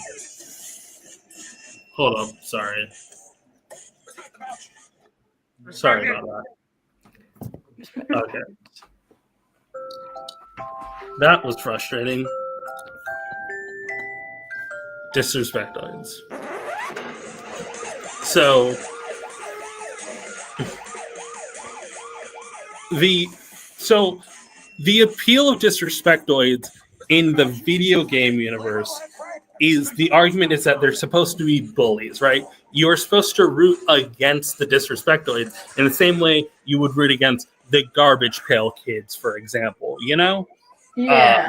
So Bobblehead Fred, because his bobblehead makes him overweight, he runs into a whole lot of trouble where he accidentally hits wasps' nests and like hits people's heads and like just generally gets hit by everything because he can't control the way his head bobbles. Leaky Louie makes the best of his misfortunes by doing odd jobs using his water generation powers, which is very funny. What's the word?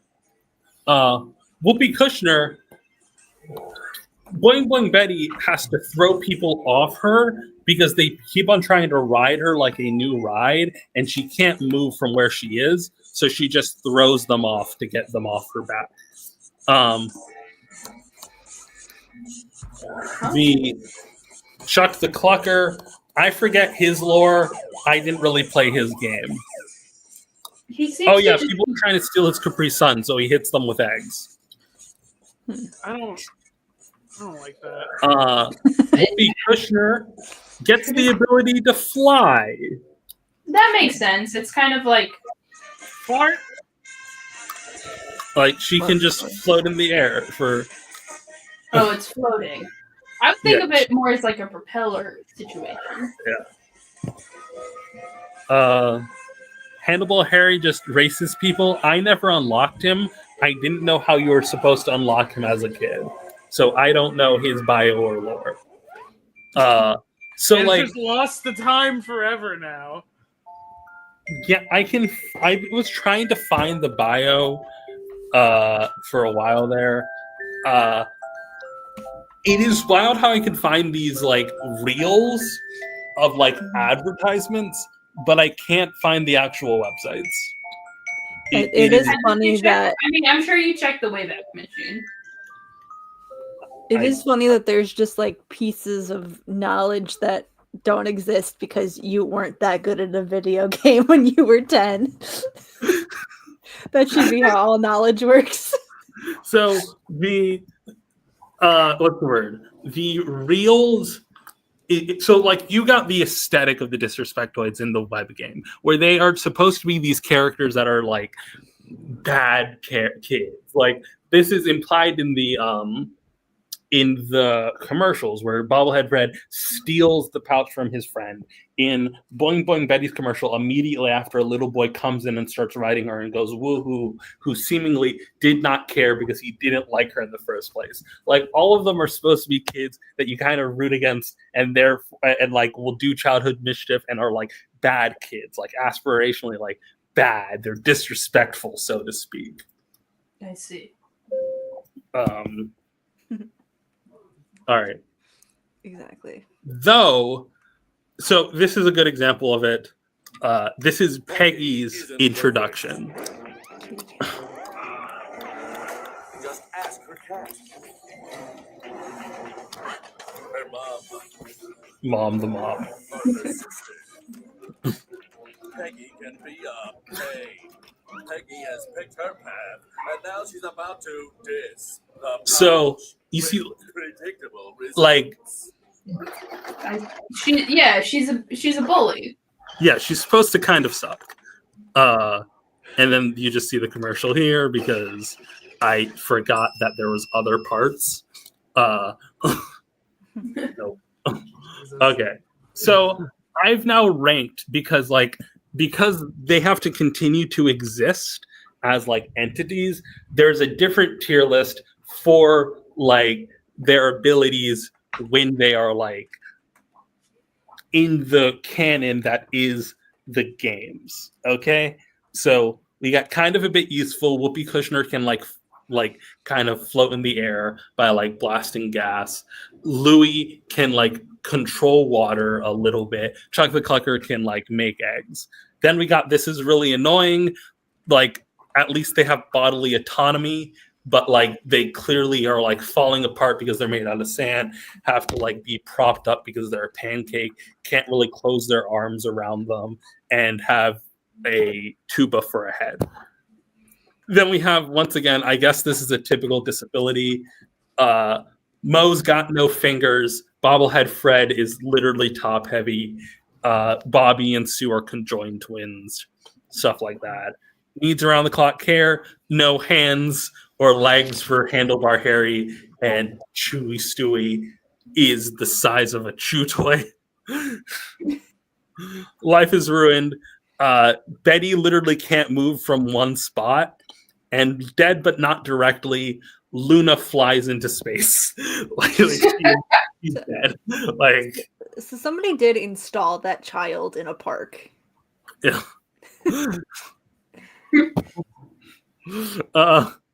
We got there. So here's interesting bit here. So in the canon of the cartoon, they all live in the same house. We're gonna see here proof of that. Like they all live in the same house. No, I don't believe you. I got like Chuck the Clucker wakes them up. They're all there. All that stuff, right? They go to sit in their like giant breakfast booth. I heard someone describe it as an influencer house. Disrespect to it house. But like they're all different ages, and which is interesting that I found. Their names are Harold Wheeler, Charles Featherstone III, Elizabeth Aimwell, Louis P.J. Brown, Anna Kushner, and Frederick Wilson, which are like good puns overall, like Wilson Bats, Featherstone, Wheeler, Kushner. All right. Good stuff here. All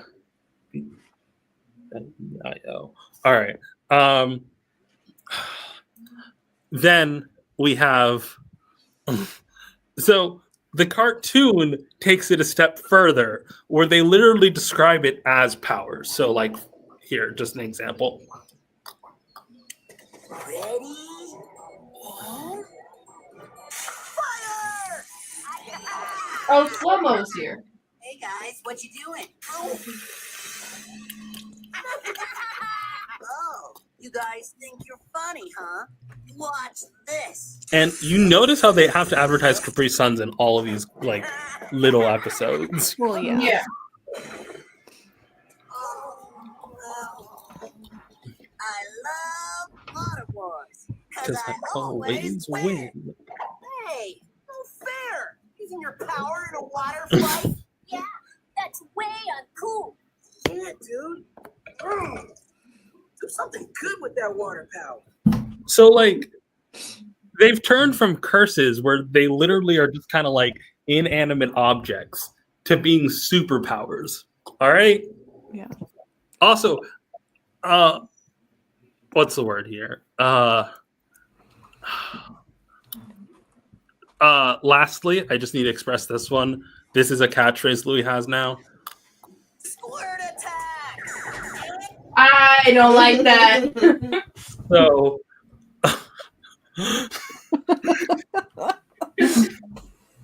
So, by the way, before we get to this, there's an entire episode where Sandy Mandy is fighting with Mr. Peeps the cat to avoid the cat urinating on her.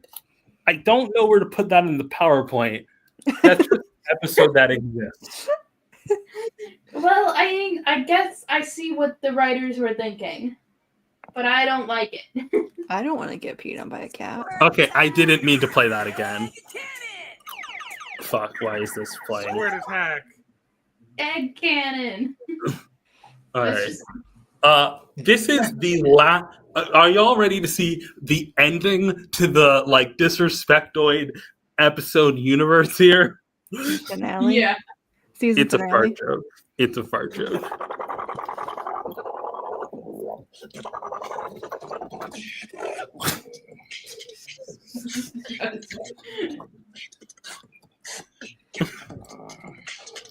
It goes on for a while, huh?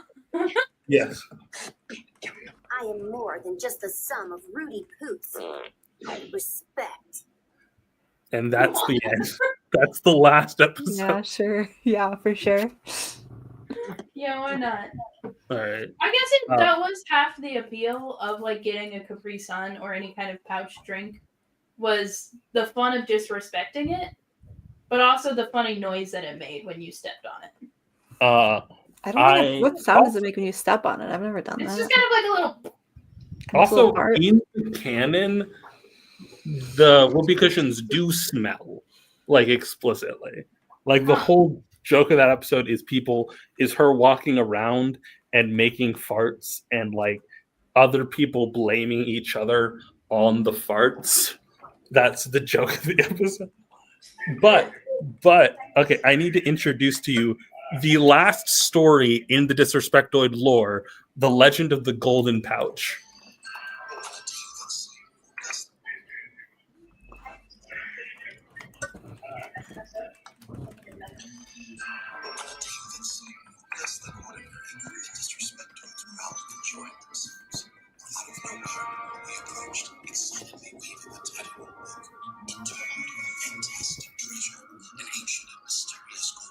Available only to those who respect the pouch. Even more amazing was the gold inscription that promised whoever finds the golden pouch receives the ultimate reward. As they flipped through the mystical maps and challenges, or the path of trials as it was known, they realized that Louis, in all his excitement, had been leaking all over the journal. Thanks to reading the starting point of the adventure. In trying to remember what was rumored, things got heated, with Bobblehead Fred and Pancake Peggy arguing their opposing beliefs the strongest. Whose side will you take? Pick a team, then lead into victory in its quest to find the Is this Disrespectoid Civil War? Yeah. Is it lore, or is it the Zack and Cody sweepstakes? Was there an actual golden pouch you could find? No, it's just the game. There's a game you play. Now, here's an important thing about the Golden Pouch that I find interesting. Despite the teams being uneven, Peggy has one more character on her team than Fred has on his. Bobby Sue is nowhere to be found. They just forgot about them. Which is important because, okay, before we get to it, what do you think the Golden Pouch is? I mean, I assumed it was just a golden pouch, that would grant the ultimate reward. That's what You did it. said. You did it. You won. Yeah. As was foretold, the ultimate reward goes to those who show the ultimate respect. I couldn't play this game because I didn't have a webcam. You needed a webcam to play it? Yes. The reward is being a human again? To the golden pouch first. So no matter what happens in both endings, everyone gets turned to normal. Disrespectoids were put to the ultimate test. Okay, I guess that makes sense because they learned respect. Yeah. The pouch. Like, if they're punished for being bad people and then they're good people again, then they get redeemed. Yeah, but like I've watched playthroughs of this game. None of the like activities have anything to do with being a good person. 40. I've counted. So the highest number we get for any number of disrespectoids is 50. There are 13. There are They are 11 commercials I remember having, plus Chuck the Tucker and Harry, Handlebar Harry means 13. So including Bobby Sue, there are at least 40 cursed children who do not get cured because they never find the golden pouch. They didn't learn respect. Their souls weren't Well, saved. maybe the number is not correlated to the amount. Like, it's not just like this one's number 1 because you turned first. This one's number 2 because you're second. Maybe it like has to do like with the date that they were turned. Maybe. I was turned on the 40th of September. Intermission. Turn me? Intermission. Things canon to the RTP universe. Cyclopses. This fucker's just here in the Golden Pouch game. So he's not somebody who was disrespectful. He just is like that. He's just the way he is. Maybe he was disrespectful. How do we know? Maybe there's They call him a monster, but yeah. Tuba ninjas. Not gonna explain what that is. They just exist. It's the guy. That does look like a mouthpiece, sort of. So Yeah. And lastly, virtual reality, like the canon virtuality, like not in like VR chat, but like in a like specialized. You saw the squirt attack. That was all virtuality. I saw the it's like a Sword Art Online situation.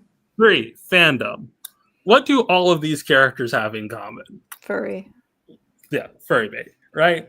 They all have been someone's awakening to the fact they are furries. I have no fun slide for this, but I have a theory on the Disrespectoid fandom because people learning about the Disrespectoids. Are you implying Disrespectoids spawned a bunch of your fetishes? I am I am asserting that like this was baby's first transformation fetish. And I say this because This was baby's first piss king. It's been lost to time now, but the Disrespectoid wiki was a wild place. Like a wild place. Like I cannot stress enough. It was one of the wikis that couldn't decide if it wanted to be fanon or canon, which is always bad. But like they couldn't decide on it, and it ended with the Disrespectoids like so kind of horny. And I don't want to say horny, more like children figuring themselves out. Okay. Yeah. And isn't puberty just like disrespecting the pouch? I guess. Like it was a wild place, and I think that she disrespect my pouch till I disrespect. She disrespect my pouch till I doid. That's the official what's the word abbreviation doid in Doid vs. Doid combat. I will clarify here. I am not done with the Disrespectoids. I don't know. Like I feel like I haven't communicated the insanity of this franchise yet. So I will be bringing this up again later. There's further lore to explore. If I get control, there might be a day where I just make y'all watch all the webisodes so that we are all in the same boat. This was Disrespectoids 101. I like how you're not supposed to be walking around with your laptop, Rena. You asked us to stop you from doing that. I just now noticed it. But 2, your screen is so bright green that it is showing on your face. You look like Alphaba right now. Sing the Wizard Fly real quick. That's my PowerPoint. Beautiful, amazing, wonderful. Who do you think has it worse? If you had to be a doid, who would you choose? No, I would kill myself. In many of these cases, you can't. I guess I would be the turtle. And then I would just hide in my shelf. By the way, the turtle has a fledgling relationship with Bobby Sue in the franchise with Sue. I realize there is like gross out humor in this, but like it is Children's media. I think I'd be Buff Boy. Buff Boy, yeah. He didn't really get like a thing. He just got buff. Anyways, Squid, you ready? Yes. Where did Ayaan go? Oh, fucking. I think Ayaan turned his camera off to get into bed. Ayaan, are you there? Not even in bed anymore, actually. Something happened. Right now. I fucking sped through this, so there's not a lot of text on screen, but I know a lot of this off rip. So, it's Sonic related because I had to pick something I could do really fast. Moebius or anti-Mobius. So, common trope in fiction. To go to an alternate universe, it's like a mirror universe. It's like good guys are bad guys are good. If I have to see Sonic the Hedgehog in a goatee, I'm gonna flip out. They did this in Community. You know the characters are evil when they have a goatee. In my defense on the whole walking thing, I think it doesn't count when I'm presenting because I gotta. Okay, fair enough. New theory. The MCU is Evil 616 because Tony Stark has a goatee. That's literally what I say all the time. She leaky on my Louis till I. There is a character who has a goatee at one point. I didn't put that part on the PowerPoint because I was like, that's not needed because I'm going over things really fast. So alternate unit. We know the thing. We know what it is. It's Amy. So what? I don't know. Amy You just said a character's name. Amy has a goatee.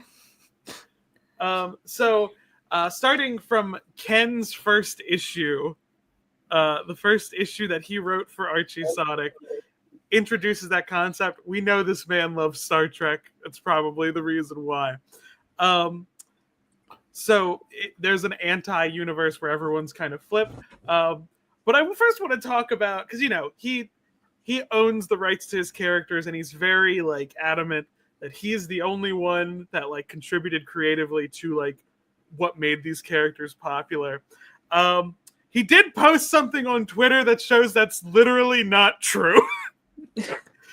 Because he posted the feedback he got from Sega's marketing department when he pitched the story initially. Because initially the story was called Dr. Sonic, where Sonic was going to be a doctor, and licensing was like, why? Why would him being evil send him to school? He would just be a dick. Make him a dick. But he needs to be, if he's evil, he's the Dr. Robotnik of that universe. So you would think doctors can be dicks. Because they were like, that would be you're pitching a mirror universe. Ultraman in Earth 3 is still just Superman. I guess that's a good point. Yeah, it's the accent. So they're like, you're pitching a reverse roles thing, but if you want to do a mirror universe, do this. So literally, he was told no, do something else. So he did not come up with the idea for this character. Immediately, this character's name is Evil Sonic at first, or Anti-Sonic. You can tell Is that Surge? We'll get to Scourge, yeah. It is Scourge. He'll be Scourge eventually. He's kind of cool as hell. The copyright notice for this character, design and characterization based on Marlon Brando and James Dean circa 1950s and Reverse Flash.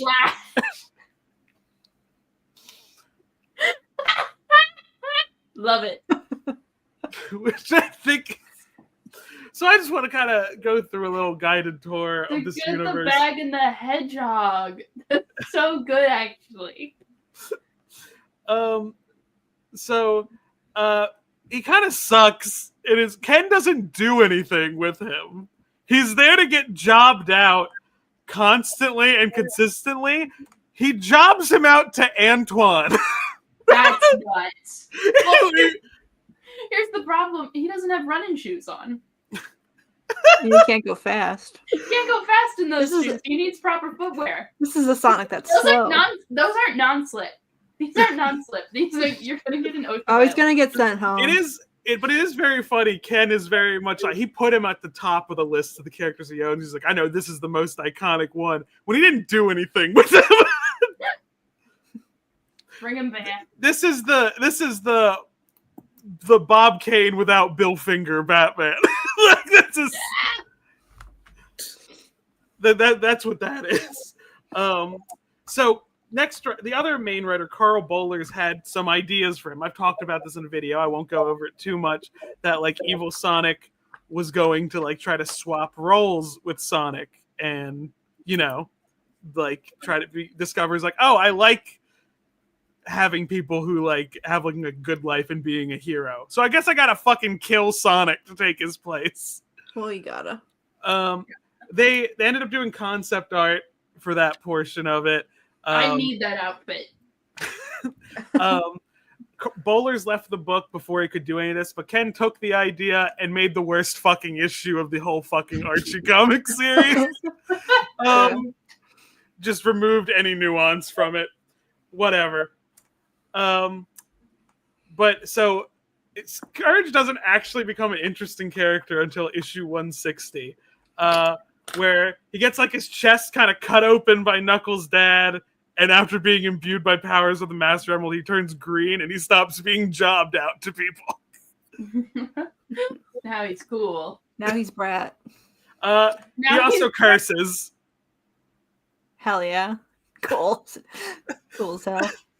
I know it's just like what four-letter word is supposed to I think go it's just saying fuck, and they just, because it's the Archie comics, they're like, we can't be very specific. Fuck traitor. This is a Sonic that does cusses. I want that outfit. It should be fucking, right? Yeah, whatever. Yes. So the alternate version of Eggman is Dr. Ivo Kintobor. He's skinny. He's a kindly veterinarian / scientist in this universe. He starts out just looking like normal Robotnik, and then like when he appears over 100 issues later, it's like he's because I think they're taking from Fleetway, where pre-evil Eggman is skinny. Damn. The politics. The implications. The implications. Well, I'm just gonna kind of go through, because I've got to just go through characters at this point.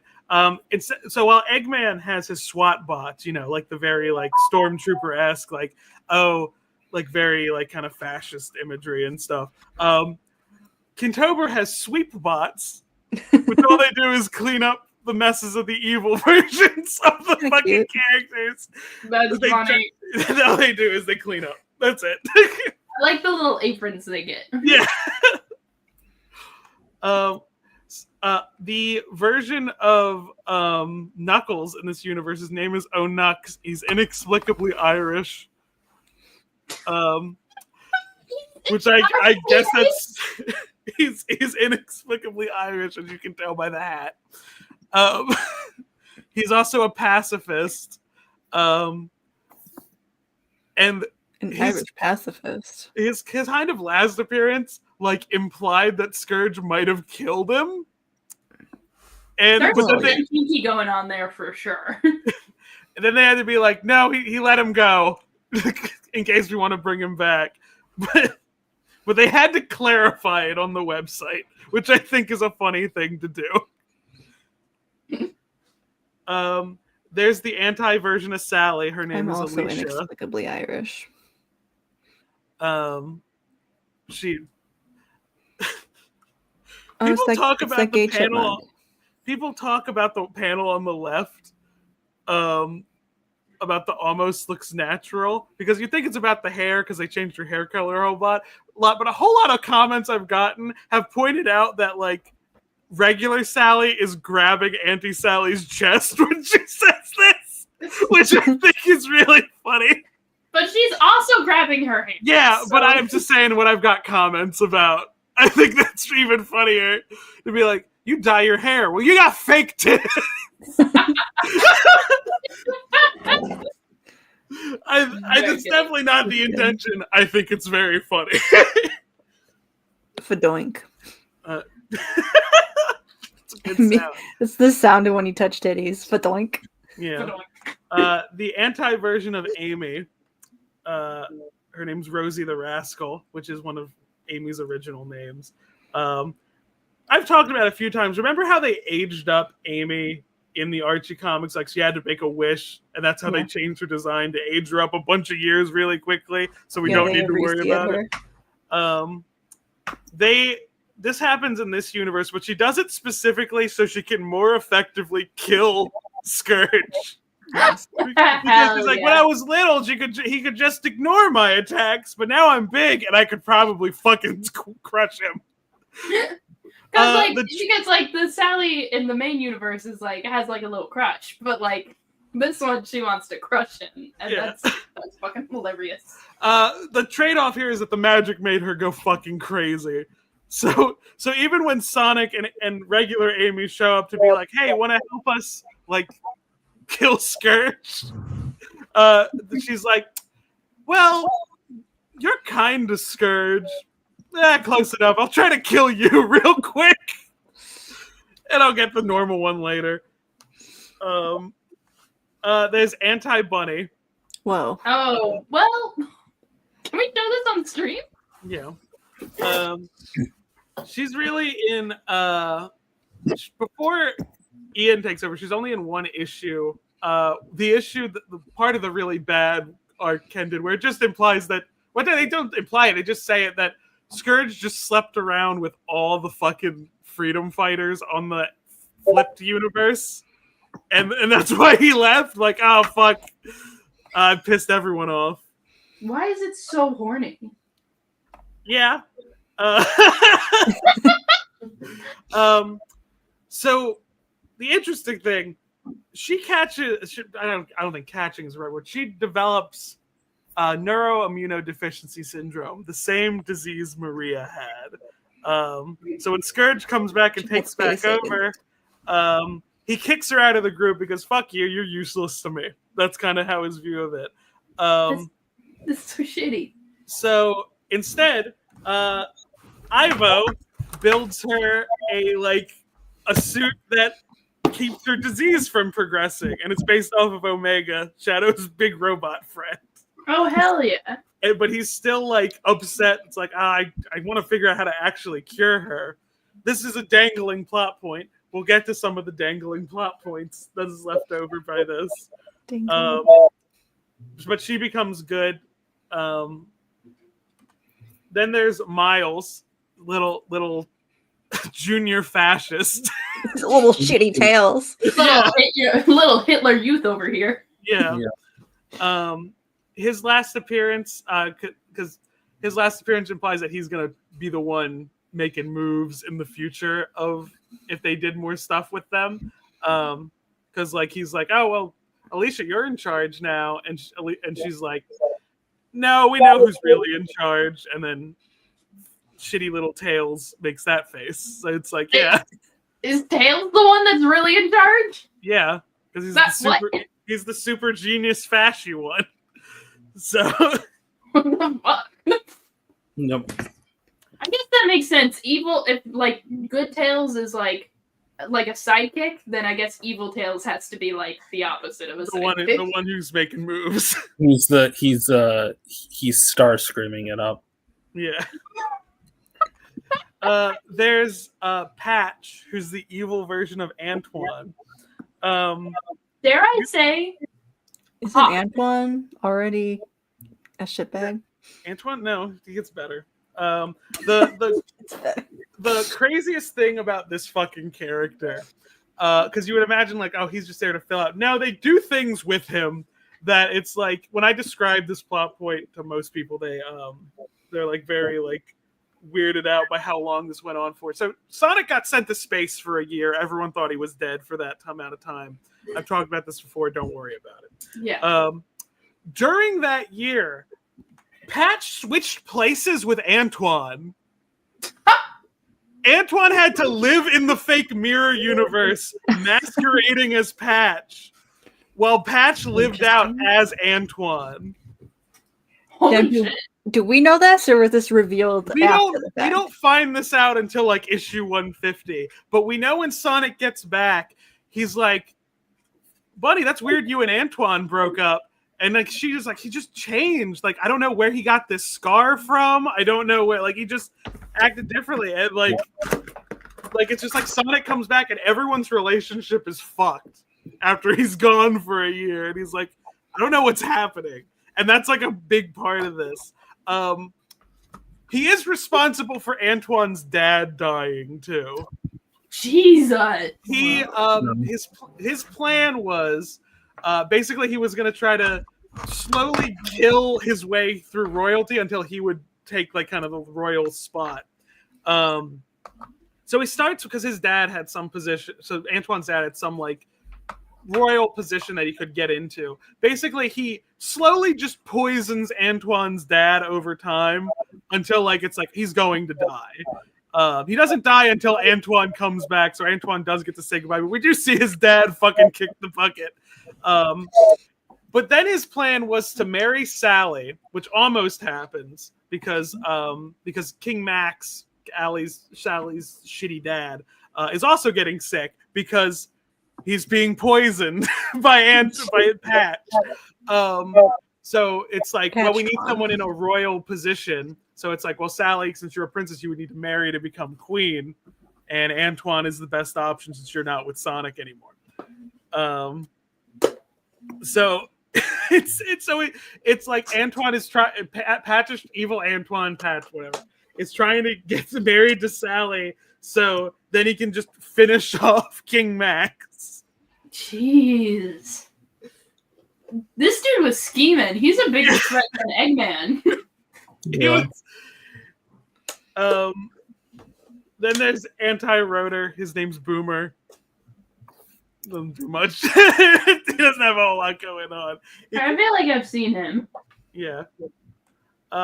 My favorite part is that none of the these versions of the Freedom Fighters like Scourge. They all fucking hate him. The only reason they work with him in the comics you read, Stack, is that he specifically came back to like beat the shit out of all of them. So it's like, you have to work for me now. Yeah, I do remember Scourge. I was like, who the fuck's this asshole? I do like. I did find a great piece of dialogue between him and Silver when I was getting screenshots where he kicks Silver against the wall and he's like, "Cool powers, use them to get a less stupid haircut." I like his haircut. Fuck you, Scourge. It's really chill in the future. We're gonna go through some of the other characters that appear after, because Scourge has a whole arc where he's in jail because he gets sent to the multiverse prison where everything's sideways, and we see some other versions of these characters, like Smalls the cat. Yes, hell yeah. He's not even small. But it's like how in gang movies the big guy's always called tiny. Yeah, but Big the cat is big. He takes Scourge. They're cellmates. He takes Scourge's mattress. He has And two they're mattresses, and cellmates. Scourge has to sleep on the springs. I think There's. I did read this comic once. It was either on live or like I think we went offline. through it very quick. Yeah. But I think this was before I think an appreciation of Big had developed. I don't care for Big. I know. Whoa. I know specifically you don't care for Big. What's wrong with He's Big? just a little guy. He's just a little guy. There's anti-Jeffrey St. John, Jeffrey St. Croix, or Croix if you like sparkling water. I don't. Say quoi?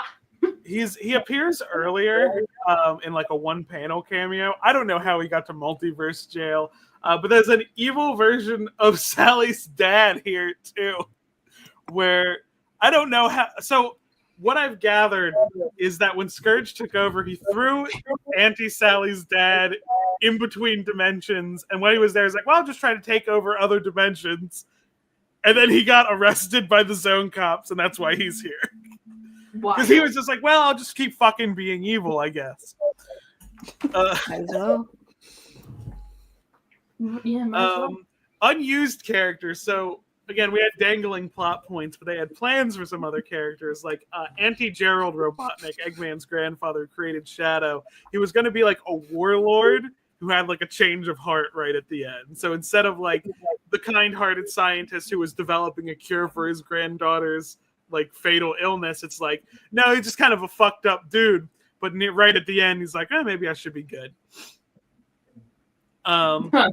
Anti-Shadow was going to be developed as the ultimate weapon instead of the ultimate life form, and he would have flipped to being good. But I can only assume that would have meant he would have flipped back to being bad at some point. He could have been like the Iron Giant. Could have been. And then, like, I am not a gun. And then there was going to be an Anti-Silver who we don't know A a lot about gold, what they if would you have will. done with him. They were going to call him Sterling. That's better than what I said. And his design was going to be based off of one of his early pieces of concept art. Shit, that owns. That's so sick. I need to write fan fiction about this guy. So the end part, the last time we see Scourge, is him laying out all his like fucking plans. Is like, I have big plans for this world, both like my world on Moebius and Sonic's. I'm gonna take care of everything. Shortly after this, Ken copyrights his characters. God damn it. Now, in retrospect, I do think Archie should have just been cutting Ken a royalty check if he's being honest in his blog posts that I've read. Because his blog post, he said he was expecting a royalty check of $1.98. Oh. So $1.98. So in retrospect, yeah, I would have just cut him that check. Yeah, just give him the money. Yeah, these are cool characters. I feel like you could do a lot of interesting stories and maybe sell like a single comic and make the money back. Yeah. I think it was more that Sega also wanted to use the characters unimpeded, and that would have been a separate licensing agreement that Ken could have charged more for. I think that was probably the other issue, because Sega was the one who told Archie, fucking take care of this. Yeah, because like it's one thing for the comics to just be like, can we buy the rights to this character? And it's like $1.98. But if Sega is like, we want to make a video game and Surge is going to be in it, or Scourge is going to be in it, then like, you've got good money. Cough it up. Yeah. That's where we kind of get in. So what has Ken done with these characters? Well, he's tried to do NFTs. Oh no! Ken. Ken. Every time I'm about to root for Ken, he does something. Hell yeah! I like the. I don't need to root for Ken. I just think that everyone else boos him for the wrong reason. I can boo him for different reasons. Like, That's why I'm very fair to him artists- in every other regard. So I can boo him for the things I think he sucks for. Yeah. Artists should have rights, but not like this. Not rights. I to locked them. in the characters for the initial release of my NFT set: Scourge, Julie Sue, aka Shade. He does not own Shade, which I think is very funny. Let me abridge that real fast. So Shade is a character who was in a Sonic RPG on the DS. She's very clearly based off of Julie Sue. Like, there's things taken from that character and put into her. Originally, she is a different character, though. Originally, Archie was going to have Julie Sue interact with her as separate characters. There's like you can find the pencils for that issue online, but they changed it because this shit was happening. But because they didn't go to court over it, they settled out of court because like Ken couldn't prove that Shade was affecting him financially, that it was impeding on his ability to do anything with Julie Sue. So they were like, so the judge was like, you're not gonna be able to file another thing, but if they use Shade again, you can file another lawsuit. Which Ken took to mean that he owned Shade. That's not how it works, my guy. I mean, they also can't. It works in the way that they can't stop him. Yeah, because they could definitely litigate against him, and be like, you can't use this, and this is just like a no zone character. But it's like Sega doesn't give a shit. But I do like his other characters is like Green Knuckles. How can you own Green Knuckles? Because it is just Knuckles, but he's green. It's not a different character. I can see the argument for Robo Robotnik, where it is a different universe Robotnik with a slightly different shit happen to him. Green Knuckles is the main universe Knuckles, but he's Is green. that like, is Green Knuckles like he's infected by the Chaos Emerald? He got microwaved. If you remember, his dad microwaved him, so he gets a super form where he turns green. This is kind of like if I was the inventor of pink kryptonite and I sued DC and I said, "Here's gay Superman," I own that. I own gay Superman.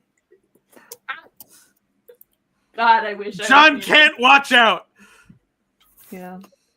Is that the right one? I don't read enough. Yeah, John got Kent one is the foot in the gay one. grave. Yeah. Also, can we talk about how the NFTs are 100,000? Yeah, 100,000 each. That's not how much NFTs cost. That's not even how much like good stable NFTs cost. There's no good or stable NFTs, but like there's better ones, I guess. I don't know what he means additional bonus content because it's a JPEG you've bought. Yeah, like it's a JPEG. It's a blockchain. I don't know what that means. I don't know what more he can add to it.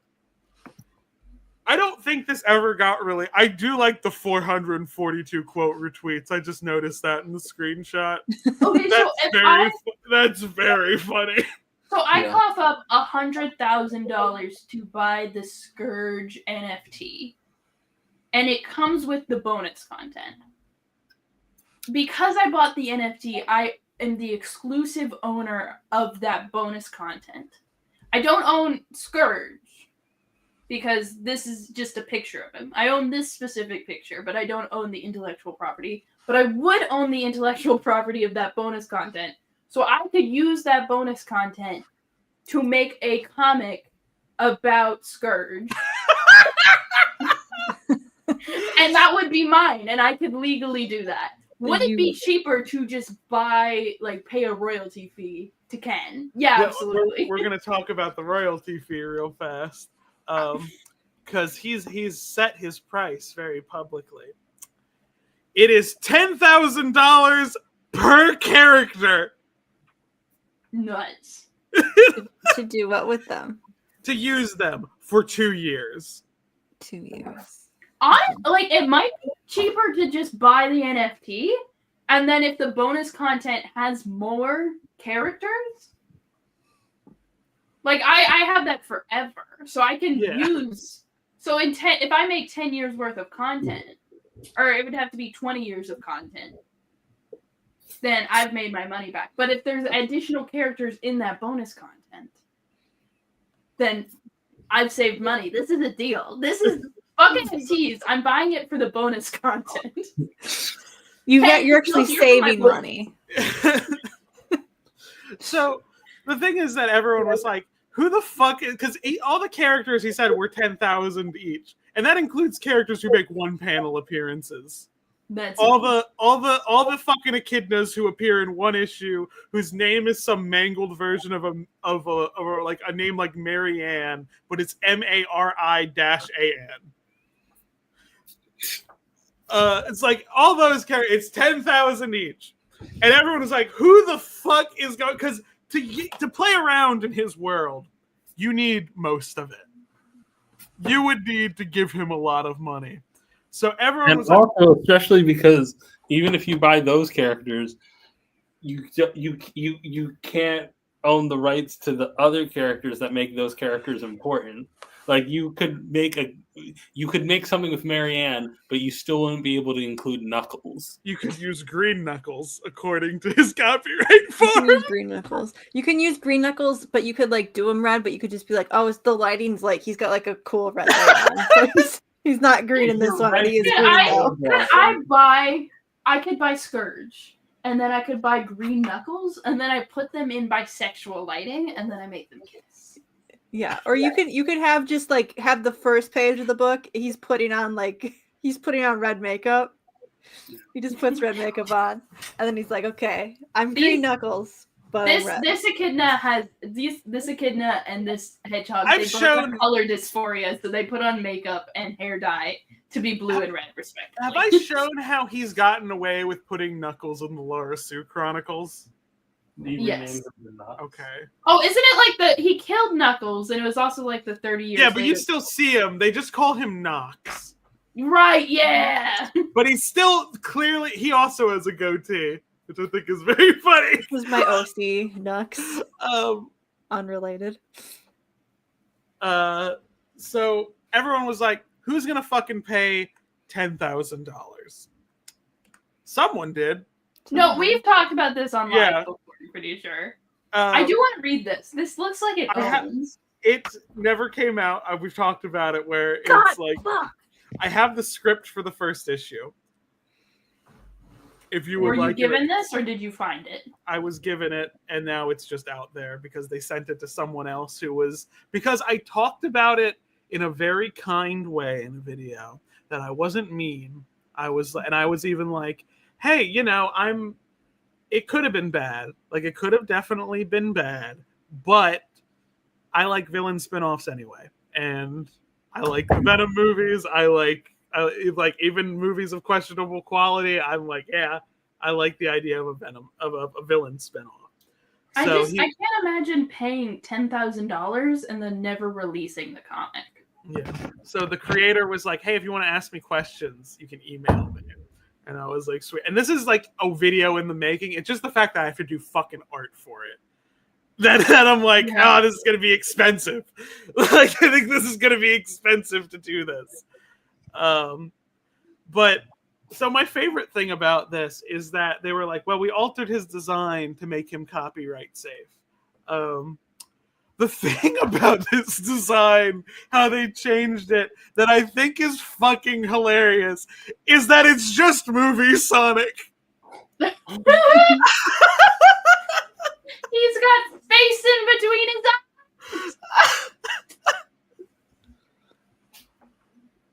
eyes. Damn, it is. Yeah. It's really fucking funny. Because everyone was like, because, I feel like if you just did the design, it's like, yeah, you're kind of playing with the space there. But because that was the whole thing that I was waiting for. It was like, because Sega has let kind of Ken do whatever. Again, Ken's re-releasing old material at this point. Everything is like, when is Sega going to start to litigate about this again? Because it's them weighing, like, what matters in, like, them taking a single 60-year-old comic artist to fucking court. Like, when does it matter? I'm thinking the Knuckles omnibus, it's gonna matter because he is altering the original art to make it look like IDW's classic Sonic specials. Like, that's like he's like, it's been proven they're color picking to when they recolor the panels. Like, there is a part where I do agree there is certain things that needed to be upscaled like that because we don't have high scale upscales of everything. But the artists that he hired, it's been proven that they are taking the IDW panels of the classic books and color picking to redo it. They're redrawing Tails' head to look like the modern version of classic Tails' head rather than the old cartoon. So it's like, this is a space where if Sega doesn't litigate, IDW might. Because that is like, impacting their sales. Like, with Laura Sue, it's like no one gives a shit about her. But like with Tails, with Knuckles, those are money makers. Yeah, I am going to buy this book when it comes out. If it comes out. He's saying it's going to come out next year. So I will jump in the pre-order. I mean, at least there's like progress reports compared to. He hasn't posted anything all fucking month. I haven't checked his Blue Sky because he stopped using Twitter because, you know, he's lib, but like. It's also just Twitter's not a useful place. Yeah, he switched over to just Blue Sky. He's liberal, but he also has concerning opinions about other things. We won't worry about it. Oh no. But I I'm am not going to worry about it. He's just said some bigoted stuff out of the blue. He said some ableist and things. I know there was one tweet. I don't know what it was specifically, but it was like he did imply that the only reason he gets hate is because all Sonic fans are autistic. That's just because it's true doesn't mean it's not the only reason. It's not the reason. He seems to imply that he thinks he's done nothing wrong. Ken, I will say, I support you taking this company to court, but the you have majority, done wrong. the majority of hate that Ken gets is like stupid. From his perspective, it's very possible that he just doesn't see the legit criticism, which is not good. Very interesting, man. I wanna put him in a psychological study. You just watch him on Blue Sky for a little bit. And then you'll see him make weird connections with other people. Like, my favorite thing that's ever come from Ken is when he inexplicably had behind-the-scenes photos that had never been seen before of Sam Raimi's unproduced Spider-Man 4. What the fuck? Because he knew the prop master, and he was just shown the vulture wingsuit. Damn. That owns. I don't know. He is possibly the most interesting man in comics, and not for none of the purposes I'd like him to be. He's so God.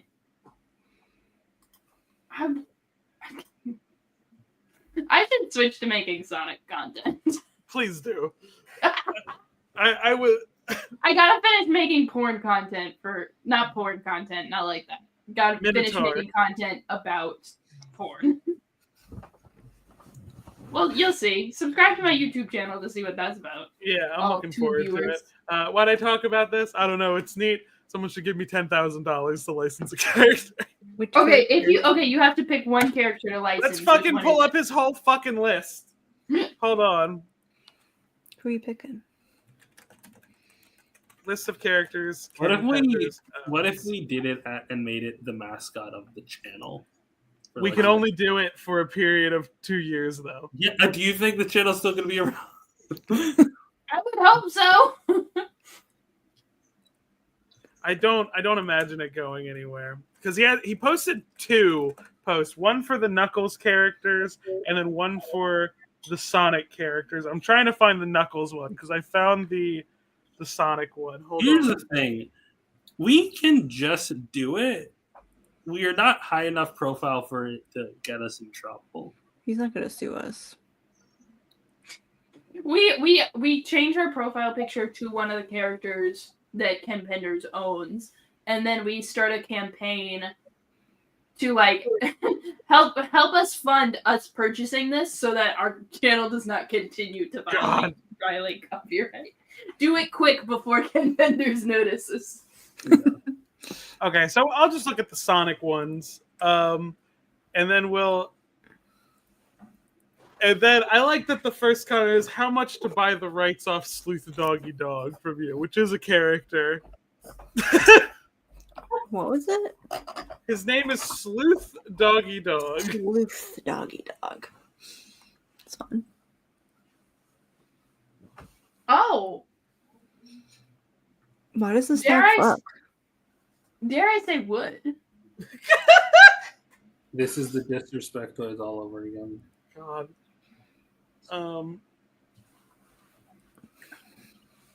Okay. So, Evil Sonic, Reverse Freedom Fighters, but from what I've gathered, individually, they would all be 10,000 each. You can't just license the concept of Reverse Freedom Fighters, you just put them all together. Well, you could license the concept and just make brand new Reverse Freedom Fighters, right? Yeah. King Gong! Is that the guy that was in the most dangerous game? We'll get to Hunter is that. I don't even think he put Hunter on here, which is No, the monkey that was in the most dangerous game. No, King Gong is a King Kong parody in Ken's like third or fourth story, where there's just like a giant mechanical gorilla who.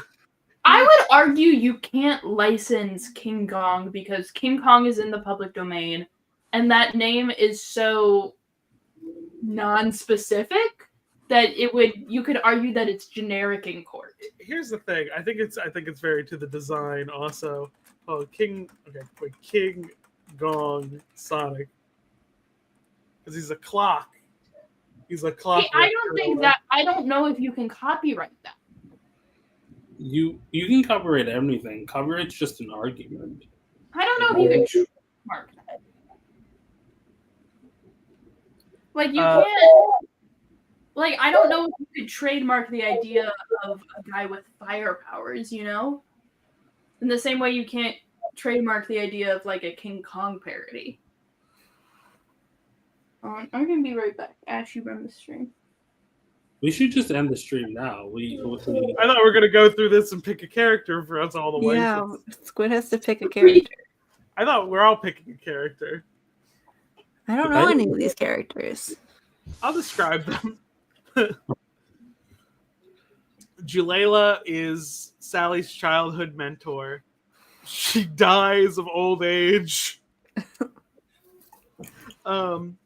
Jeffrey St. John, he's the skunk that sucks.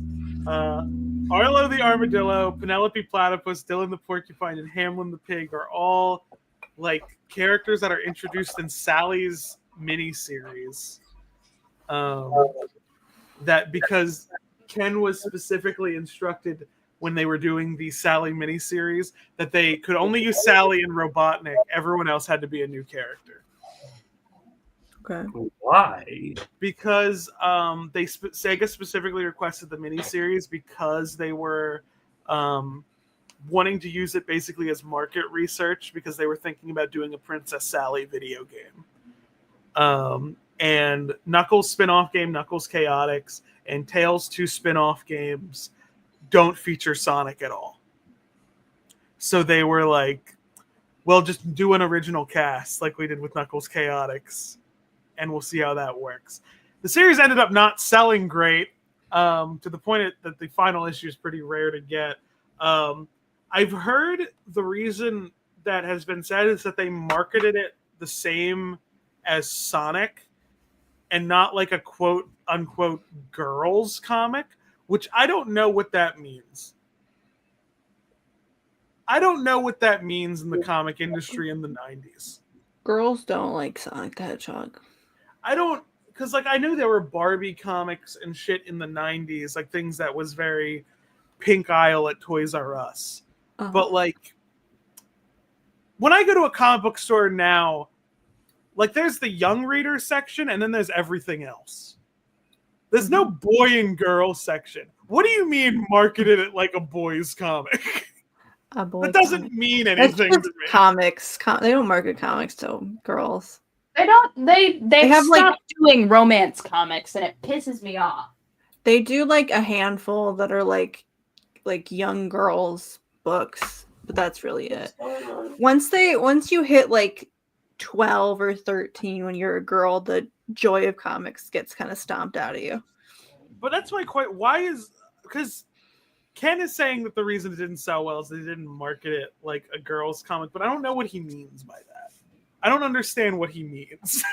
Yeah, I Like- don't really know how like they market comics. You know? It's They on don't. the shelf. Like that's it. Like, that's, Yeah, I mean, Like- you put ads in other comics, basically. I guess so. But like, I mean, I You guess can't Archie market did have those a. specifically to girls. I think Archie did have a Barbie comic at the time. You could have fucking thrown the ads in there, but they might have. I don't know. I would have to look They through very all well the could. Barbie comics. I think Hershey the cat should. Hershey the cat is an interesting one. Surely you can't copyright the name Hershey. That's already taken. You can never the name Hershey the cat though. So Hershey the cat first appears in the story Operation Endgame, which I think is Ken's best story, because he did write it because Sat AM was ending, and he was told by the editor, it's like, we're probably going to get canceled because every other licensed comic that has ever been accompanied to a cartoon, that ends when the show ends. So they were like, okay, we're not surviving past this. So write a finale. And his original thing was because the Princess Sally miniseries failed, he was like, I'll just kill off Sally in the first issue of it. A thing Sega had to come to him and go, no, you can't do that.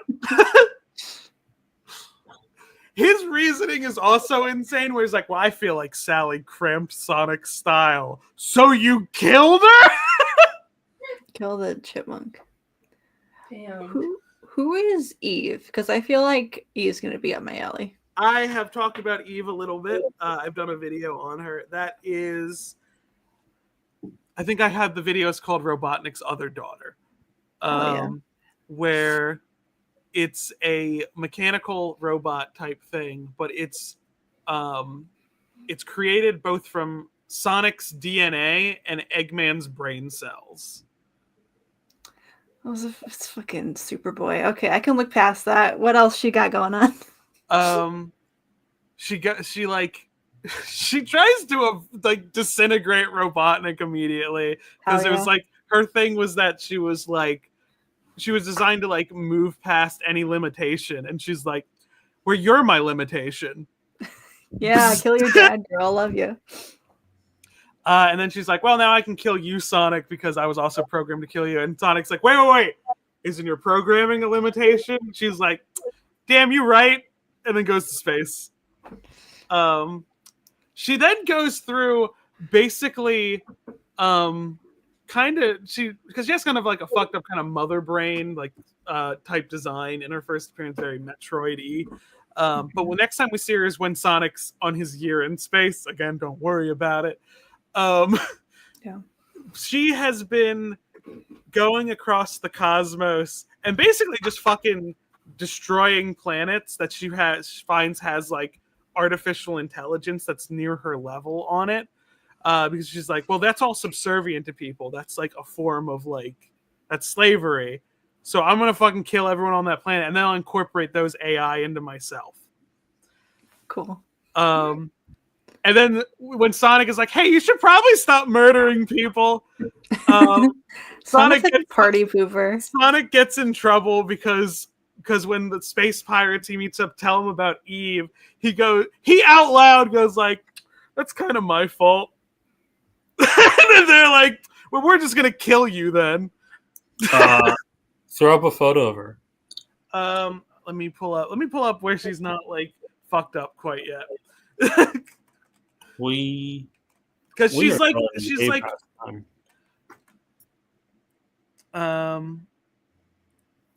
yeah, there she is. Hold on.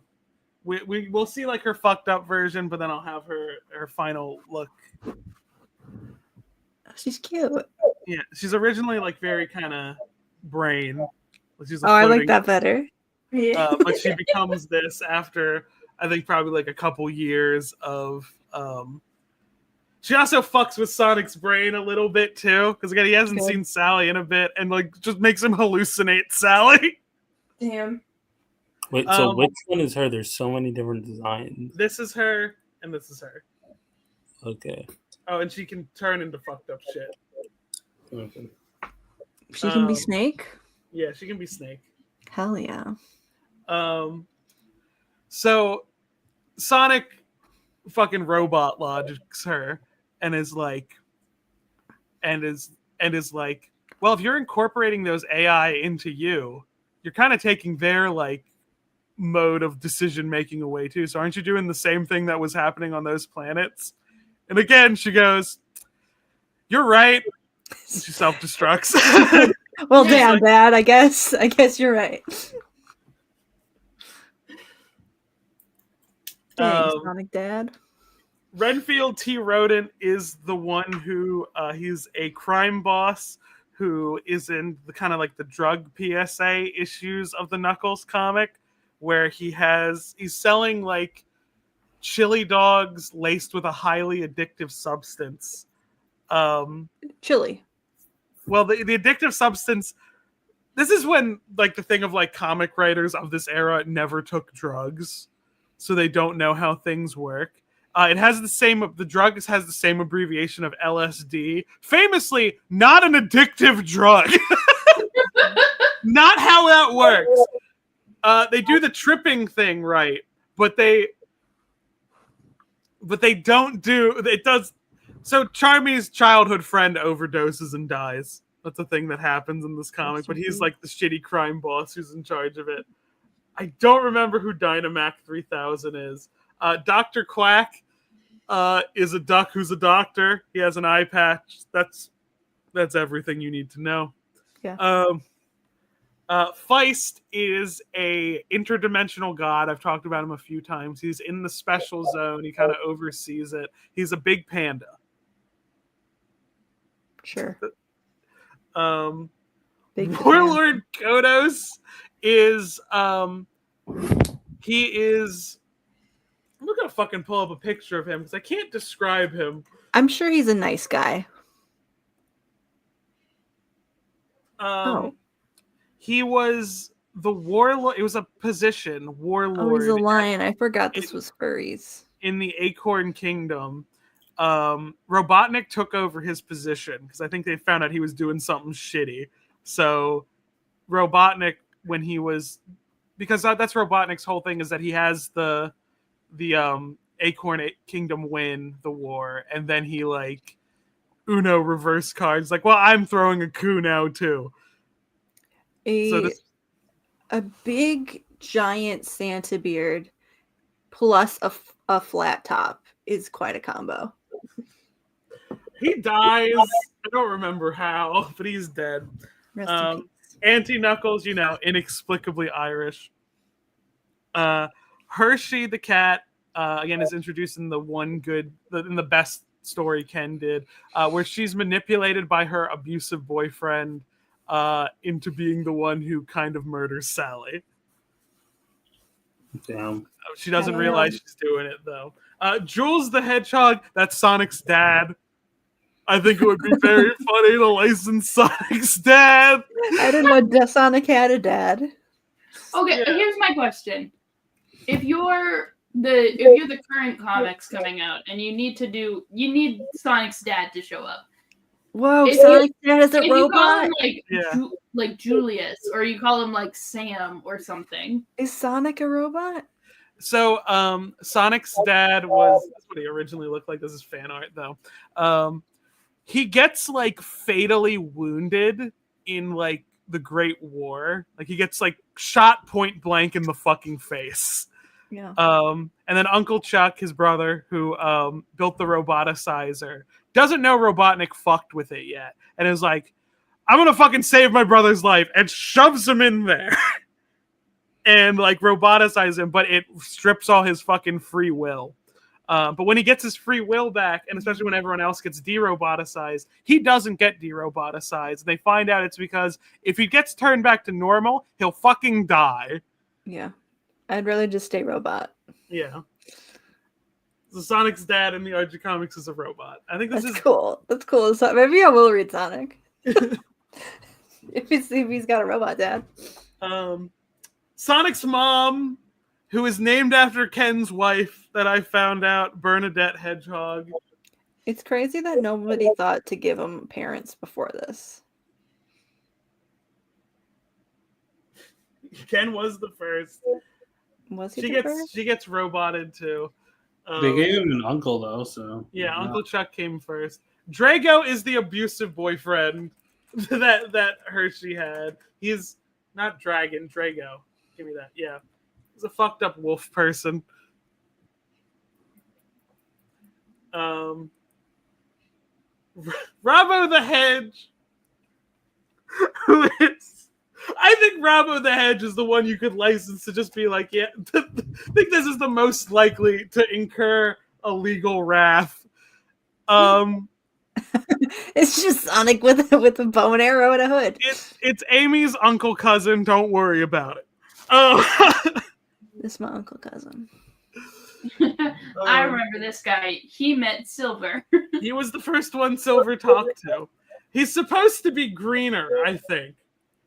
But they always You draw go him back in just time blue. and you meet Robin Hood and you're like, damn, I went too far back. And he's like, no.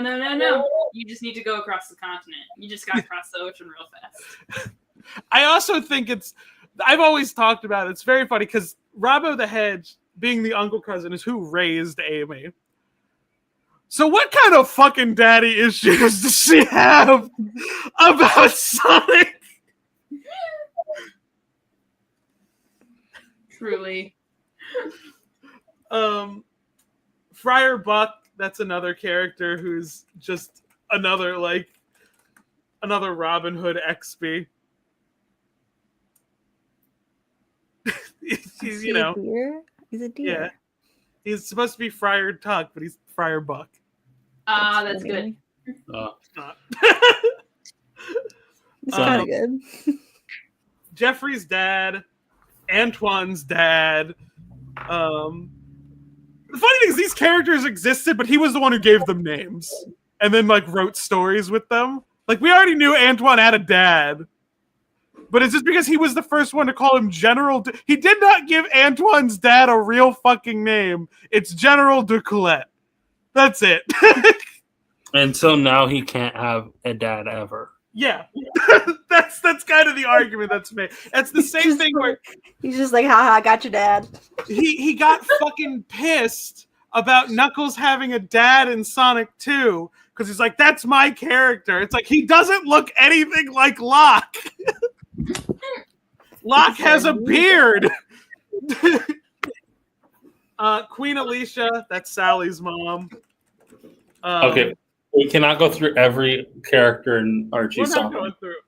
We're just going through the ones he owns. This one's hot. Prince Elias, that's Sally's brother. Robo Robotnik. This is the character that leads him to believe he owns all of Archie Sonic and why he thinks he can reprint everything and not just the stuff he specifically owns a copyright to. Because Robotnik stays the same starting from when he returns in issue 75. It's the same Robotnik all the way through. That when the comic reboots, he's the only one that maintains memories of the previous universe, despite being a flesh boy now. I always assume that he stayed a robot, and that's the argument. But no, he's flesh. Yeah, he gets so he's Robo Robotnik. The BEM de-roboticize him kind of by accident because they do a story where basically they abduct Eggman and Snively, who are a fully robot at this point, and Sonic and Tails, and are like, well, we want to see who's superior, robots or flesh, and they switch them. Robots. Yeah, they switch Sonic and Tails to being robots, and Eggman and Snively are flesh. And we're like, okay, we're gonna see who wins. But at the end of it, they're like, oh, kind of the way we de-roboticized you, Eggman, we can't put you back. You're stuck as a flesh boy. And this is before or after the reboot? That's before the reboot. Okay. But he's still Robo Robotnik. But then in post-reboot, he's the only one that maintains his memories. So Ken thinks, even though it was rebooted to remove his content, and that's why he didn't send cease and desist. I don't know if this is a retroactive argument he's making. But it has to be, because there's no way that this man knows this man who has admitted to not reading the content of his writers knew that he kept the memories after. I would not be surprised if he didn't know about the reboot wave until someone told him. He claims it's Ian handled the Robo Robotnik stuff sloppy, and it's like, I don't think so. I think it was just because everyone would think you're insane to being like, I own Eggman but robot. I call Eggman but robot, even when Eggman is not robot. Yeah. Like, I get that he's the same character. Like, that's the problem here. Like, he is the same character. Like, he is literally, but also, like, that's another thing. That's another thing that comes up is that some people argue that Ken doesn't own the green version of Scourge because he didn't do that. And my whole counter argument to that is, well, that's a thing that would need to be litigated in a court of law. And the people who could litigate it don't give a shit. Ian doesn't give a shit, and Sega doesn't give a shit. Copyright is an argument, is the thing. Yeah. Like, it's not a win. It's not like it doesn't determine anything. It just says who. It just gives you an argument to bring to court, and the court decides every time. Does Ian really not give a shit, or is he just a really good sport about this? Ian says he would love to bring back certain characters. He says, I really enjoyed writing these characters, but they're not mine to use anymore. He never talks shit about Ken on his podcast, which I think he should be allowed to, but he never does. He's a good sport. Kirby, I think, is the fucking funniest one on here. I'm gonna bring up a picture of him. That's just Kirby. No, here. I want you to guess what this character is. He's Jack Kirby. Yes. You can't copyright Jack Kirby's persona. This is my my OC Jack Kirby, but a dog. You can't do that. Okay, so are we copywriting Kirby? Is that the one we're buying? Which one are we buying? We own Jack Kirby. We own Jack Kirby. This fucking drives me nuts because it's I want to take Ken Penders to court because I'm I don't think anyone should be able to own a fan art they did of a real human being. No, you can't own this, actually. That's you can't. You're gonna sue on Kirby. You can't stop other people from drawing Jack Kirby as a dog. I would That's love not to the American way. I think that is in the Constitution, actually. I respect his right to want to have creative money. Independence and not be owned by this mega corporation, but there are some things you can't own, man. Would you pay $1.68 to draw Jack Kirby as a dog? The problem here is I would that pay no money. it's when I say that. The issue he seems to come across is not copyright is is bad. It's so much copyright is good when I use it. I think that we should just do it and make Kirby the mascot anyways to prove a point. Using the system, and I will not pay any amount of money. I will draw Jack Kirby's persona, and he can't stop me. I'm a fucking. There's a whole fucking story of Amy and Dulcie the Dragon going on a mission to reclaim the lost works of Jack Kirby from Robotropolis. It's so fucking funny. I can write fan fiction about Jack Kirby as a dog, and he can't. And Ken Penders doesn't get to see a dime of it. You should add him about it. Who Now else? I hate Ken Penders. I was on his side for some of this, but now I'm dead. We have a lot of the Wolf Pack, which are no, I thought this was the last photo. No. There's more. I'm only gonna bring up one because I feel like a lot of people whenever I talk about Lyco and Lita, people tend to like them. The twin wolf girls. Why are they pink? It is pink. Don't worry about it. Stack may have seen them. Stack read some of the issues with them in it when they're in the Secret Freedom Fighters. Yeah. I know these girls. Anyway, okay, so I think let's copyright them. I don't know. No, do not click the next button. This. I'm sure to see if there's anyone interesting. I'm going to click the end stream button now. Thanks for joining us for another episode of Ask Tails Dad, Eggman's brother. Where did Daystar go? This is the last one. This is the last page. No, oh no! Squid, everything's Knock falling the apart. camera over. This is the last one. The concept of a multiverse. Fuck you, Ken Penders. Cosmic Interstate is just what he calls it. The Fuck idea you, of a Ken kid Penders. in Everyone the good night. city. The ideas of a kid having a society. I don't make no money on this website, folks. Cost me $5,000 a